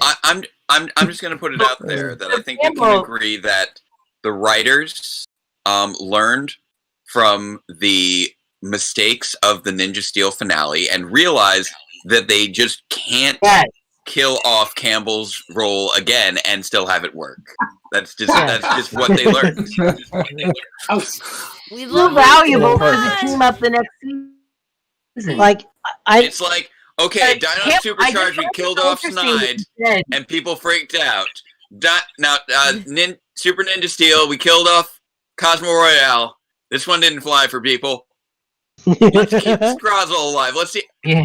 And people are like the Beast Morphers finale. Yeah. You know what? I think there's something to that. Let's see. Sean, what are you saying? So I was just saying, Campbell, I find it so interesting that you were saying that Scrozzle was basically this last-minute voice decision by you, because just that voice seems to be such a perfect match to that suit. It just seems to link so well. So it's so interesting to hear that it was basically like, well, that's the one I picked at the last minute. Strong instinct. Yeah, and I'm almost horrified to share that story because it just sounds like I didn't put any thought into it. But I guess it was just a case of kismet or fate or something where it just it came when it needed to arrive. And so sometimes you just gotta trust your instincts and go with what feels right. You can't force it. Yeah, absolutely. That voice was meant to be. Yeah. Oh, thank you. Again. And he's really grown on me. Like, initially, he was just kind of like, okay, I'm doing the job. And now it's kind of like, I really like this character. I want to see where he goes. We all did. I keep calling him team up, but I really hope I really want to see him come back in a Dino Fury team up. Yeah. Because he's live. That's what has to happen. That's a big thing. I think he needs an action figure. I mean, No, let's we get right all down think to he it. needs an action figure. Like, there's always. You know what, these- honestly. Oh, sorry. Go ahead. No, No, you go ahead. go ahead. You guest of honor. You're guest of honor. Oh no, I'm not the guest of honor. This is Liz's show. We're all just throwing stuff in, all right? Okay. Oh, Liz is not the guest of honor. Believe me on this. Okay. I'm just Liz is here the for the host. pink hair. Y'all focus on that. But Where does that Oscar thing go? But the thing that I sometimes take issue with when it comes to team ups, or more specifically our lack thereof, is right now we do have the COVID restrictions that prevent returning Ranger cast members. But any character that is a suit and voice character should be able to return. Again, I repeat, any character that is a suit and voice character should be able to return. Oh, hey guys. I gotta give you the heads up. I'm just strictly going by my clock, but we have about 20 seconds until 2021. What? It's I have already 4 2021 over here. It's already, I was gonna say it's 2021 on my side as well. Shit, I been didn't 2021 ask for like- my husband to like. You're just lagging behind the rest of the world right now. Don't you have like 3 minutes? I will Do you be have the three minutes? last I have one. 4 minutes. I don't want know the what's going West on Coast. there. 3.5? Yeah. I've got 4 minutes. I too. just spelled champagne really wrong. I think I forgot an I or 3 or something in there. I don't know. It's a French word. Nobody cares. I think spelling it wrong is You want to appropriate. wrap it up? Look, I I'll live say in this America. right now. We just drink sparkling wine. That's fine. No, we just have to do something for New Year's True, I Eve, am. and then we're Oh, gonna okay. continue Sure. on. In We have to theory, finish it's the about show. whenever. Some people in chat are saying 5 minutes to go. My computer It's literally says midnight minutes. right now. So What? how about Ace How do is we do warped this, and guys? time is bendable. I'll set a wonderful. Time I'll is an set a illusion. timer for 3 minutes. Okay. Time And is when it's time is not over, a spoken concept. we'll pretend it's Happy New Year because time is Okay. relative because it's 2020. And So It's I'm not gonna. for us. It's not for us. Oh shit! I'm gonna give Moira, it a quick Moira, toast. Those are our bragging rights right now. It's not 2020 where we are. East Coast. There we go. Woo! 2021. Wait, yeah, it's 2021. So 2021 well, over here. We're living the life. We're living large. according to my computer, it's Doing that. 12:01. So we're You gonna gotta sync pretend. that internet time. When this thing Need to fix your computer's says, clock. "Oh, for I God's sake!" feel When this bad thing for anybody hits who's 0, over so right 2.5 now because minutes. you're probably really So weird. Liz, what does the clock on your phone say? There it It goes. says nothing because it just dropped it. Yeah. No, I'm Just I'm go by not the just clock on your doing. I'm phone. just doing a countdown because at this point, who knows? Oh, look, it's all of y'all. I will say from my perspective already, 2020 is starting off better than 2020 did because I'm going into this new year and I've got a happy, healthy new child. That I think. Oh, I thought you were gonna say that you were talking with all of us, and I was like, It's "Oh, already you're happy to 2020. be talking with all of us." You know what? Oh, Jake, you know what I already- said about it so far? I mean, Fair. you guys are fine. Fair, You're fine. fair. I understand. We You're just meant not you don't like, want to. You don't want to talk about it. Newborn infant child. So I mean, you're fine though. Hey, you know what I said you I said mean, about it thus you know. far? We're working on What's it. that? What's that? Said there's no flying cars, but nothing's on fire. So I mean, you know. That's I mean, fair. not yet. I'll give you a call if it is. Campbell, you live in the Yeah, future. yeah. You live in the future. Nothing's on fire, live right? in No the future. aliens or anything. No, yet. nothing's on fire. Nope, All nothing's on good. fire. They're Okay, waiting. so They're far. waiting for you, Liz. The aliens are waiting for you. Okay. Second Giving question: him the Tell her countdown. that. Do I need Supposed to be a to? surprise. Do I need to get mounts like horse like riding gear? Do I need to Oh get my them for the gosh. kangaroos for World End? Hey, did we tell her about the riding one? After No. After We've this been stream- riding mountain lions. after the stream Oh. ends, me and They're Campbell are rideable taking the now. kangaroos and kiwis to war. Liz, you got 15 seconds. I've got. I'm just gonna apologize. I say 28. I'm going on my timer right here. Well, This is your what timer's we're about. doing. Oh, we're almost there. Hey, so really quick, to 10 count. obviously, my Campbell's husband. seen me do videos over, so he knows I'm better. There you go. It's But Keith, my husband, is Is it probably in the middle of 10, playing a video game right 9, now.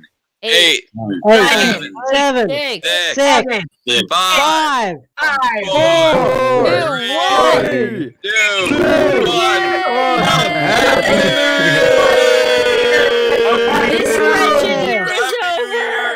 Specifically to Liz right now, but also to everyone else in the Central Time Zone. Yes. Happy Specifically them. New Year Central Time Zone. Welcome to the future. Oh, Welcome to the world of tomorrow. Midnight. Welcome to the world of tomorrow. I thought you were going to go to the Circus of Values for a second. I was like, oh, we going to Bioshock now. 2021 and Liz left. Welcome to Rapture. It really is Chair Stream 2021. Welcome to the Circus of Value. Yeah. Oh, Bioshack. Yeah, that's what I was talking about. Bioshack? You know, Bioshock. Well, I'd like to Good go old Down to the Bioshock. No, the Bioshock. There you go. Gotta head on down. Head on down. You boy in need of an outhouse, why don't you head on down to the Bioshack? Oh my gosh. No, my favorite, as an Australian, my favorite summoner is doing the Borderlands impression going, yeah, well, you guys need a ride? I don't know if anyone got that. I haven't played Borderlands in Jake, you made me laugh Yeah, too hard at that, by the way. I still want to apologize to Campbell because I feel like he's a professional voice actor in amongst a group. I feel like it comes with the territory. Hearing other people's bad impersonations, myself included. I mean, I've heard for Dragon Ball. I've heard for Dragon Ball Z voice actors, people want to like give them their audition tapes when they ask them a question at conventions. So I guess this isn't just as bad. Hey, at least we haven't asked them how to become voice actors yet. Yeah. I would imagine audition tapes are worse. Yeah. One thing that was really nice David Stenstrom, the voice of King Mondo, also known as Hal from Masked Rider, was actually really nice to me at I forget which Power Morphicon it was. I want to say maybe 2012. And actually listened to a little voice acting reel that I had recorded and gave me feedback on it. Nice. That was really generous of him. Super nice guy. Nice. You know who I met at a con that was really nice? Who was that? And Henderson. Kelson Anderson. There we go. I've heard he's the top bloke. And he had heard about me as the Orange Ranger, and he was an Orange Ranger once. We had a nice chat about that. Yeah, remember that, Jake? Yeah, because I was there in the lobby when we ran into him. It was super cool. It was really nice. I remember when I was at Ranger Stop Orlando, I sent him a Twitter picture. I had bought this SPD brass cup. It was orange. And I sent it to him, and he was like, hell yeah! There we go.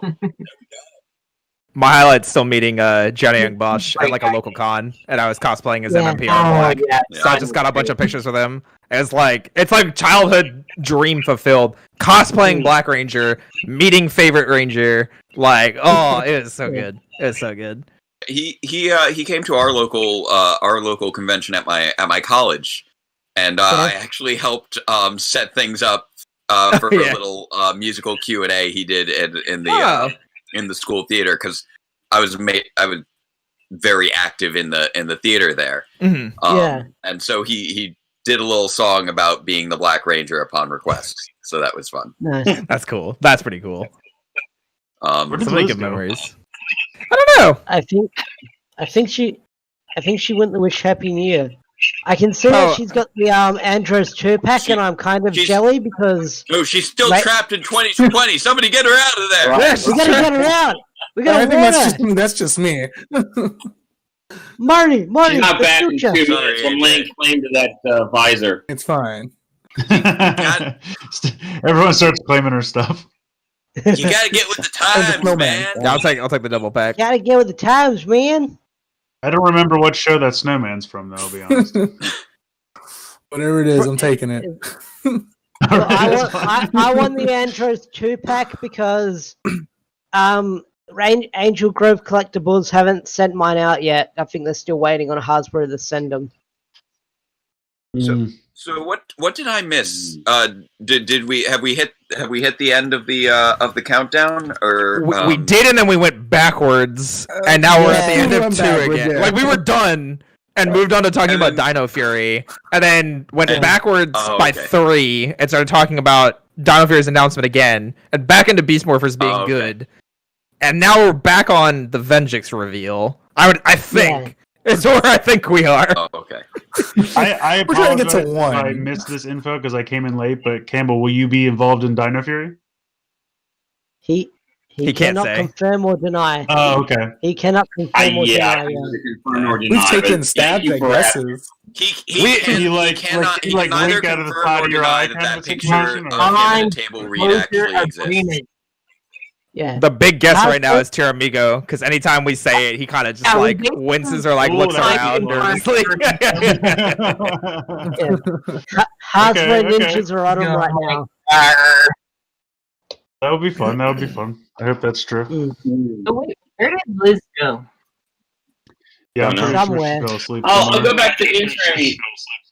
So what's left for the stream? Is it just the actual year in review that we still need to do? It's literally the year in review, yeah. She said Among there she Us. is. Yes. Oh my! Oh, she goes shit! champagne. People were asking for me. I glass of water, Liz, or something else? No, it's champagne. No, Keith and I. Keith, he hopped down. I'm sorry, I'm married. It's a sap. He came down. Happy New Year's moment. No, that's fair. That's fair. He wanted to give me a kiss. I left Happy for New like an Year, hour. and we popped a bottle of New champagne Year's, together. of course. That's what you do. It's 2022. She missed us by a whole year. Literally, 1 year. Several distortions hitting again. Oh no! Oh my goodness! Thank you, Larry, for the $5. Are Happy you New Year, you guys. yourself into yet? Happy In New Year. my Happy web New Year, series, Liz. it's still 2016. It hasn't actually. My characters don't know what's ahead of them. In my head, it's still Lord. like Larry, $5. Happy New Year, you guys. in Happy New Year, Larry. In my head, Happy it's New still Year. 2010, and I'm still trying to figure out how things work online. It's a very tough place. It's not good at all. So here we go. We've talked about 2010 was 11 years ago. Y'all, I was wanting to end the best. We of have to Power get back to the Rangers show. at 11, and it's currently midnight, so we're really close. Number 1. So wait, was I Liz, we're gonna do I this. in my verbose self actually somehow keeping things on track? Is that what happened? I left and then everything just collapsed. We all did. No, we finished, To schedule. and then we went backwards. We we did finish. I think the drinks had affected it. So number 2, we're gonna talk about the The best show. of Power Rangers real quick. Best of Power Rangers. 6 Viewing Globe fan streams. Number 5 Riley came out. Number 4 Jonathan Entwistle is taking over the entire universe. Number 3 Dino Fury Resurgence was revealed. Number 2 Beast Morphers season 2, which we covered extensively earlier on tonight via the best of Beast Morphers. And number 1, I really am going to set a timer, and I feel bad for it. It was the comics. Yes! Sorry, I was too loud. Guys, Boom! I I feel understand. so bad that I am so behind. My bread and butter No, on me the too. channel. It's just that there have been Don't even worry about it. We had Necessary Evil, which ended, which Yes. gave us to whole You're thing. right. We have You're 2 right. new comics. We have Power Rangers. We have Beast Morphers. We have a lot of it to it, and I got to give a special shout out to Sean because I am actually really behind on all the comics. I haven't read them. Oh, I'll be quiet. I'm really up to date. So But can I got my say one volume thing? 1 today. So he did Can I it. say- So Sean helped Nice. make the best of comics. for me. Do y'all got some comics over there? Yes, but can I say one thing? Because I'm reviewing that stuff, you know. Oh, absolutely. Let's let Deoxy360 and then Sean. Yeah. I will ahead, say go one ahead. thing that I'm excited about for the comics in 2021. Did you guys hear about the Astrometer one shot we're getting in March? Yes, the origin of astronomy. Yeah, I'm excited I'm about that. unfortunately terrified though. I am Because of how too. they've I handled her think I character in the posted about comics this so far. on Twitter. I am Yeah, terrified yeah. because the comics have been very, very bad to Astronema. Okay, I will put that So down then. I hope this makes better. I haven't read any of the comics yet, so. Well, she's not in the one that you've got, so don't worry. I not in left this off one? on Are you sure? 28. She's not the psychopath, but she's on the cover. I'm pretty sure she's in that one. I'm pretty sure she's in the psychopath. I still haven't read the Psychopath or Sins of the Future, and I left off with Go 28 with the Rita funny. Focus issue. Also got you. Okay, I won't find that. Okay, so but I'm just so database definitely has some room to go. I admittedly have not read Mighty Morphin or Power Rangers #1. I finished You are all missing of out. the series. No. You are missing out. I know, man, but COVID, like, I can't get to my Don't catch comic up. book store, and I Don't don't. catch up. Okay. Like, Yeah, Why I don't began they giving do them it in by the the mail, and then they physically? stopped. yeah, like I don't want And to I buy didn't them know that they were digitally stopping. because I know I'm gonna get them physically. But then it's tough. The numbers around here are really high, and I'm I live like, I in can't. Florida, and I have a comic store that I go to. I mean, I get you. and I that's- did the same thing. I tried to have my shop mail them to me, and it's been like a month. I have to call them and be like, "Hey, so whatever happened?" I with wear that?" a mask. I think it's just stuck in USPS madness right now. I was getting mine through Power Force, and then this year, when COVID hit, they finally stopped sending them to me. What's a power force? What is that? I don't know what that is. Is that when you're a Power Ranger fan and you force yourself onto all of the issues? Is that how that happens? Sure, right. That is 100% correct. That was my But yeah, they were. Should they I were, talk about? They were sending me free issues for a good long while, and then this year it ended. I don't know why it continued for as long as it did. Really? And I don't know why it stopped. I suspect the stopping was because of COVID, but I don't know. All I know is that I would get them in I would get several months worth at a time every couple months, direct from Boom, and then around March it just stopped. So that's why I was waiting, and then they didn't show up, and then I'm like, okay, but I don't want to actually go down to the store because it's a pandemic. Yeah. And then just time kept going by, and I still need to catch up. So I'm probably gonna catch up on Comixology, hopefully maybe in the next couple weeks or something. I don't know. Have we? I've been going to my comic store, but I wear a mask and stuff. Can I? Okay, I I'm don't sorry. I know. have to break in here.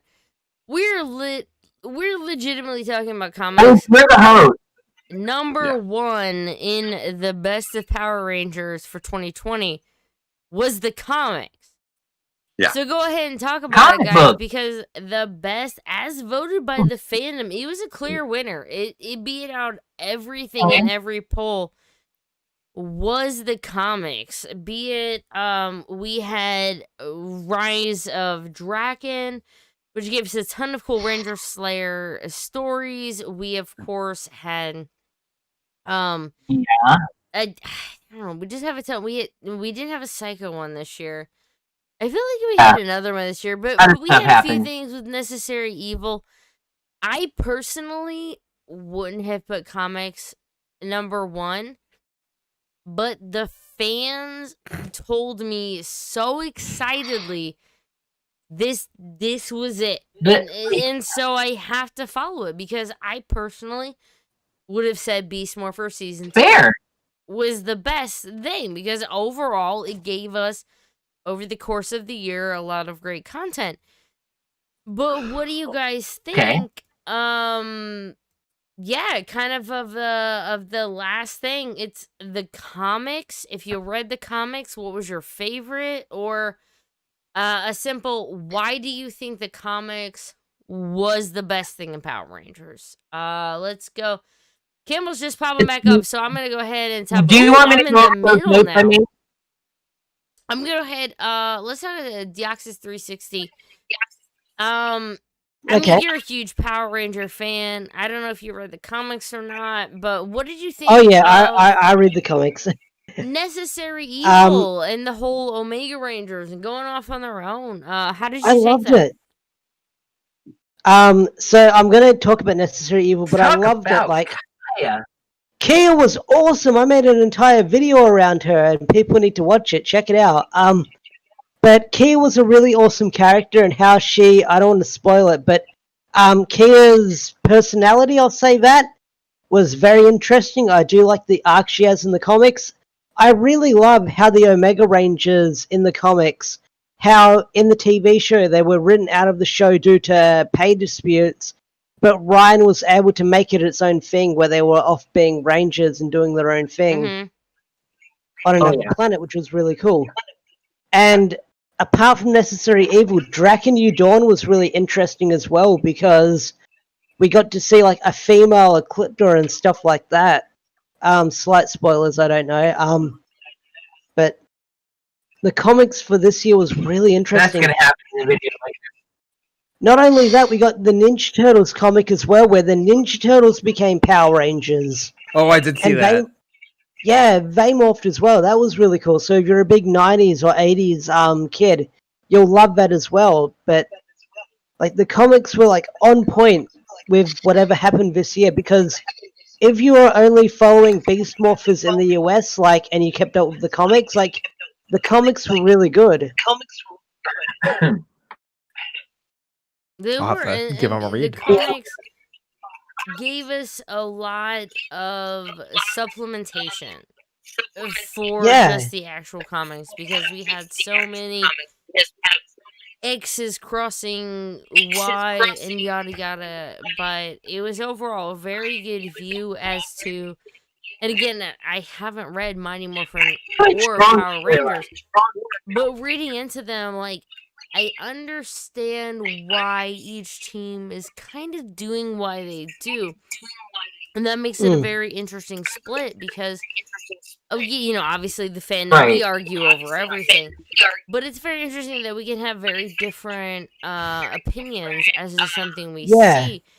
And it's just due to normal difference. And I'm very excited. Just the next few months, man, we're going to get Dino Fury. We're going to get a whole bunch of stuff and voice actors. And I'm going to do another live stream. How it's amazing that we get all these voice actors and everything. And I'm going to open it up to everyone. I'll even send one to you, Campbell. Just in case. I feel like Campbell is just sitting here shaking his head. No Oh, no. works at all. That's He's very bored with all of you, but he's very polite. He is very polite. I don't know, bored, perhaps scared or worried. No, I Saying just something feel I'm partly distracted by my dog because he I think he wants to go out and for a walk, but also because I haven't read any of the comics. I have nothing to contribute. Still, you haven't been reading the comics. Yeah, I haven't read any of the comics, so I have nothing to contribute on that. But I'm happy to listen. Yeah, I'm a little bit in the same boat at the moment, just because I'm so far behind. But that's Me too. a little different. They were story stolen. because Campbell, you live in New Zealand, right? Or do you live in New Zealand, right, Campbell? Yeah. Do comic book stores? I mean, I'm assuming they probably get the main, but have you ever been into a comic book store to see? Do you know if they're getting the comics over there? The Boom Studios comics. I don't know if we're getting Power Ranger comics. If I had to make an educated guess, I'd say maybe not, because it's not a huge thing here. But I mean, I'm sure you could order them. Yeah. Wait. Okay, so I have a really quick follow-up question to that. You have let's say you an account that has 15,000 followers tweet you, oh my god, Campbell Cool, but then like you look at New Zealand, like how do we make you go, he's a really good voice actor, like get him more. I want to raise the bajillion. Oh, we want to give him more work. But I know, but I just like. Is that what we're saying? I just want to celebrate you guys for the amount of that's of gonna work happen and have naturally. life you have put into this before we move I feel like that's forward. going to happen naturally. That's going to happen naturally. Don't worry, Liz. He's going to get more work. Plus, I'm sure, based on how you told us the Scrousel work happened with this past season, you sound like you're starting to take reins on kind of voice direction and things like that. Plus, he already has an unconfirmed role in Dino Fury. Don't worry about it. He's Tiramigo. That's the one. He's Tiramigo. He's We're gonna make up. It doesn't matter if you voice them or not. Well, We're gonna pretend. He's Tiramigo Tank Joe Curion. I thought they call him Boom Tower. Combining all the characters together. So to save Campbell, I have a question to kind of the others here, because I know not everybody else What is if caught he's up on the mushroom dude? comics. Oh, I would love it if he was. I forget the mushroom dude's name, but I would love it if he was the mushroom dude. No. I'm betting on. How about Wiseul? I could see him being a Wiseul. I want him to do Tank Joe because it's different. It's true. Tank Joe would be very different. Wiseul would be very much in the vein of. I know not all of you. Of Cosmo, I can imagine though. Not all of you are caught up We're on just the guessing on your the life Zoom right con. now is what we're doing. Your future I'm roles. trying to relieve him from this at the moment. I know not all of you are caught up on the comics. Liz started to mention this, but I did notes on the Boom comics on what happened this year. Like, are you guys okay with me kind of going over that? Maybe like for the chat and for like He legit spent a to lot of react time. to what we did. Sean, please take 5 minutes to You know- go over everything that happened, because we legit had a lot of comics news happen Not this everything, year. but like the high point. I think I might pop out for like 10 minutes to avoid spoilers. I might mute myself okay. a little bit there too. Totally okay. You can do that. Okay, we got this. Just We make got some this, kind Sean. of hand. Just make some kind of hand signal when he's done. But you can't see me. That's the only problem. Yeah, I know. Fine, I'll I know, make that's why I the said hand we'll make signal. I'll be back in like 15 minutes. I'll make this Okay. hand signal when we're done. Perfect. You have 15 minutes. Okay, we got 15 minutes. No, I'm gonna say it. I have most. It's not going to take that long. Liz can confirm. This is like, I think 6 or 7 lines in her notes as far as, you know, the high points of the comics this year. Okay, I'm gonna do it now. Chat, be ready. Okay, so the high points of the Boom comics this year. We have the ending of Necessary Evil with Mighty Morphin 50. The Omegas get started on their mission. 2 teams teaming up together. We get help from Ranger Slayer and the Omega Rangers, including And the Solar Rangers. I'm sorry, the Solar Rangers. Yeah. Solar Rangers, including the Solar Orange Ranger, just to throw that out there. It's very nice. And that started off a couple of different books, actually. Yeah. We also had Mighty Morphin issue 55. The core line of the Mighty Morphin comics comes to an end after 56 issues. And we launch off not 1, but 2 new comic books. But we also have the Ranger Slayer one-shot. Yes. Coinless Kim returns home. She fights Zombie Rita and Zombie Ghost in front of a house. And Ranger Slayer becomes Queen Ranger Slayer, which leads us into Draken New Dawn issues 1 through 3, following up on Ranger Slayer. Coinless Kim fights the female Ecliptor, which is known as Eclipta. Adam and Scorpina flirt, but then unfortunately Adam dies. Get Coinless Jason, who was in a prison ranger suit that honestly didn't make a whole lot of sense. And we have a sequel hook with Evil Andros. Yes. Where was that? Go-Go Power Rangers came to an end with issue number 32, which was basically a comic adaptation of the Power Transfer. It was really good. Well, we had that, but then we also had as was mentioned. We had Go-Go As was and mentioned, Mighty Morphin Power Rangers. Yeah, he was just talking about Mighty Morphin Power Rangers and Teenage Mutant Ninja Turtles. A 5-issue amazing crossover between the Mighty Morphin Power Rangers and the Teenage Mutant Ninja Turtles. Tommy goes undercover as a foot soldier to save a friend of his named Tyler, not Dino Charge Thunder, or Dino Charge Tyler, I should say. Another one. Bears and Turtles fight each other, but they get over it. We get Green Ranger Shredder. Megazord combines with a giant head. And we get a spoiler hook there, as well as Shredder takes Rita to Dimension X. And then, as was mentioned, we had the launch of Mighty Morphin #1 and Power Rangers #1. The first issues were really, for me, kind of a two-part story, which sees the two teams reunite on Earth as the Omega seek advice about their new enemy, the Imperial. Bracken reveals that he saw one kill the Red Emissary. The Omegas want to bring him along. Zordon says no. So the Omegas steal him, and Zordon gets really pissed off and promises to find them.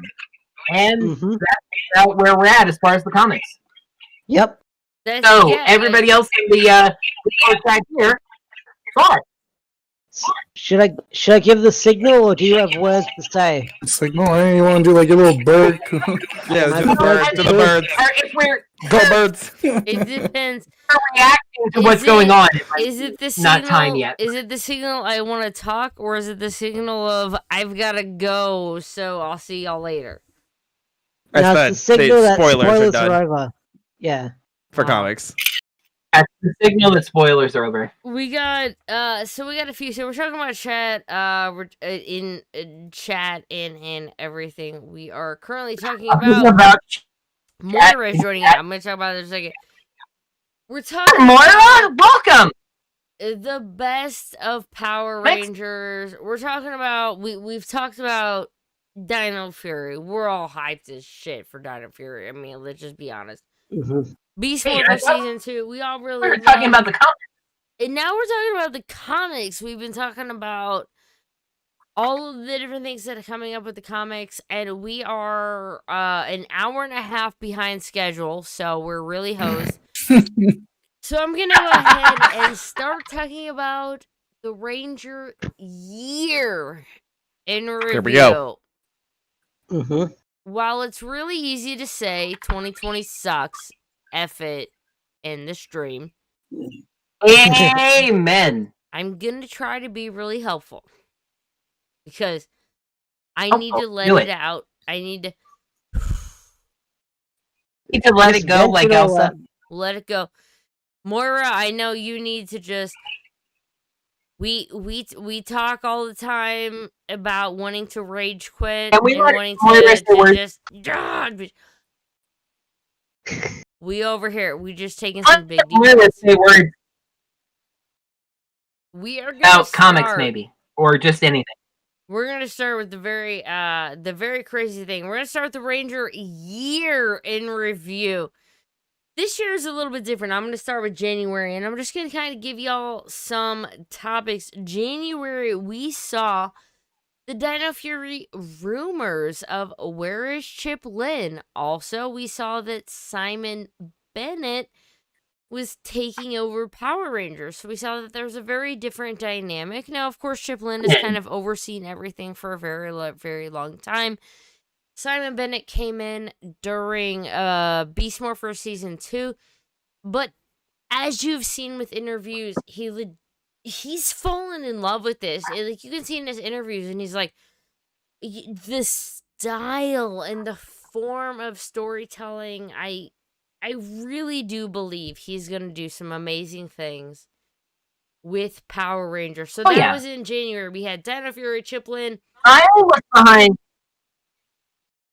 Actually, was behind some of the best episodes of Beast Morphers. Real quick, Sean, I'm gonna go straight to you, but I'm gonna finish real quick. Kira Major and Ultraman Zet were revealed in January. Yeah. So looking at a year away from next week.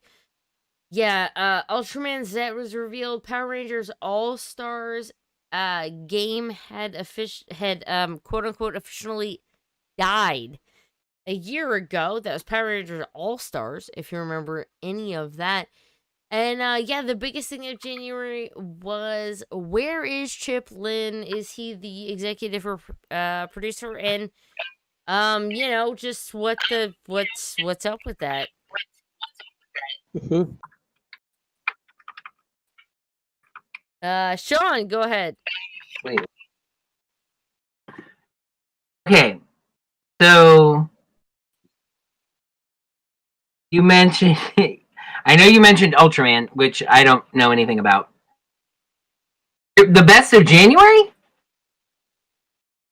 Yeah, man. Between Must be a and maybe little we bit. need to go over this really quick because it's legit already 12:30. But yeah, in January we were getting some Dino Fury rumors. Cure Major and Ultraman Z had been revealed. It was pretty far up in the optimism, right? You mentioned Simon Bennett, right? Yes. Well, that's definitely my favorite because Simon did some really good episodes of Beast Morphers, and I'm really looking forward to his work on Dino Fury. So that is what I'm going to say. All right. All right, cool. Looking forward to that.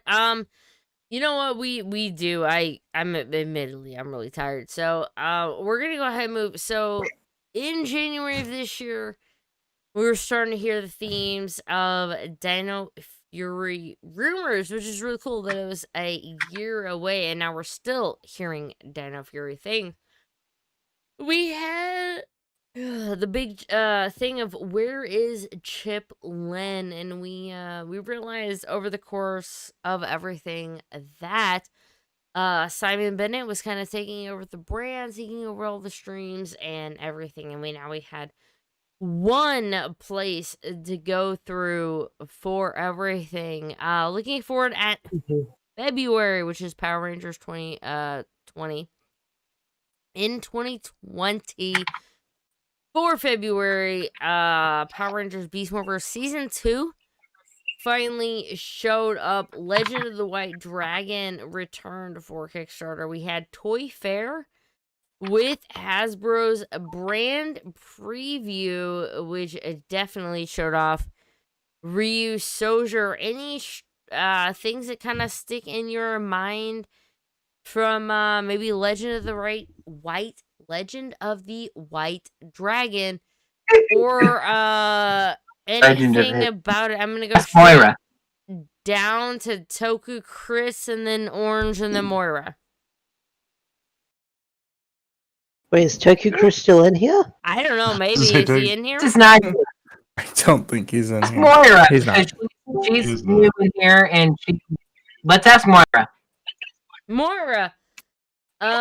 We're talking about just in general Power Rangers Beast Morphers Season 2. Lots of fun things. What do you think about it?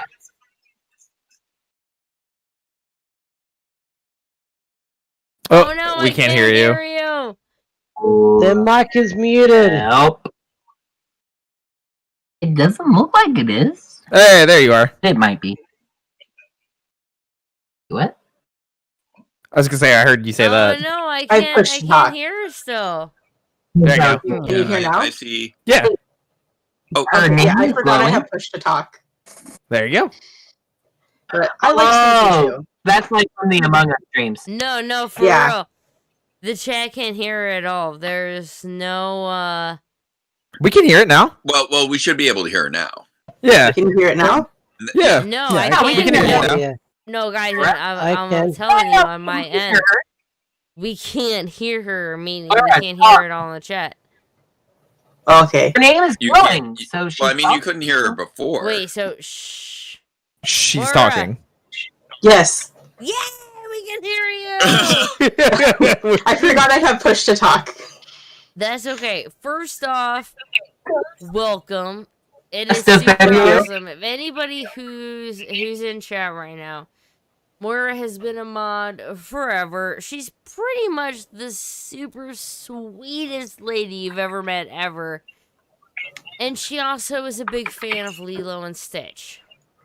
I have huge opinions about that live movie. Me too. So many opinions. they're doing a live So one? Lilo and Stitch definitely Mhm. grew on. So Moira, I'm glad you caught in right at the very end. So we were kind of talking about Power Rangers, Beast Morphers Season 2 feedback. We had the toy stream.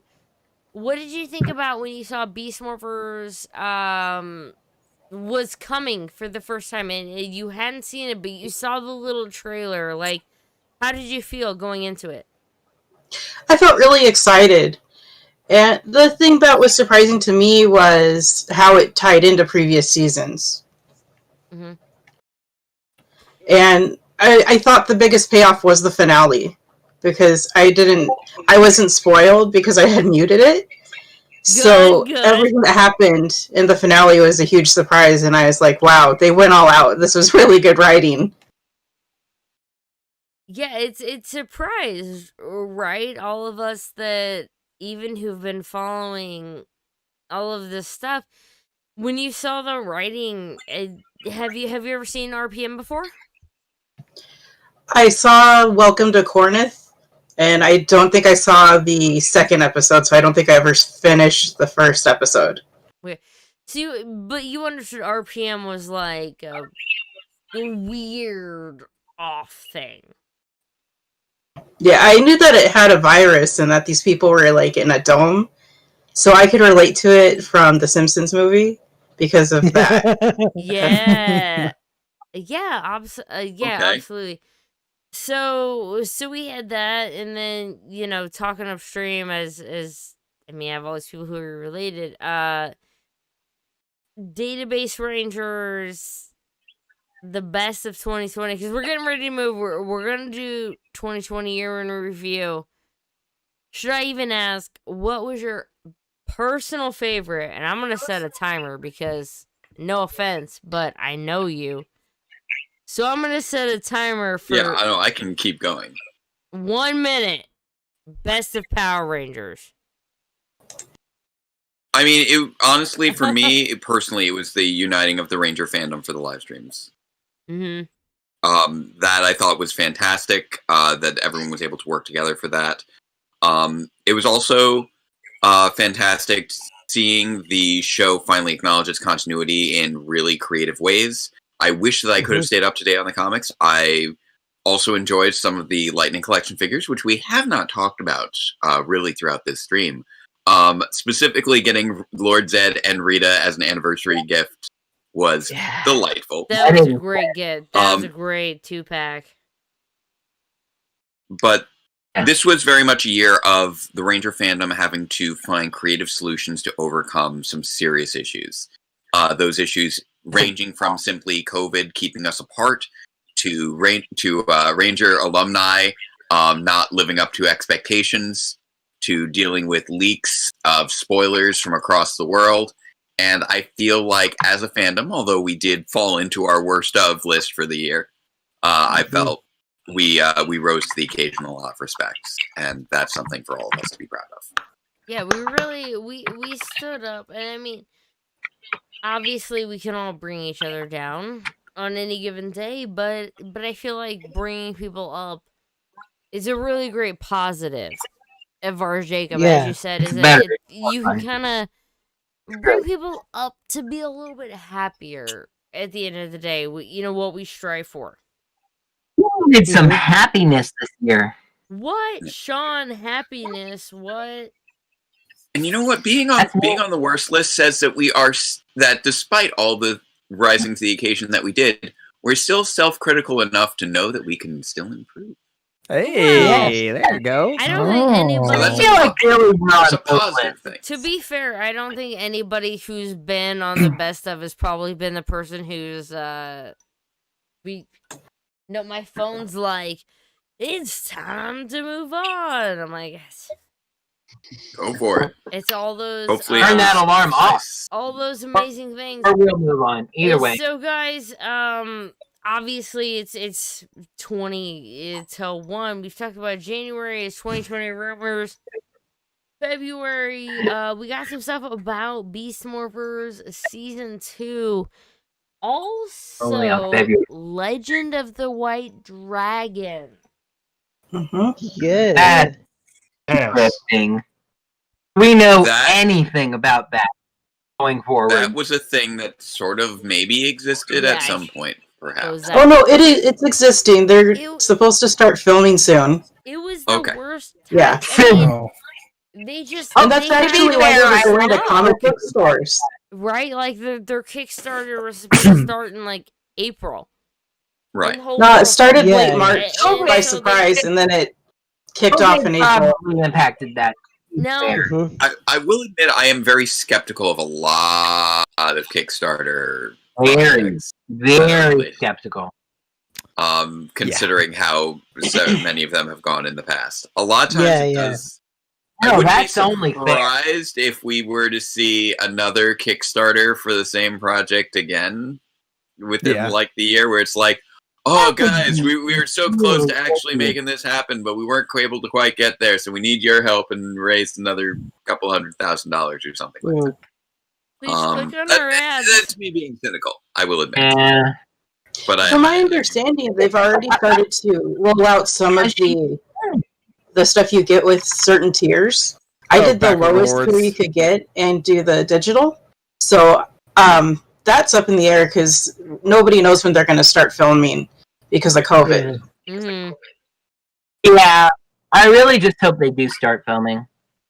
Yeah, I've got my thoughts on Legend of the White Dragon. Hope something comes from that.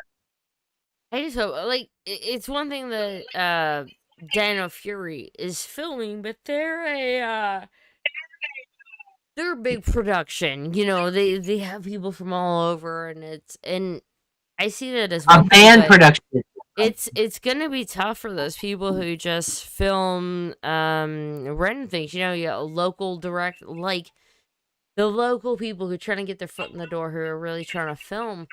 It's gonna be hard to be able to film how you want to without people getting in the way. And even though you're trying, like, even though you're filming and people are in the way, it's just that time. It's just that extra. It's just that extra energy. And when you have to factor in all the COVID restrictions, that's just and more the COVID time. Restrictions, Excuse me. It's amazing that. I mean, you're looking at the end of 2020, the Dino Fury Rangers. I mean, they've already filmed the first half. They're chilling right now. They're doing they're getting ready to film part 2, and it is a very interesting feeling because you're like, well, one, obviously I'm older than all y'all, and you hit that point where people are like, oh man, he's hot, and you're like, well, I want to cook. I just want to cook him soup and just tuck him in. There's no. So, are we on the march? I feel bad, but I think we're on the march at this point. But yeah, no. So if anybody who if Chase's girlfriend decides to watch, I'm gonna snuggle the hell out of your boyfriend in the most non-sexual way ever. He has muscles for days. I'm like, I just wanna. Are we on the march? We've had some days. We have, you know. So that's a month. That's a month. Liz, you seem like you're ready. Like you're ready to. You look like you're ready. You may want to call like, go into a full-on mode right now. You're gonna survive to the end of this year in review. Have you all met me? So here we go. I tell you what. Sorry, guys. I'm gonna bow out. Sorry. Yeah, Campbell. Take care. It's all Thanks good. for coming on. Thank you for coming on here, Campbell. Thank you so much for hanging out. Thank you. Thank you very much. I've got to deal with some stuff right now. Thank you. It's been a joy chatting. Happy New Year's. Happy New Year. Thank you very much. Campbell, thank you. Thanks for inviting me. We can't wait to see what you do next.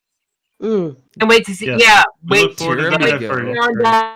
Dino Fury. Here, amigo. All right. We're assuming that you're just all of the characters at this stage. Yeah.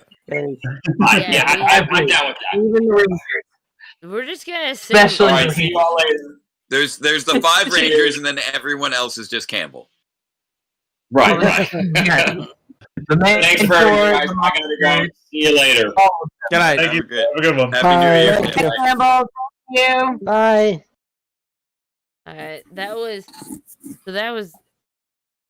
okay. need That to was call really this- fucking cool. I'm not gonna. Look. We may need to call this list. I'm gonna try to be the cool, you know.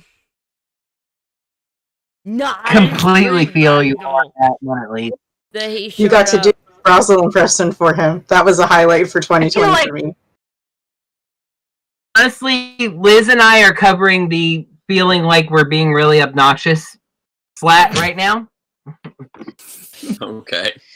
Sean and I have talked about this. We're basically, I'm like, I'm talking too much. I'm annoying everyone. And he's like, no, it's cool. And I'm like, I'm talking too much. I feel that way even when I'm sober doing videos. I feel like I'm talking too much. What happens when I'm drunk? Oh man. I've asked, are we moving on to March? I don't know. Yeah, Mark we will calling it disappear. So But- March I've is run live streams where I talk for like Laura 40 hours turns into- straight, and I So don't. we're I don't ever gonna feel move on. Honestly, here's the thing. This live stream is lasting Can we do this? as long as we want it Can we do to. this? That's it. That's Or it. until you We've pass It out. covered feels like everything we've up been to on this midnight. live stream Liz, since last Liz. year. It's crazy. It's kind of It's crazy, nice. yeah. I'm still stuck Very in that true. last year. Oh Liz, my God. as long as West you Coast? Wait, you Sean, are our benevolent. Oh, West Coast. We're I'm at so sorry. 10:46. Oh, Liz, West you are a Coast. benevolent dictator. You'll Happy make it out hands. someday. We're anytime. Happy We're sure you'll hands. make it. You'll see the other side someday. well, I'm happy So Liz, are we moving on to March? we've drafted into 28 people, but I'm hoping y'all really appreciate this and some having fun. That's it. No, that's. I just want people to have fun. That's good. Liz. That's legit. Liz, I have a question. Yes. We're having a blast, Liz. Don't you worry about it. Liz, can I ask you a question? Sure, I have to pee, but I'll answer. Oh, okay, here's my question then. After you pee, are we moving on to March? Sean really wants to get to March. I think we should let him get No, to March. I'm just saying to move the show on. Okay, how about this? We did February, right? Yes. How about this? So I gotta pee, but how Well, then about we're on to this? March. In March, All right. season 2 of No, go Beast pee, and then we'll move on to March. Season No, 2. no. No, pee. I'm just gonna give you the really quick run over, and then we're gonna go to March, and then you're gonna take over. Wait. I'm gonna take over. Okay. No, that's fine. That's fine. February. What's in March? Toy Fair Hasbro No, Grand March. preview. We found out it was karaoke. And oh my god, everything was awful. The entire fandom Sounds like a part of a balanced breakfast. blew up. Everybody hates it. I don't Alright, even know alright. how you could Look at the note. possibly survive. I'm gonna look at the note. I will say before we get too far into other stuff, I am gonna head off to bed though because it is almost 2 a.m. for me. Good night. Thank you so much for having me, and thank you so much for talking with you guys. Thank Yeah, you for good meeting you. I'm sure we'll be Okay. interact on Twitter Happy New Year. and Have a whatnot. good one. Yeah, Happy yeah. New Year to you all. Happy New Thank you Year, so man. much. I'm looking forward to talking with you guys more. Honestly, AJ, Much love. thank you for being Seriously. here, man. I appreciate it. Absolutely. Thank you for so having me. much. Uh, Have a great night. Looking real quick Is. to March. March Is. was the start of COVID. March, we started off with announcements for Ranger Stop. And then we realized that Tokusatsu was coming and Kirame Red had COVID and nothing would ever be the same.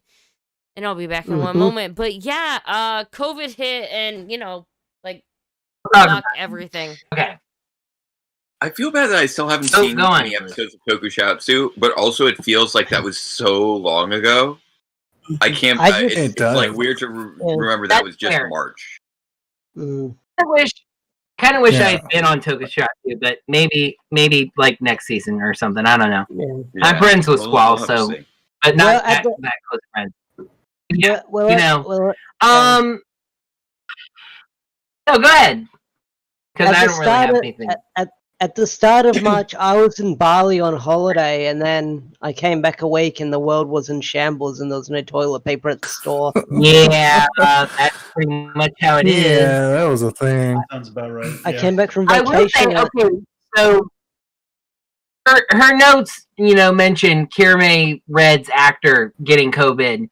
I feel like that was really the impact on the Toku, on the Toku fandom. As far as COVID, like by then we all knew it was a real thing and serious, but like that was really the first impact, I think. Well, the they shut everything down. Fandom.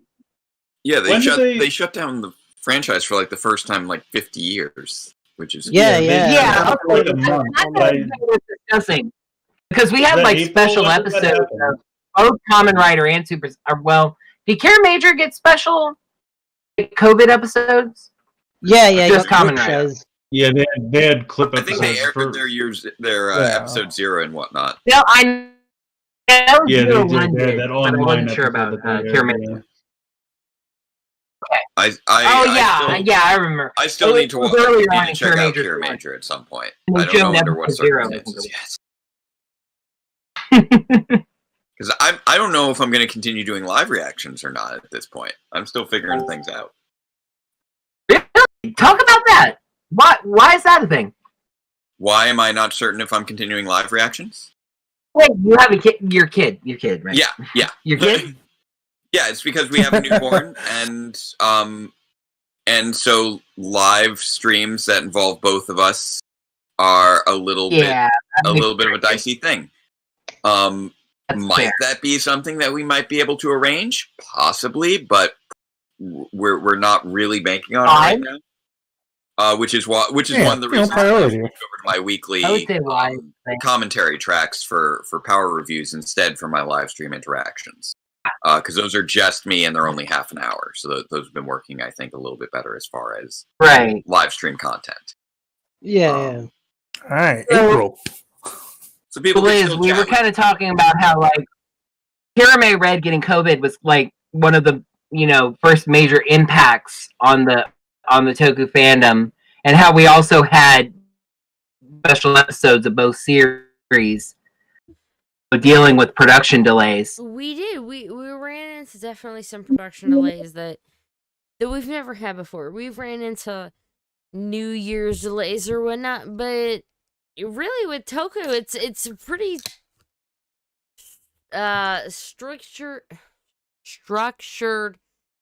schedule. And they usually had the same structure. XYZ. It's XYZ. Yeah. Excuse me. I have the yawn, shake, sleepies. Tired? I'm really excited to see what places. I believe the yawn, shake, sleepies are potential symptom of the slumber doodles. I kind of have the nope. Good one. The slumber doodles cannot hit until we've gone through everything. So luckily, gonna charge to do it. Let's keep marching on through. We're gonna go to April. Get it. Okay, yeah, so in April, a big PMC was postponed. That was major. That was a big hit to a lot of us that were hoping to kind of reunite. Yeah. At PMC. I think it was it was both a big hit, but it was also a bit of a relief to know that they were taking it seriously. Well, yeah, to know that, because it kind of looked like they were going to go through with it, that they were going to try to push it forward. So when they said, that they were postponing PMC, that was a relief. I can grant that. Yeah, it was a relief. Also, I think for the people who like everybody who one was gonna go there, but two, people who weren't gonna go there, it was nice to just see them say, "It's." Excuse me. It was nice to hear them say. But it's not that they're just saying it sucks to be you. You know, your taking it is no good. But it was nice to see people from all over being able to experience that world just a little slower. But even if they may have gotten hosed, they still had a chance to get a little magic. And I know that's not Power Rangers, but I follow a lot of Disney stuff, and that counts. Because 2020 sucked. And because Princess Shayla is a Disney princess. She is. Yeah. Well, yeah. So another thing mentioned in the notes here, and this is interesting, and I want to hear some people's thoughts on this. Maybe had in April this mention of Boom Studios and Netflix forming this partnership where they were going to option some Boom properties into Netflix shows. Mm-hmm. And honestly, since then, nothing has really come from that. We're aware of. Obviously, COVID production delays, but yeah, we haven't really seen anything come from that since then.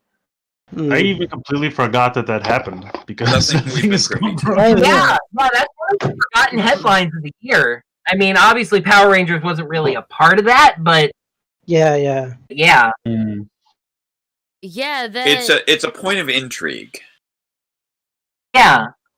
I started. That was interesting, and then nothing came from that. I remember you know what starting I that would with be- you with my.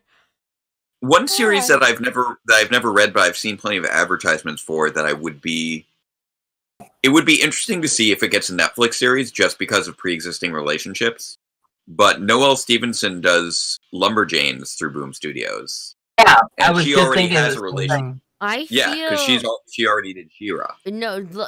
Boom Studios is Lumberjanes doing a with- partnership with Netflix to animate some of their original properties. And I mean, if I was a betting girl, I'd put $5 on Lumberjanes getting at least a pilot or something to try to get it forward. Lumberjanes would seem like Noelle the most Stevenson's likely delivered good candidate. work with She-Ra. Yeah. Sorry, Sean. Considering that, no, just that a lot of people would say Power Rangers, but Power Rangers is kind of tied up in other licensing, you know, where Lumberjanes is probably a little more available.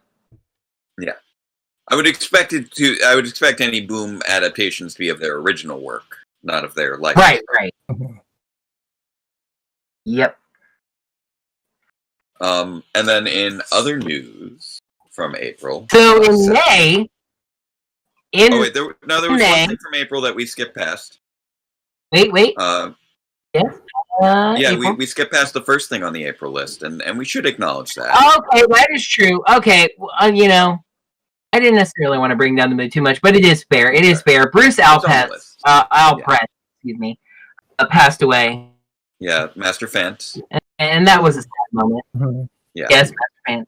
So, some respect to dearly departed Master Fant. That's we should. Yes, thank you. get past I'll that. bring up the oh, come on, I have this somewhere. Or are you Just looking reopening at the doc May. or something? What's happening? Oh, there we go. Well, actually, I have it on the stream Oh, bringing up picture of Bruce. right now. That's Just bringing up a stream, and I'll have this say I highly doubt he'll look at it, but just about 2 weeks ago, because he passed a bit of a while ago. Yeah. But I had a random comment on my stream of wishing, that best in your departed life, rest in pieces. And I had a message from Peter Allpress, who I cross-reference. Peter Allpress is actually his son. And it was it was crazy. It's one of those times where you think like, I just make this for other people, hanging out, wanting to do whatever.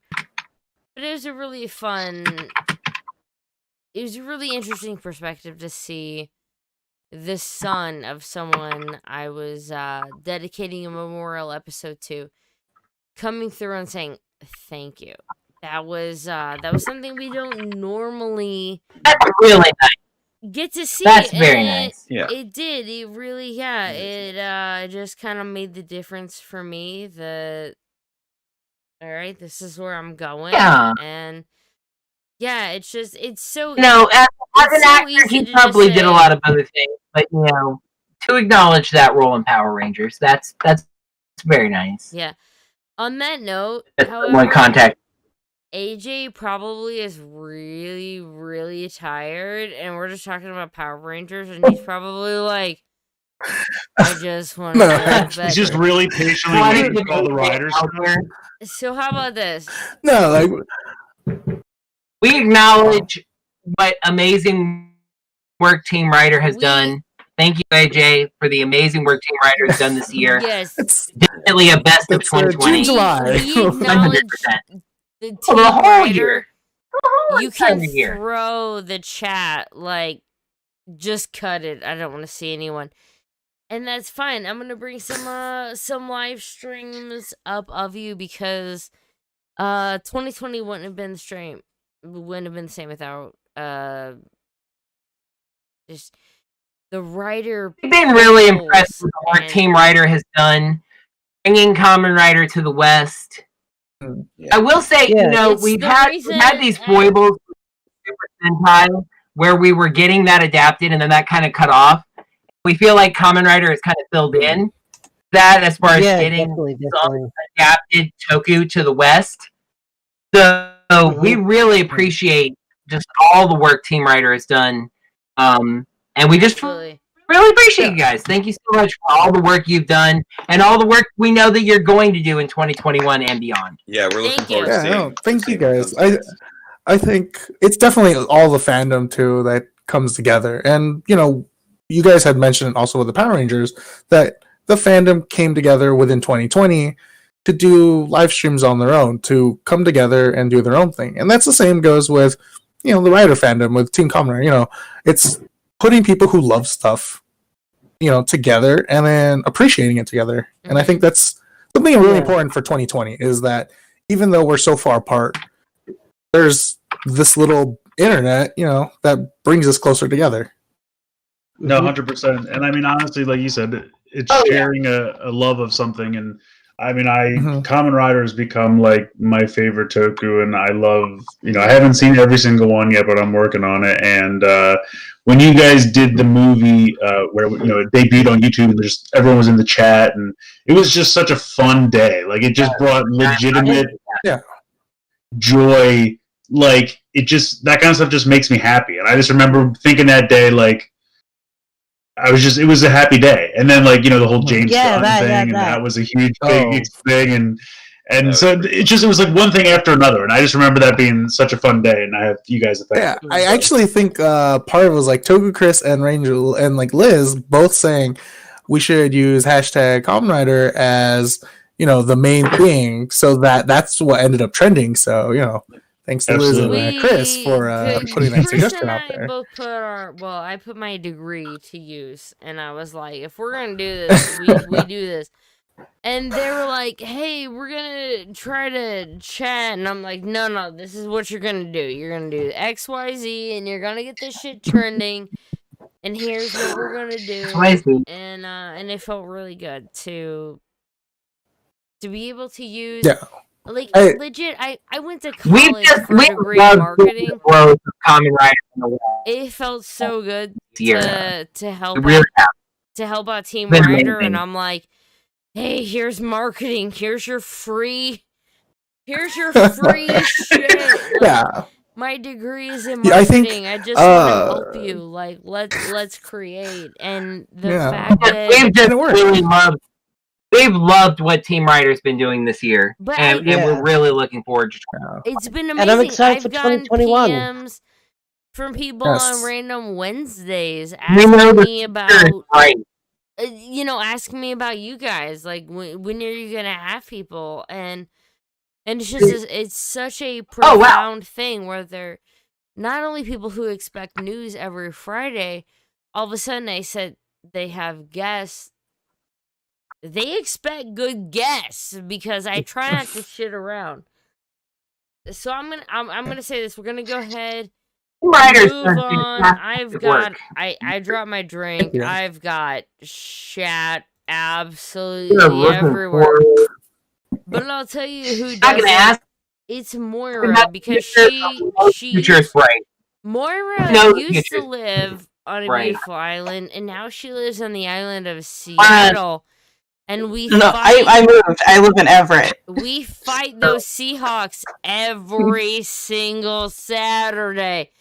So, And we by the became way, the NFC champs. well, yeah, but just keep in mind, Moira and I don't let that happy smile fool you. She's being sneaky. We secretly hate each other. We secretly hate each other because she is of the island and all the amazing things, and I'm a bitch ass land dweller. Nah. But Okay, so Moira, April. what are you feeling? No, what are you May. feeling? And also May. talk about football because I talk May. football. May. And everyone else May can we- fuck off. May. That's fine. We talk May. about May football. we may. Guess what happened in May? Psycho Rangers happened in May. Yeah, and the Psycho Dolphins Rangers. also Psycho started Rangers. to get good, but that doesn't mean you're gonna win. Psycho Rangers Psycho Rangers. From Renegade was around Games. as Dino Fury, Wait, which not Soldier.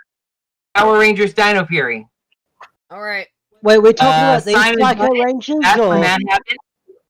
Simon Bennett was at the Psychopath. Oh, look, Deoxys has And got his Nice. hey, That's and absolutely the Legend one of the White Dragon best. Murder. Talked about that earlier, so we probably don't need to talk about that now. But Okay, so yeah, that was Legend of best. the White Dragon Murder. Hey, That was let's May. look. Let's be honest, y'all. We're like 5 Yeah, hours behind schedule. Just We're five? gonna- We gotta start. We're gonna go. Do you want to get to the end of the year? We can get there. I mean, I'll get us to the end of the year. Where if you guys want, No, I could do my like quick like play-by-play super speed.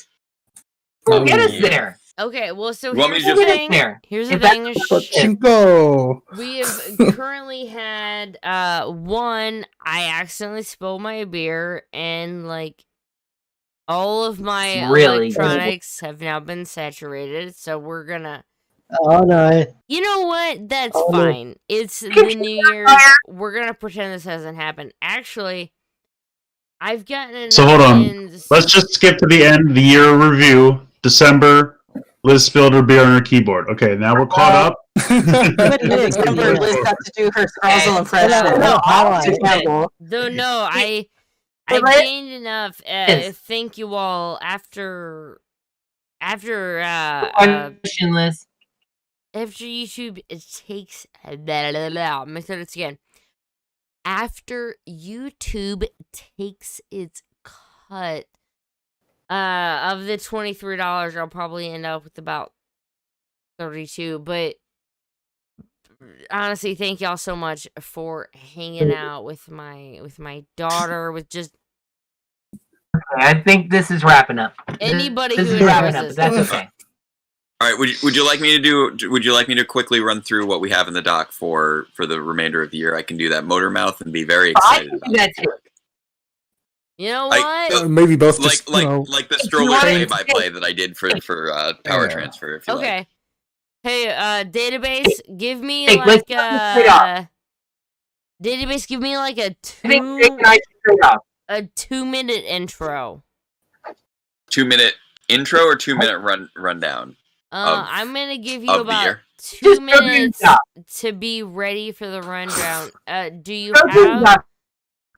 Do you have the news, the Ranger, yada yada? Do you have?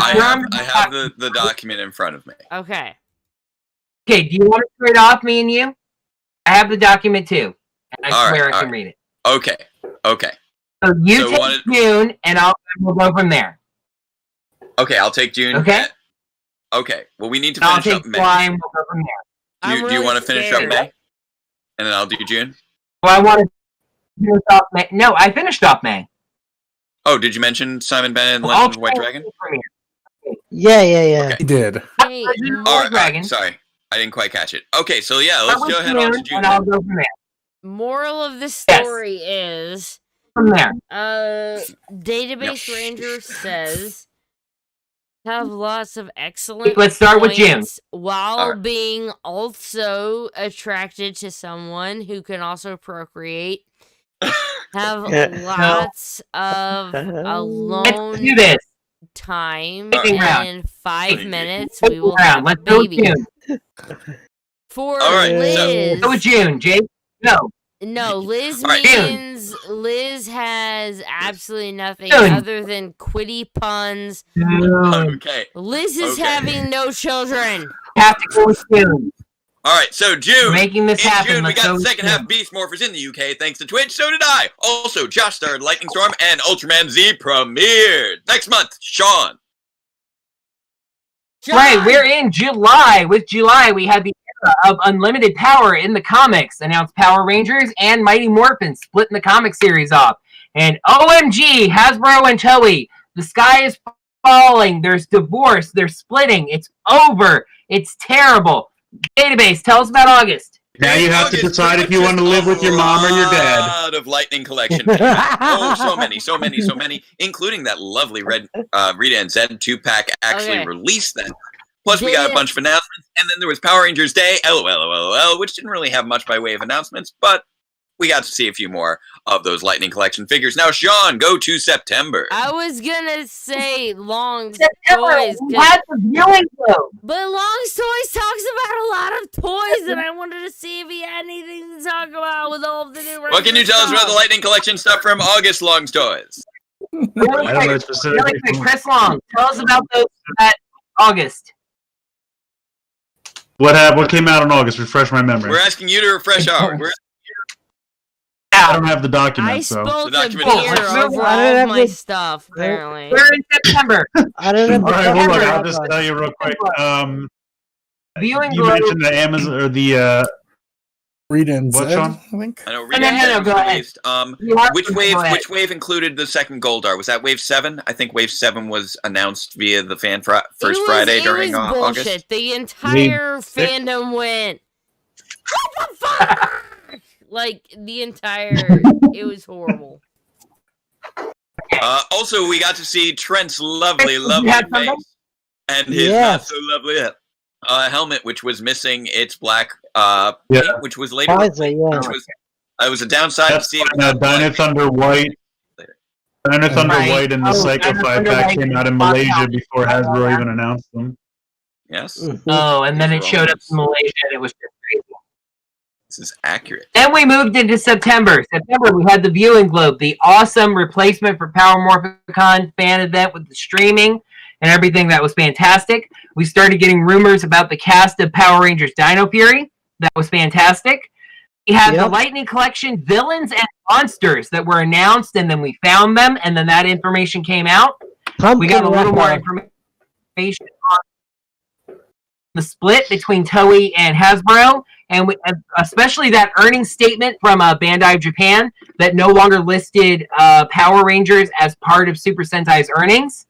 And then October happened, Database. Unless there was something somebody wanted to...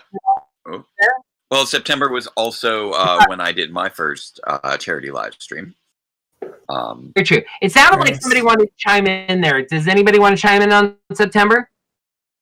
I'm kind of afraid at this point. I don't know what's going on. Wake me when September ends.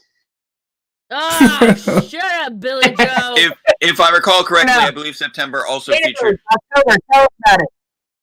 Okay, at this point, Beast Morphers Season 2 is back in full swing as we are running right through. We get the rest of Dino Fury's main 5. We get our 3-part grid connection team-up between the Dino Charge Rangers and the Beast Morphers Rangers. The Dino Fury main 5 all properly introduced online, with the first 3 having been introduced in Hasbro PulseCon, which was pretty spiffy. Mm-hmm. But we got those really big news of Brian Edward Hill writing for the Power Rangers movie that will be directed by Jonathan Entwistle, along with all those fantastic news about how he was going to be creating a whole new multimedia universe spanning both movies and a new TV show that would not be directly targeted towards children. In gaming news, we also... The not targeted towards children really threw us off because we see children and we see not geared towards children and we think, where the hell is this meat? Big kids.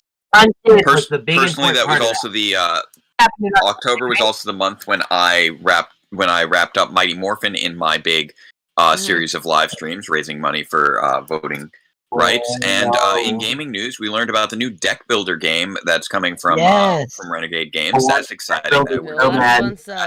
And there will apparently also be a D&D RPG of Power Rangers. We don't know all the details of that. Hopefully it makes use of some of the Hyperforce mechanics, but who knows? It's based off of very much D&D. I want to say 5, but there's a lot of argument. That sounds right. Okay, yeah, I was completely conjecturing over the Hyperforce stuff. I had no reason to assume that. There's a bit of an argument among D&D players about yada yada. But for what you're bringing in, I hope you guys just absolutely dominate the floor because you were something different. And as soon as I hit the deck, as soon as I hit a convention again that I'm not a part of, I mean, dropping off your cards, whatever it takes. We're gonna get Sentai and Kamen Rider here. We're gonna get Rider here day by day, whatever it takes. And Sean, do you want to tell us a little bit about what happened in November? I know we did some exciting things that month. Yeah, we had charity streams in November, benefiting Georgia and trying to save my state from people who want to do bad things. But as far as Power Rangers, all we really found out in the month of November is we got, I'm going to call it semi-confirmation, mostly confirmation through licensing catalogs and stuff, that Dino Fury is going to be getting 2 seasons of 22 episodes. I wouldn't say it's 200% yet, but like 199% that we're going to get a Dino Fury and then a Dino Fury Season 2. So that was really all we found out in November, but database, we found out a lot more in December. Yes, in December we started to get pictures of Dino Fury toys, and the Morpher has already been found. Both of those things were things that had been featured on Hasbro's Fan First Friday. Also, from Michael Tabor on Twitter, for those wondering, I did interpret and play Riley to be gay, according to Michael Tabor, which we rated as a rather high number 5 on our best of list for the year. Mm-hmm. Also, I will note, it's not on here, but Simon Bennett did do quite a few interviews with a number of different outlets with regards to show running for Power Rangers Dino Fury. And I feel like that is noteworthy, since we have very rarely gotten actual interviews with Power Rangers showrunners, let alone for a series that had yet to premiere. The last time that I can think of any showrunner of Power Rangers being that open with the fan base online was with Doug Sloan back in the days of Ninja Steel and Dino Thunder. So I would say that is quite newsworthy. He's with Illuminati, with Den of Geek, Illuminati, as well as others that I'm blanking on at the moment because I am tired. You know what? For those who aren't even concentrated, it's quite. What was that? Sorry. I didn't mean for that to make everybody quiet. I just said even for those who aren't intoxicated, it is quite late. It is. I'm intoxicated in the afternoon, so. Yeah, but it's New Year's Day. It's New Did Year's you Day. You get to have it a bit. did you take down the screen because the Wait, stream's okay. just your desktop now? All Wait, our what faces just are happened? gone. Oh, we vanished. We vanished from the. Our Oh no, faces we are gone. You can't see us.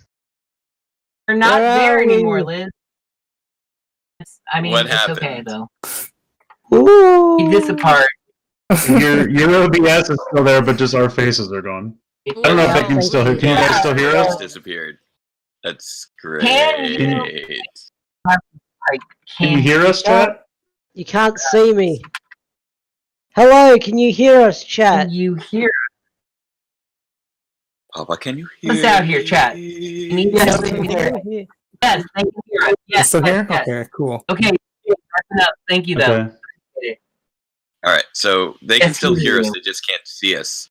Yeah, Because they can't see us. oh no, oh no! Did we get hit with the with the slime that breaks us out of our morph suits but leaves us all invisible? Is that what just happened? Wait, Did we get hit with Deal- torpedoes that change us from being chimpanzees to being invisible? No. Does that mean we get to work on it? We're invisible now. Or are we all? Or was the Phantom Ranger's true identity the friends we made along the way? No. It was more. She's gonna fix all the dimensions. Okay. Shh, it's okay. Fortunate thing is, the fortunate thing at this point is we've made it through the year. We did. Yeah, done. you know what? I haven't passed out drunk, and I haven't passed out hating everything.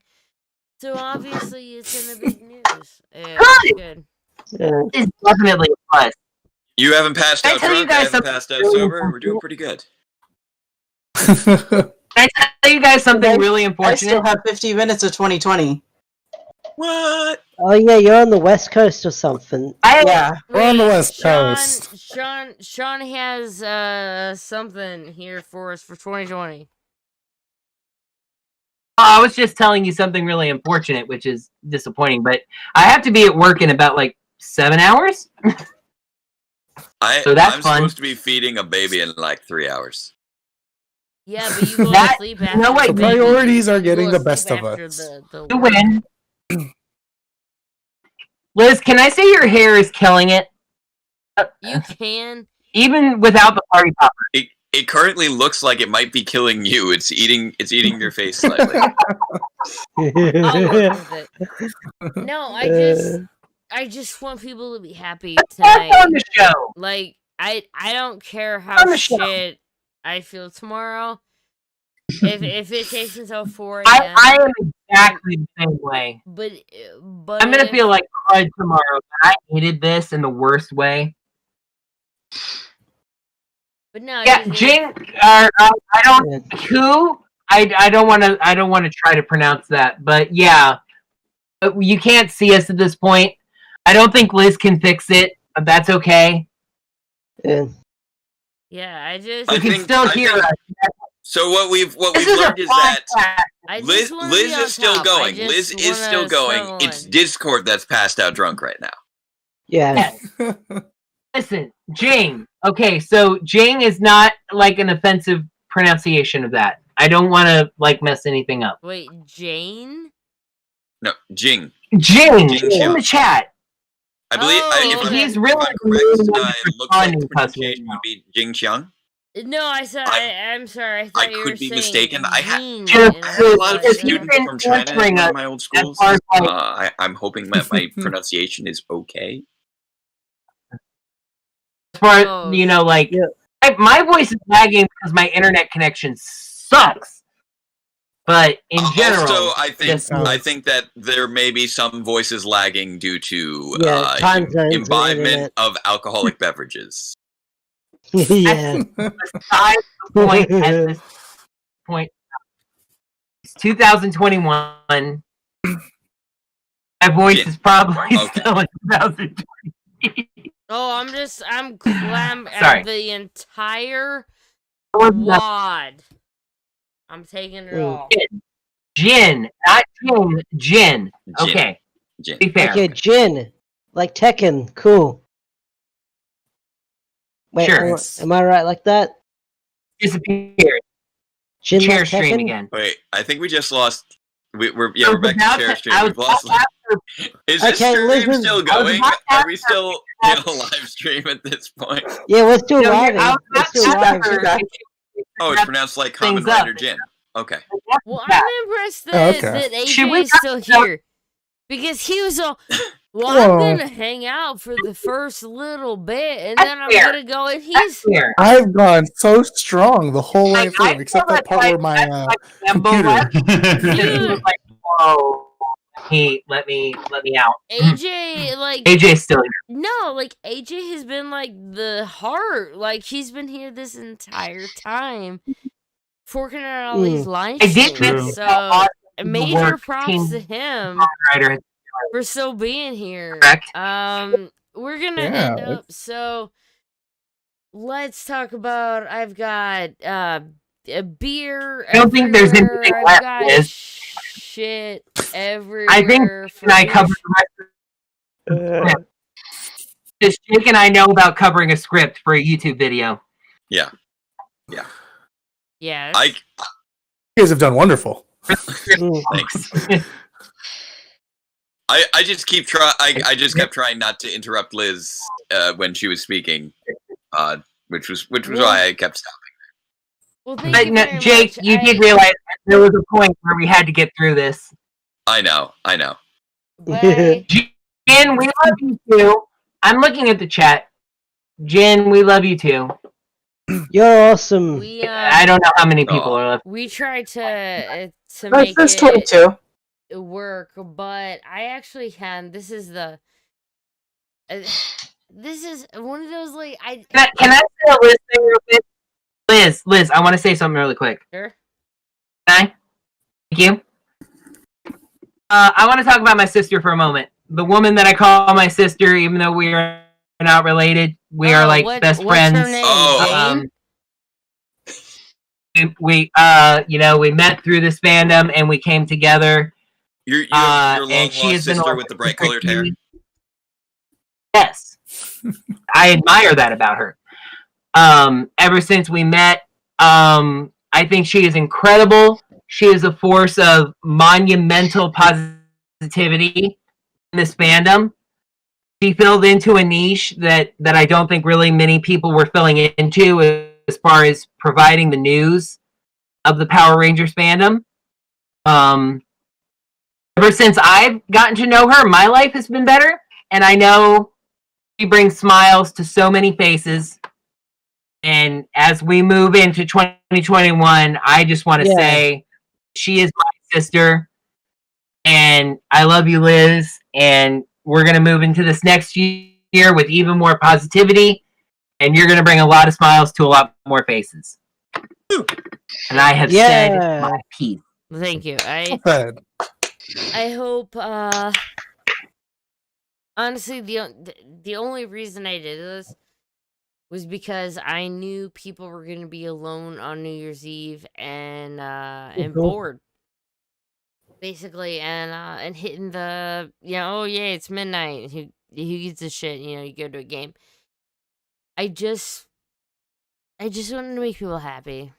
I just wanted to give people a reason to go to a stream and have some chat and to see them, to see the cast members on staff to really, move that texture just that little bit.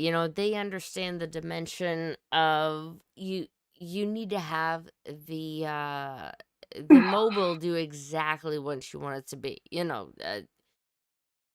Teeth, quite whatever. You've done a lot of great stuff. I think a lot of people smile, and that's what's important.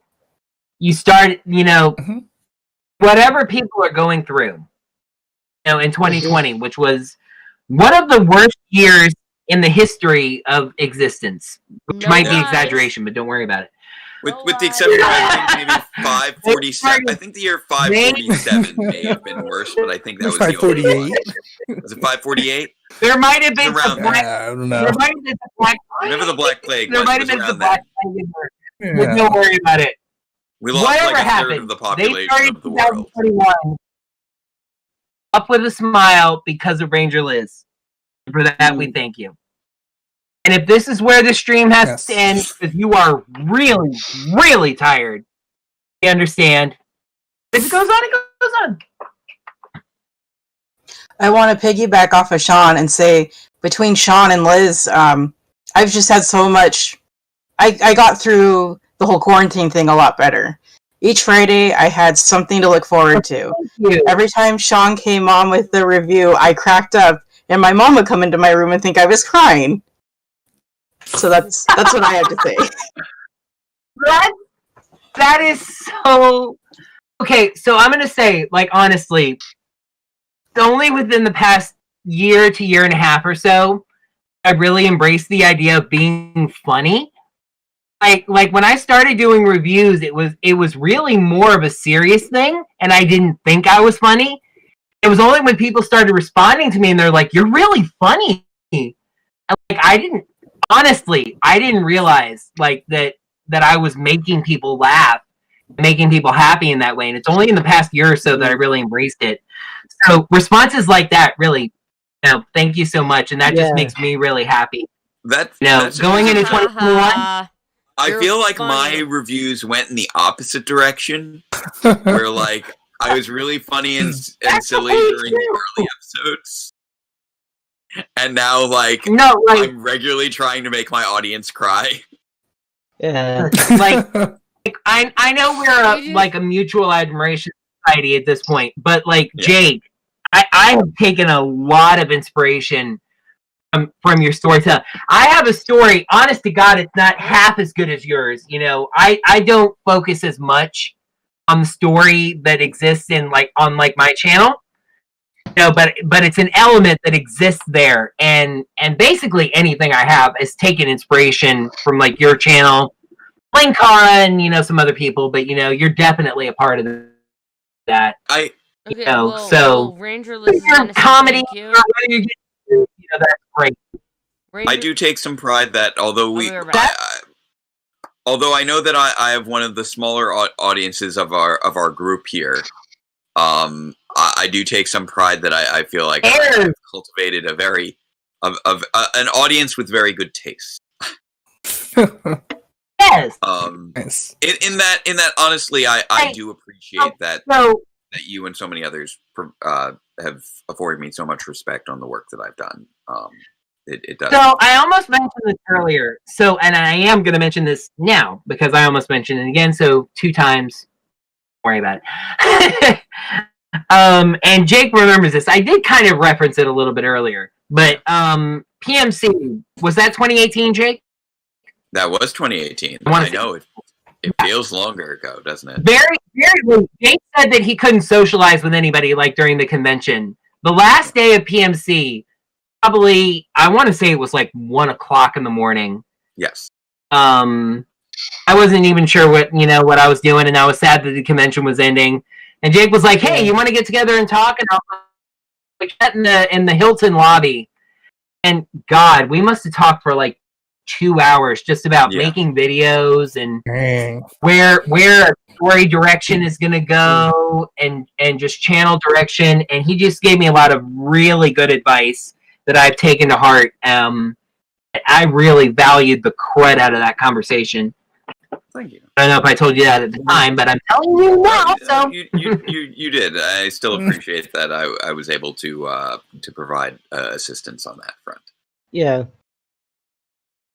I don't know, Jake, if you got to see the end of my Tattoo Teenage Alien Fighters reviews. I haven't. Did you get to see that at all? I've seen some of them. But there are currently a lot of them, and I haven't seen Tattoo Teenage Alien Fighters from Beverly Hills, so I get a little bit lost sometimes. Weird thing for me to review. So I will just say, spoiling sort of, but not to any great degree, it does involve the death of one of the characters that has been a part of my story. I just felt like I took a lot of inspiration, like taking the story to a different level. Like, especially there's a scene right at the very end after the character dies where Orange Ranger is like reacting to that. it's like that's really the most emotion I put into any scene in like any of my videos. I'll have to watch It's that. like I just felt like it was a step up, and I was like, I want to do this the way like that like Jacob would do it, you know, like apply some real seriousness and acting to it. I look forward to you seeing that one day. I will need to watch it soon. Then that's. I assume I can watch it without being too lost, because I did see the earlier episode, so I have an idea of the premise of what's going on with those. Here's the thing: Tattoo Teenage Alien Fighters is ridiculously episodic. Right. There is no story arc to speak of. Right. There's the first episode, and then like 38 episodes of filler, and then the finale. Okay. So you really can't. You really can't just watch the finale. Good. Okay. Based on your reviews, I got that it was Power Rangers meets Saved by the Bell. Yes. Which is funny, because Power Rangers was already Power Rangers meets Saved by the Bell. So. Yeah. But even more so, with even more stock characters, but like seriously, and I didn't want to go into like Saved by the Bell, but we're in chair stream at this point, so I may as well. Yeah. Tattooed Teenage Alien Fighters really did impress me in terms of some of the places that they went. I felt like they were going for a slightly older audience than Power Rangers did. Yeah. So some of the story depth surprised me, not in terms of writing and like performance or anything, but like just again some of the places that they decided to go. Right. You know, like what this story is going to be about. It's like, whoa, that's a little different. To give one example, there's actually a two-parter right before the finale, the only two-parter of the season, in fact, that involves the aunt of one of the Sentinels that's like taking care of her because her parents aren't in the picture. Finally, like calling her out on lying about where she's been when she's saving the world. Oh, interesting. And she calls in a hypnotist that ends up like exposing that, and then she thinks she's crazy. They want to like send her to a psychiatric facility. And it's like, Power Rangers has never gone there. No. Like one of the Rangers is saying they're going to save the world, and they're crazy, so they're going to get committed. P.S. Hi, Zach. Welcome back, Zach. Hey everybody. We're in chair stream at the moment. Yes. This has wandered off somewhere. We're basically I started ranting up a storm. I was gonna say I basically went through like the whole drunk cycle. I'm still there, so it's all. It's one of the natural cycles of life. I was buzzed, then I was hammered, then I was emotional, and now I'm eating. I almost That happened also here. Except that I would. But I did just want to stop in before I do eventually pass out after eating pork rinds, because that's what you do. You drink and then you eat pork rinds and then you pass out. I think that's what pork rinds do. On New Year's. Yeah, they're designed for that.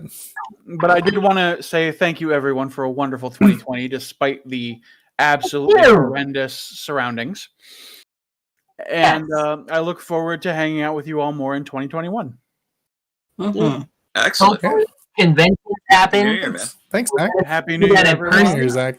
I wish you all the best. Will be tell Liz I give her my best, and I hope you all enjoy the rest of your lovely evenings or days. As Zach's here. What's up, Zach? Oh, I just told the story of how I went through the cycle of being drunk. Hi, Keith. Oh, hi. Has jumped in here.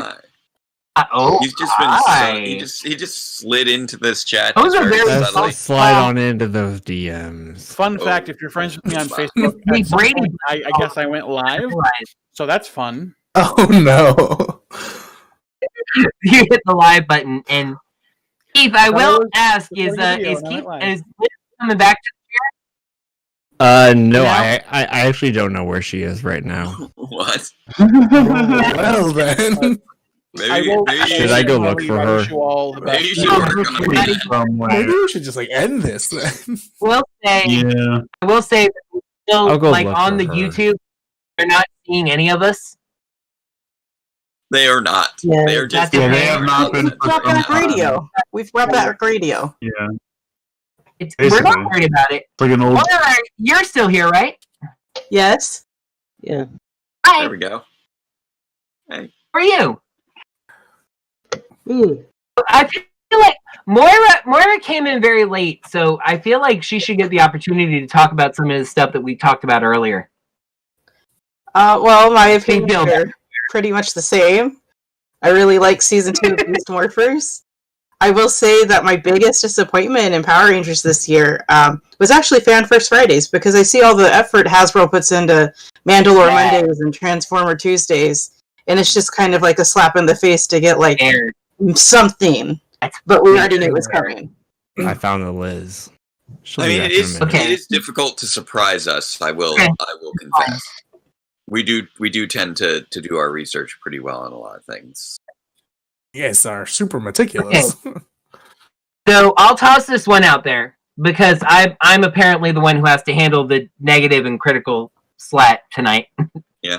So we talked about the best of and everything. So I want to throw this out there, and I can answer this first because I have my answer ready. The worst episode of Beast Morphers, either season. I'll give you a second to think about it because I have mine ready to go. Was there one where they just simply did fart jokes the entire episode? Because if there was, that's mine. Because mine fart is jokes. going ape. The episode in season 2 with Ravi and Roxy having a fight the entire episode because neither of them would talk to each other for 2 seconds and just explain situation about the lady and the cell phone and the painting. And I understand there wouldn't be a story if we didn't have this weird, stupid conflict. That just, when the conflict makes no sense, it's incredibly annoying. That was my worst episode of either season of Beast Morphers. I gave it a 1 out of 5, which technically ties with Scrozzle's Revenge, the Christmas episode from season 1. But that was a Christmas episode in the clip show, so that gets a pass, and it's this one. I want to go to Jake. I'm very curious your opinion on that. The worst episode of either season of Beast Morphers. I'm double checking the list to see what jumps out. Good night, AJ. Thanks for hanging, man. AJ, thank you guys. Enjoy your Happy New Year. I know you got it coming up in 20 minutes, so. Yeah, I know. I do realize it is in 20 minutes. So We've all just been holding out here for you. That's right. No, it was good talking with you, man. Have a good night. Thank you, everyone on there. Thank you, Liz, for inviting me and a Team Common Rider. So, thank you. Nice meeting everyone. So, thank you. You as well. Yes, have a great night or morning, I guess, at this point. Yeah. Guys, I'm feeling pretty crushed. I'm feeling very. Let's just end this while we're conscious. Oh, that's fair. Okay. It's a good call. If AJ's leaving, then we take the whole thing no. down. That was it. Oh no. Liz, you did more than enough. You lasted Oh, so how long long. have we been visible? And guys, we've been live over 5 hours. I'm exhausted. Yeah, you've done more than enough, Liz. You crushed it. Fantastic 5 job, hours. Liz. Those are rookie numbers. Those are Putting rookie numbers. all You this get together. 2 New Years. Almost 3. You need to Everybody, take a nap. thank you for watching us. Thank you for watching the stream. We appreciate you so much. Happy New Year. Happy New Year, everyone. Thank you. Happy New Year. Happy New Year. Happy New Year. Old acquaintance be forgot and never brought to mind. Should old acquaintance be You're gonna get copyright claim. in the name of all mankind. Oh, if we slur it enough, then they won't be able to copyright. Everybody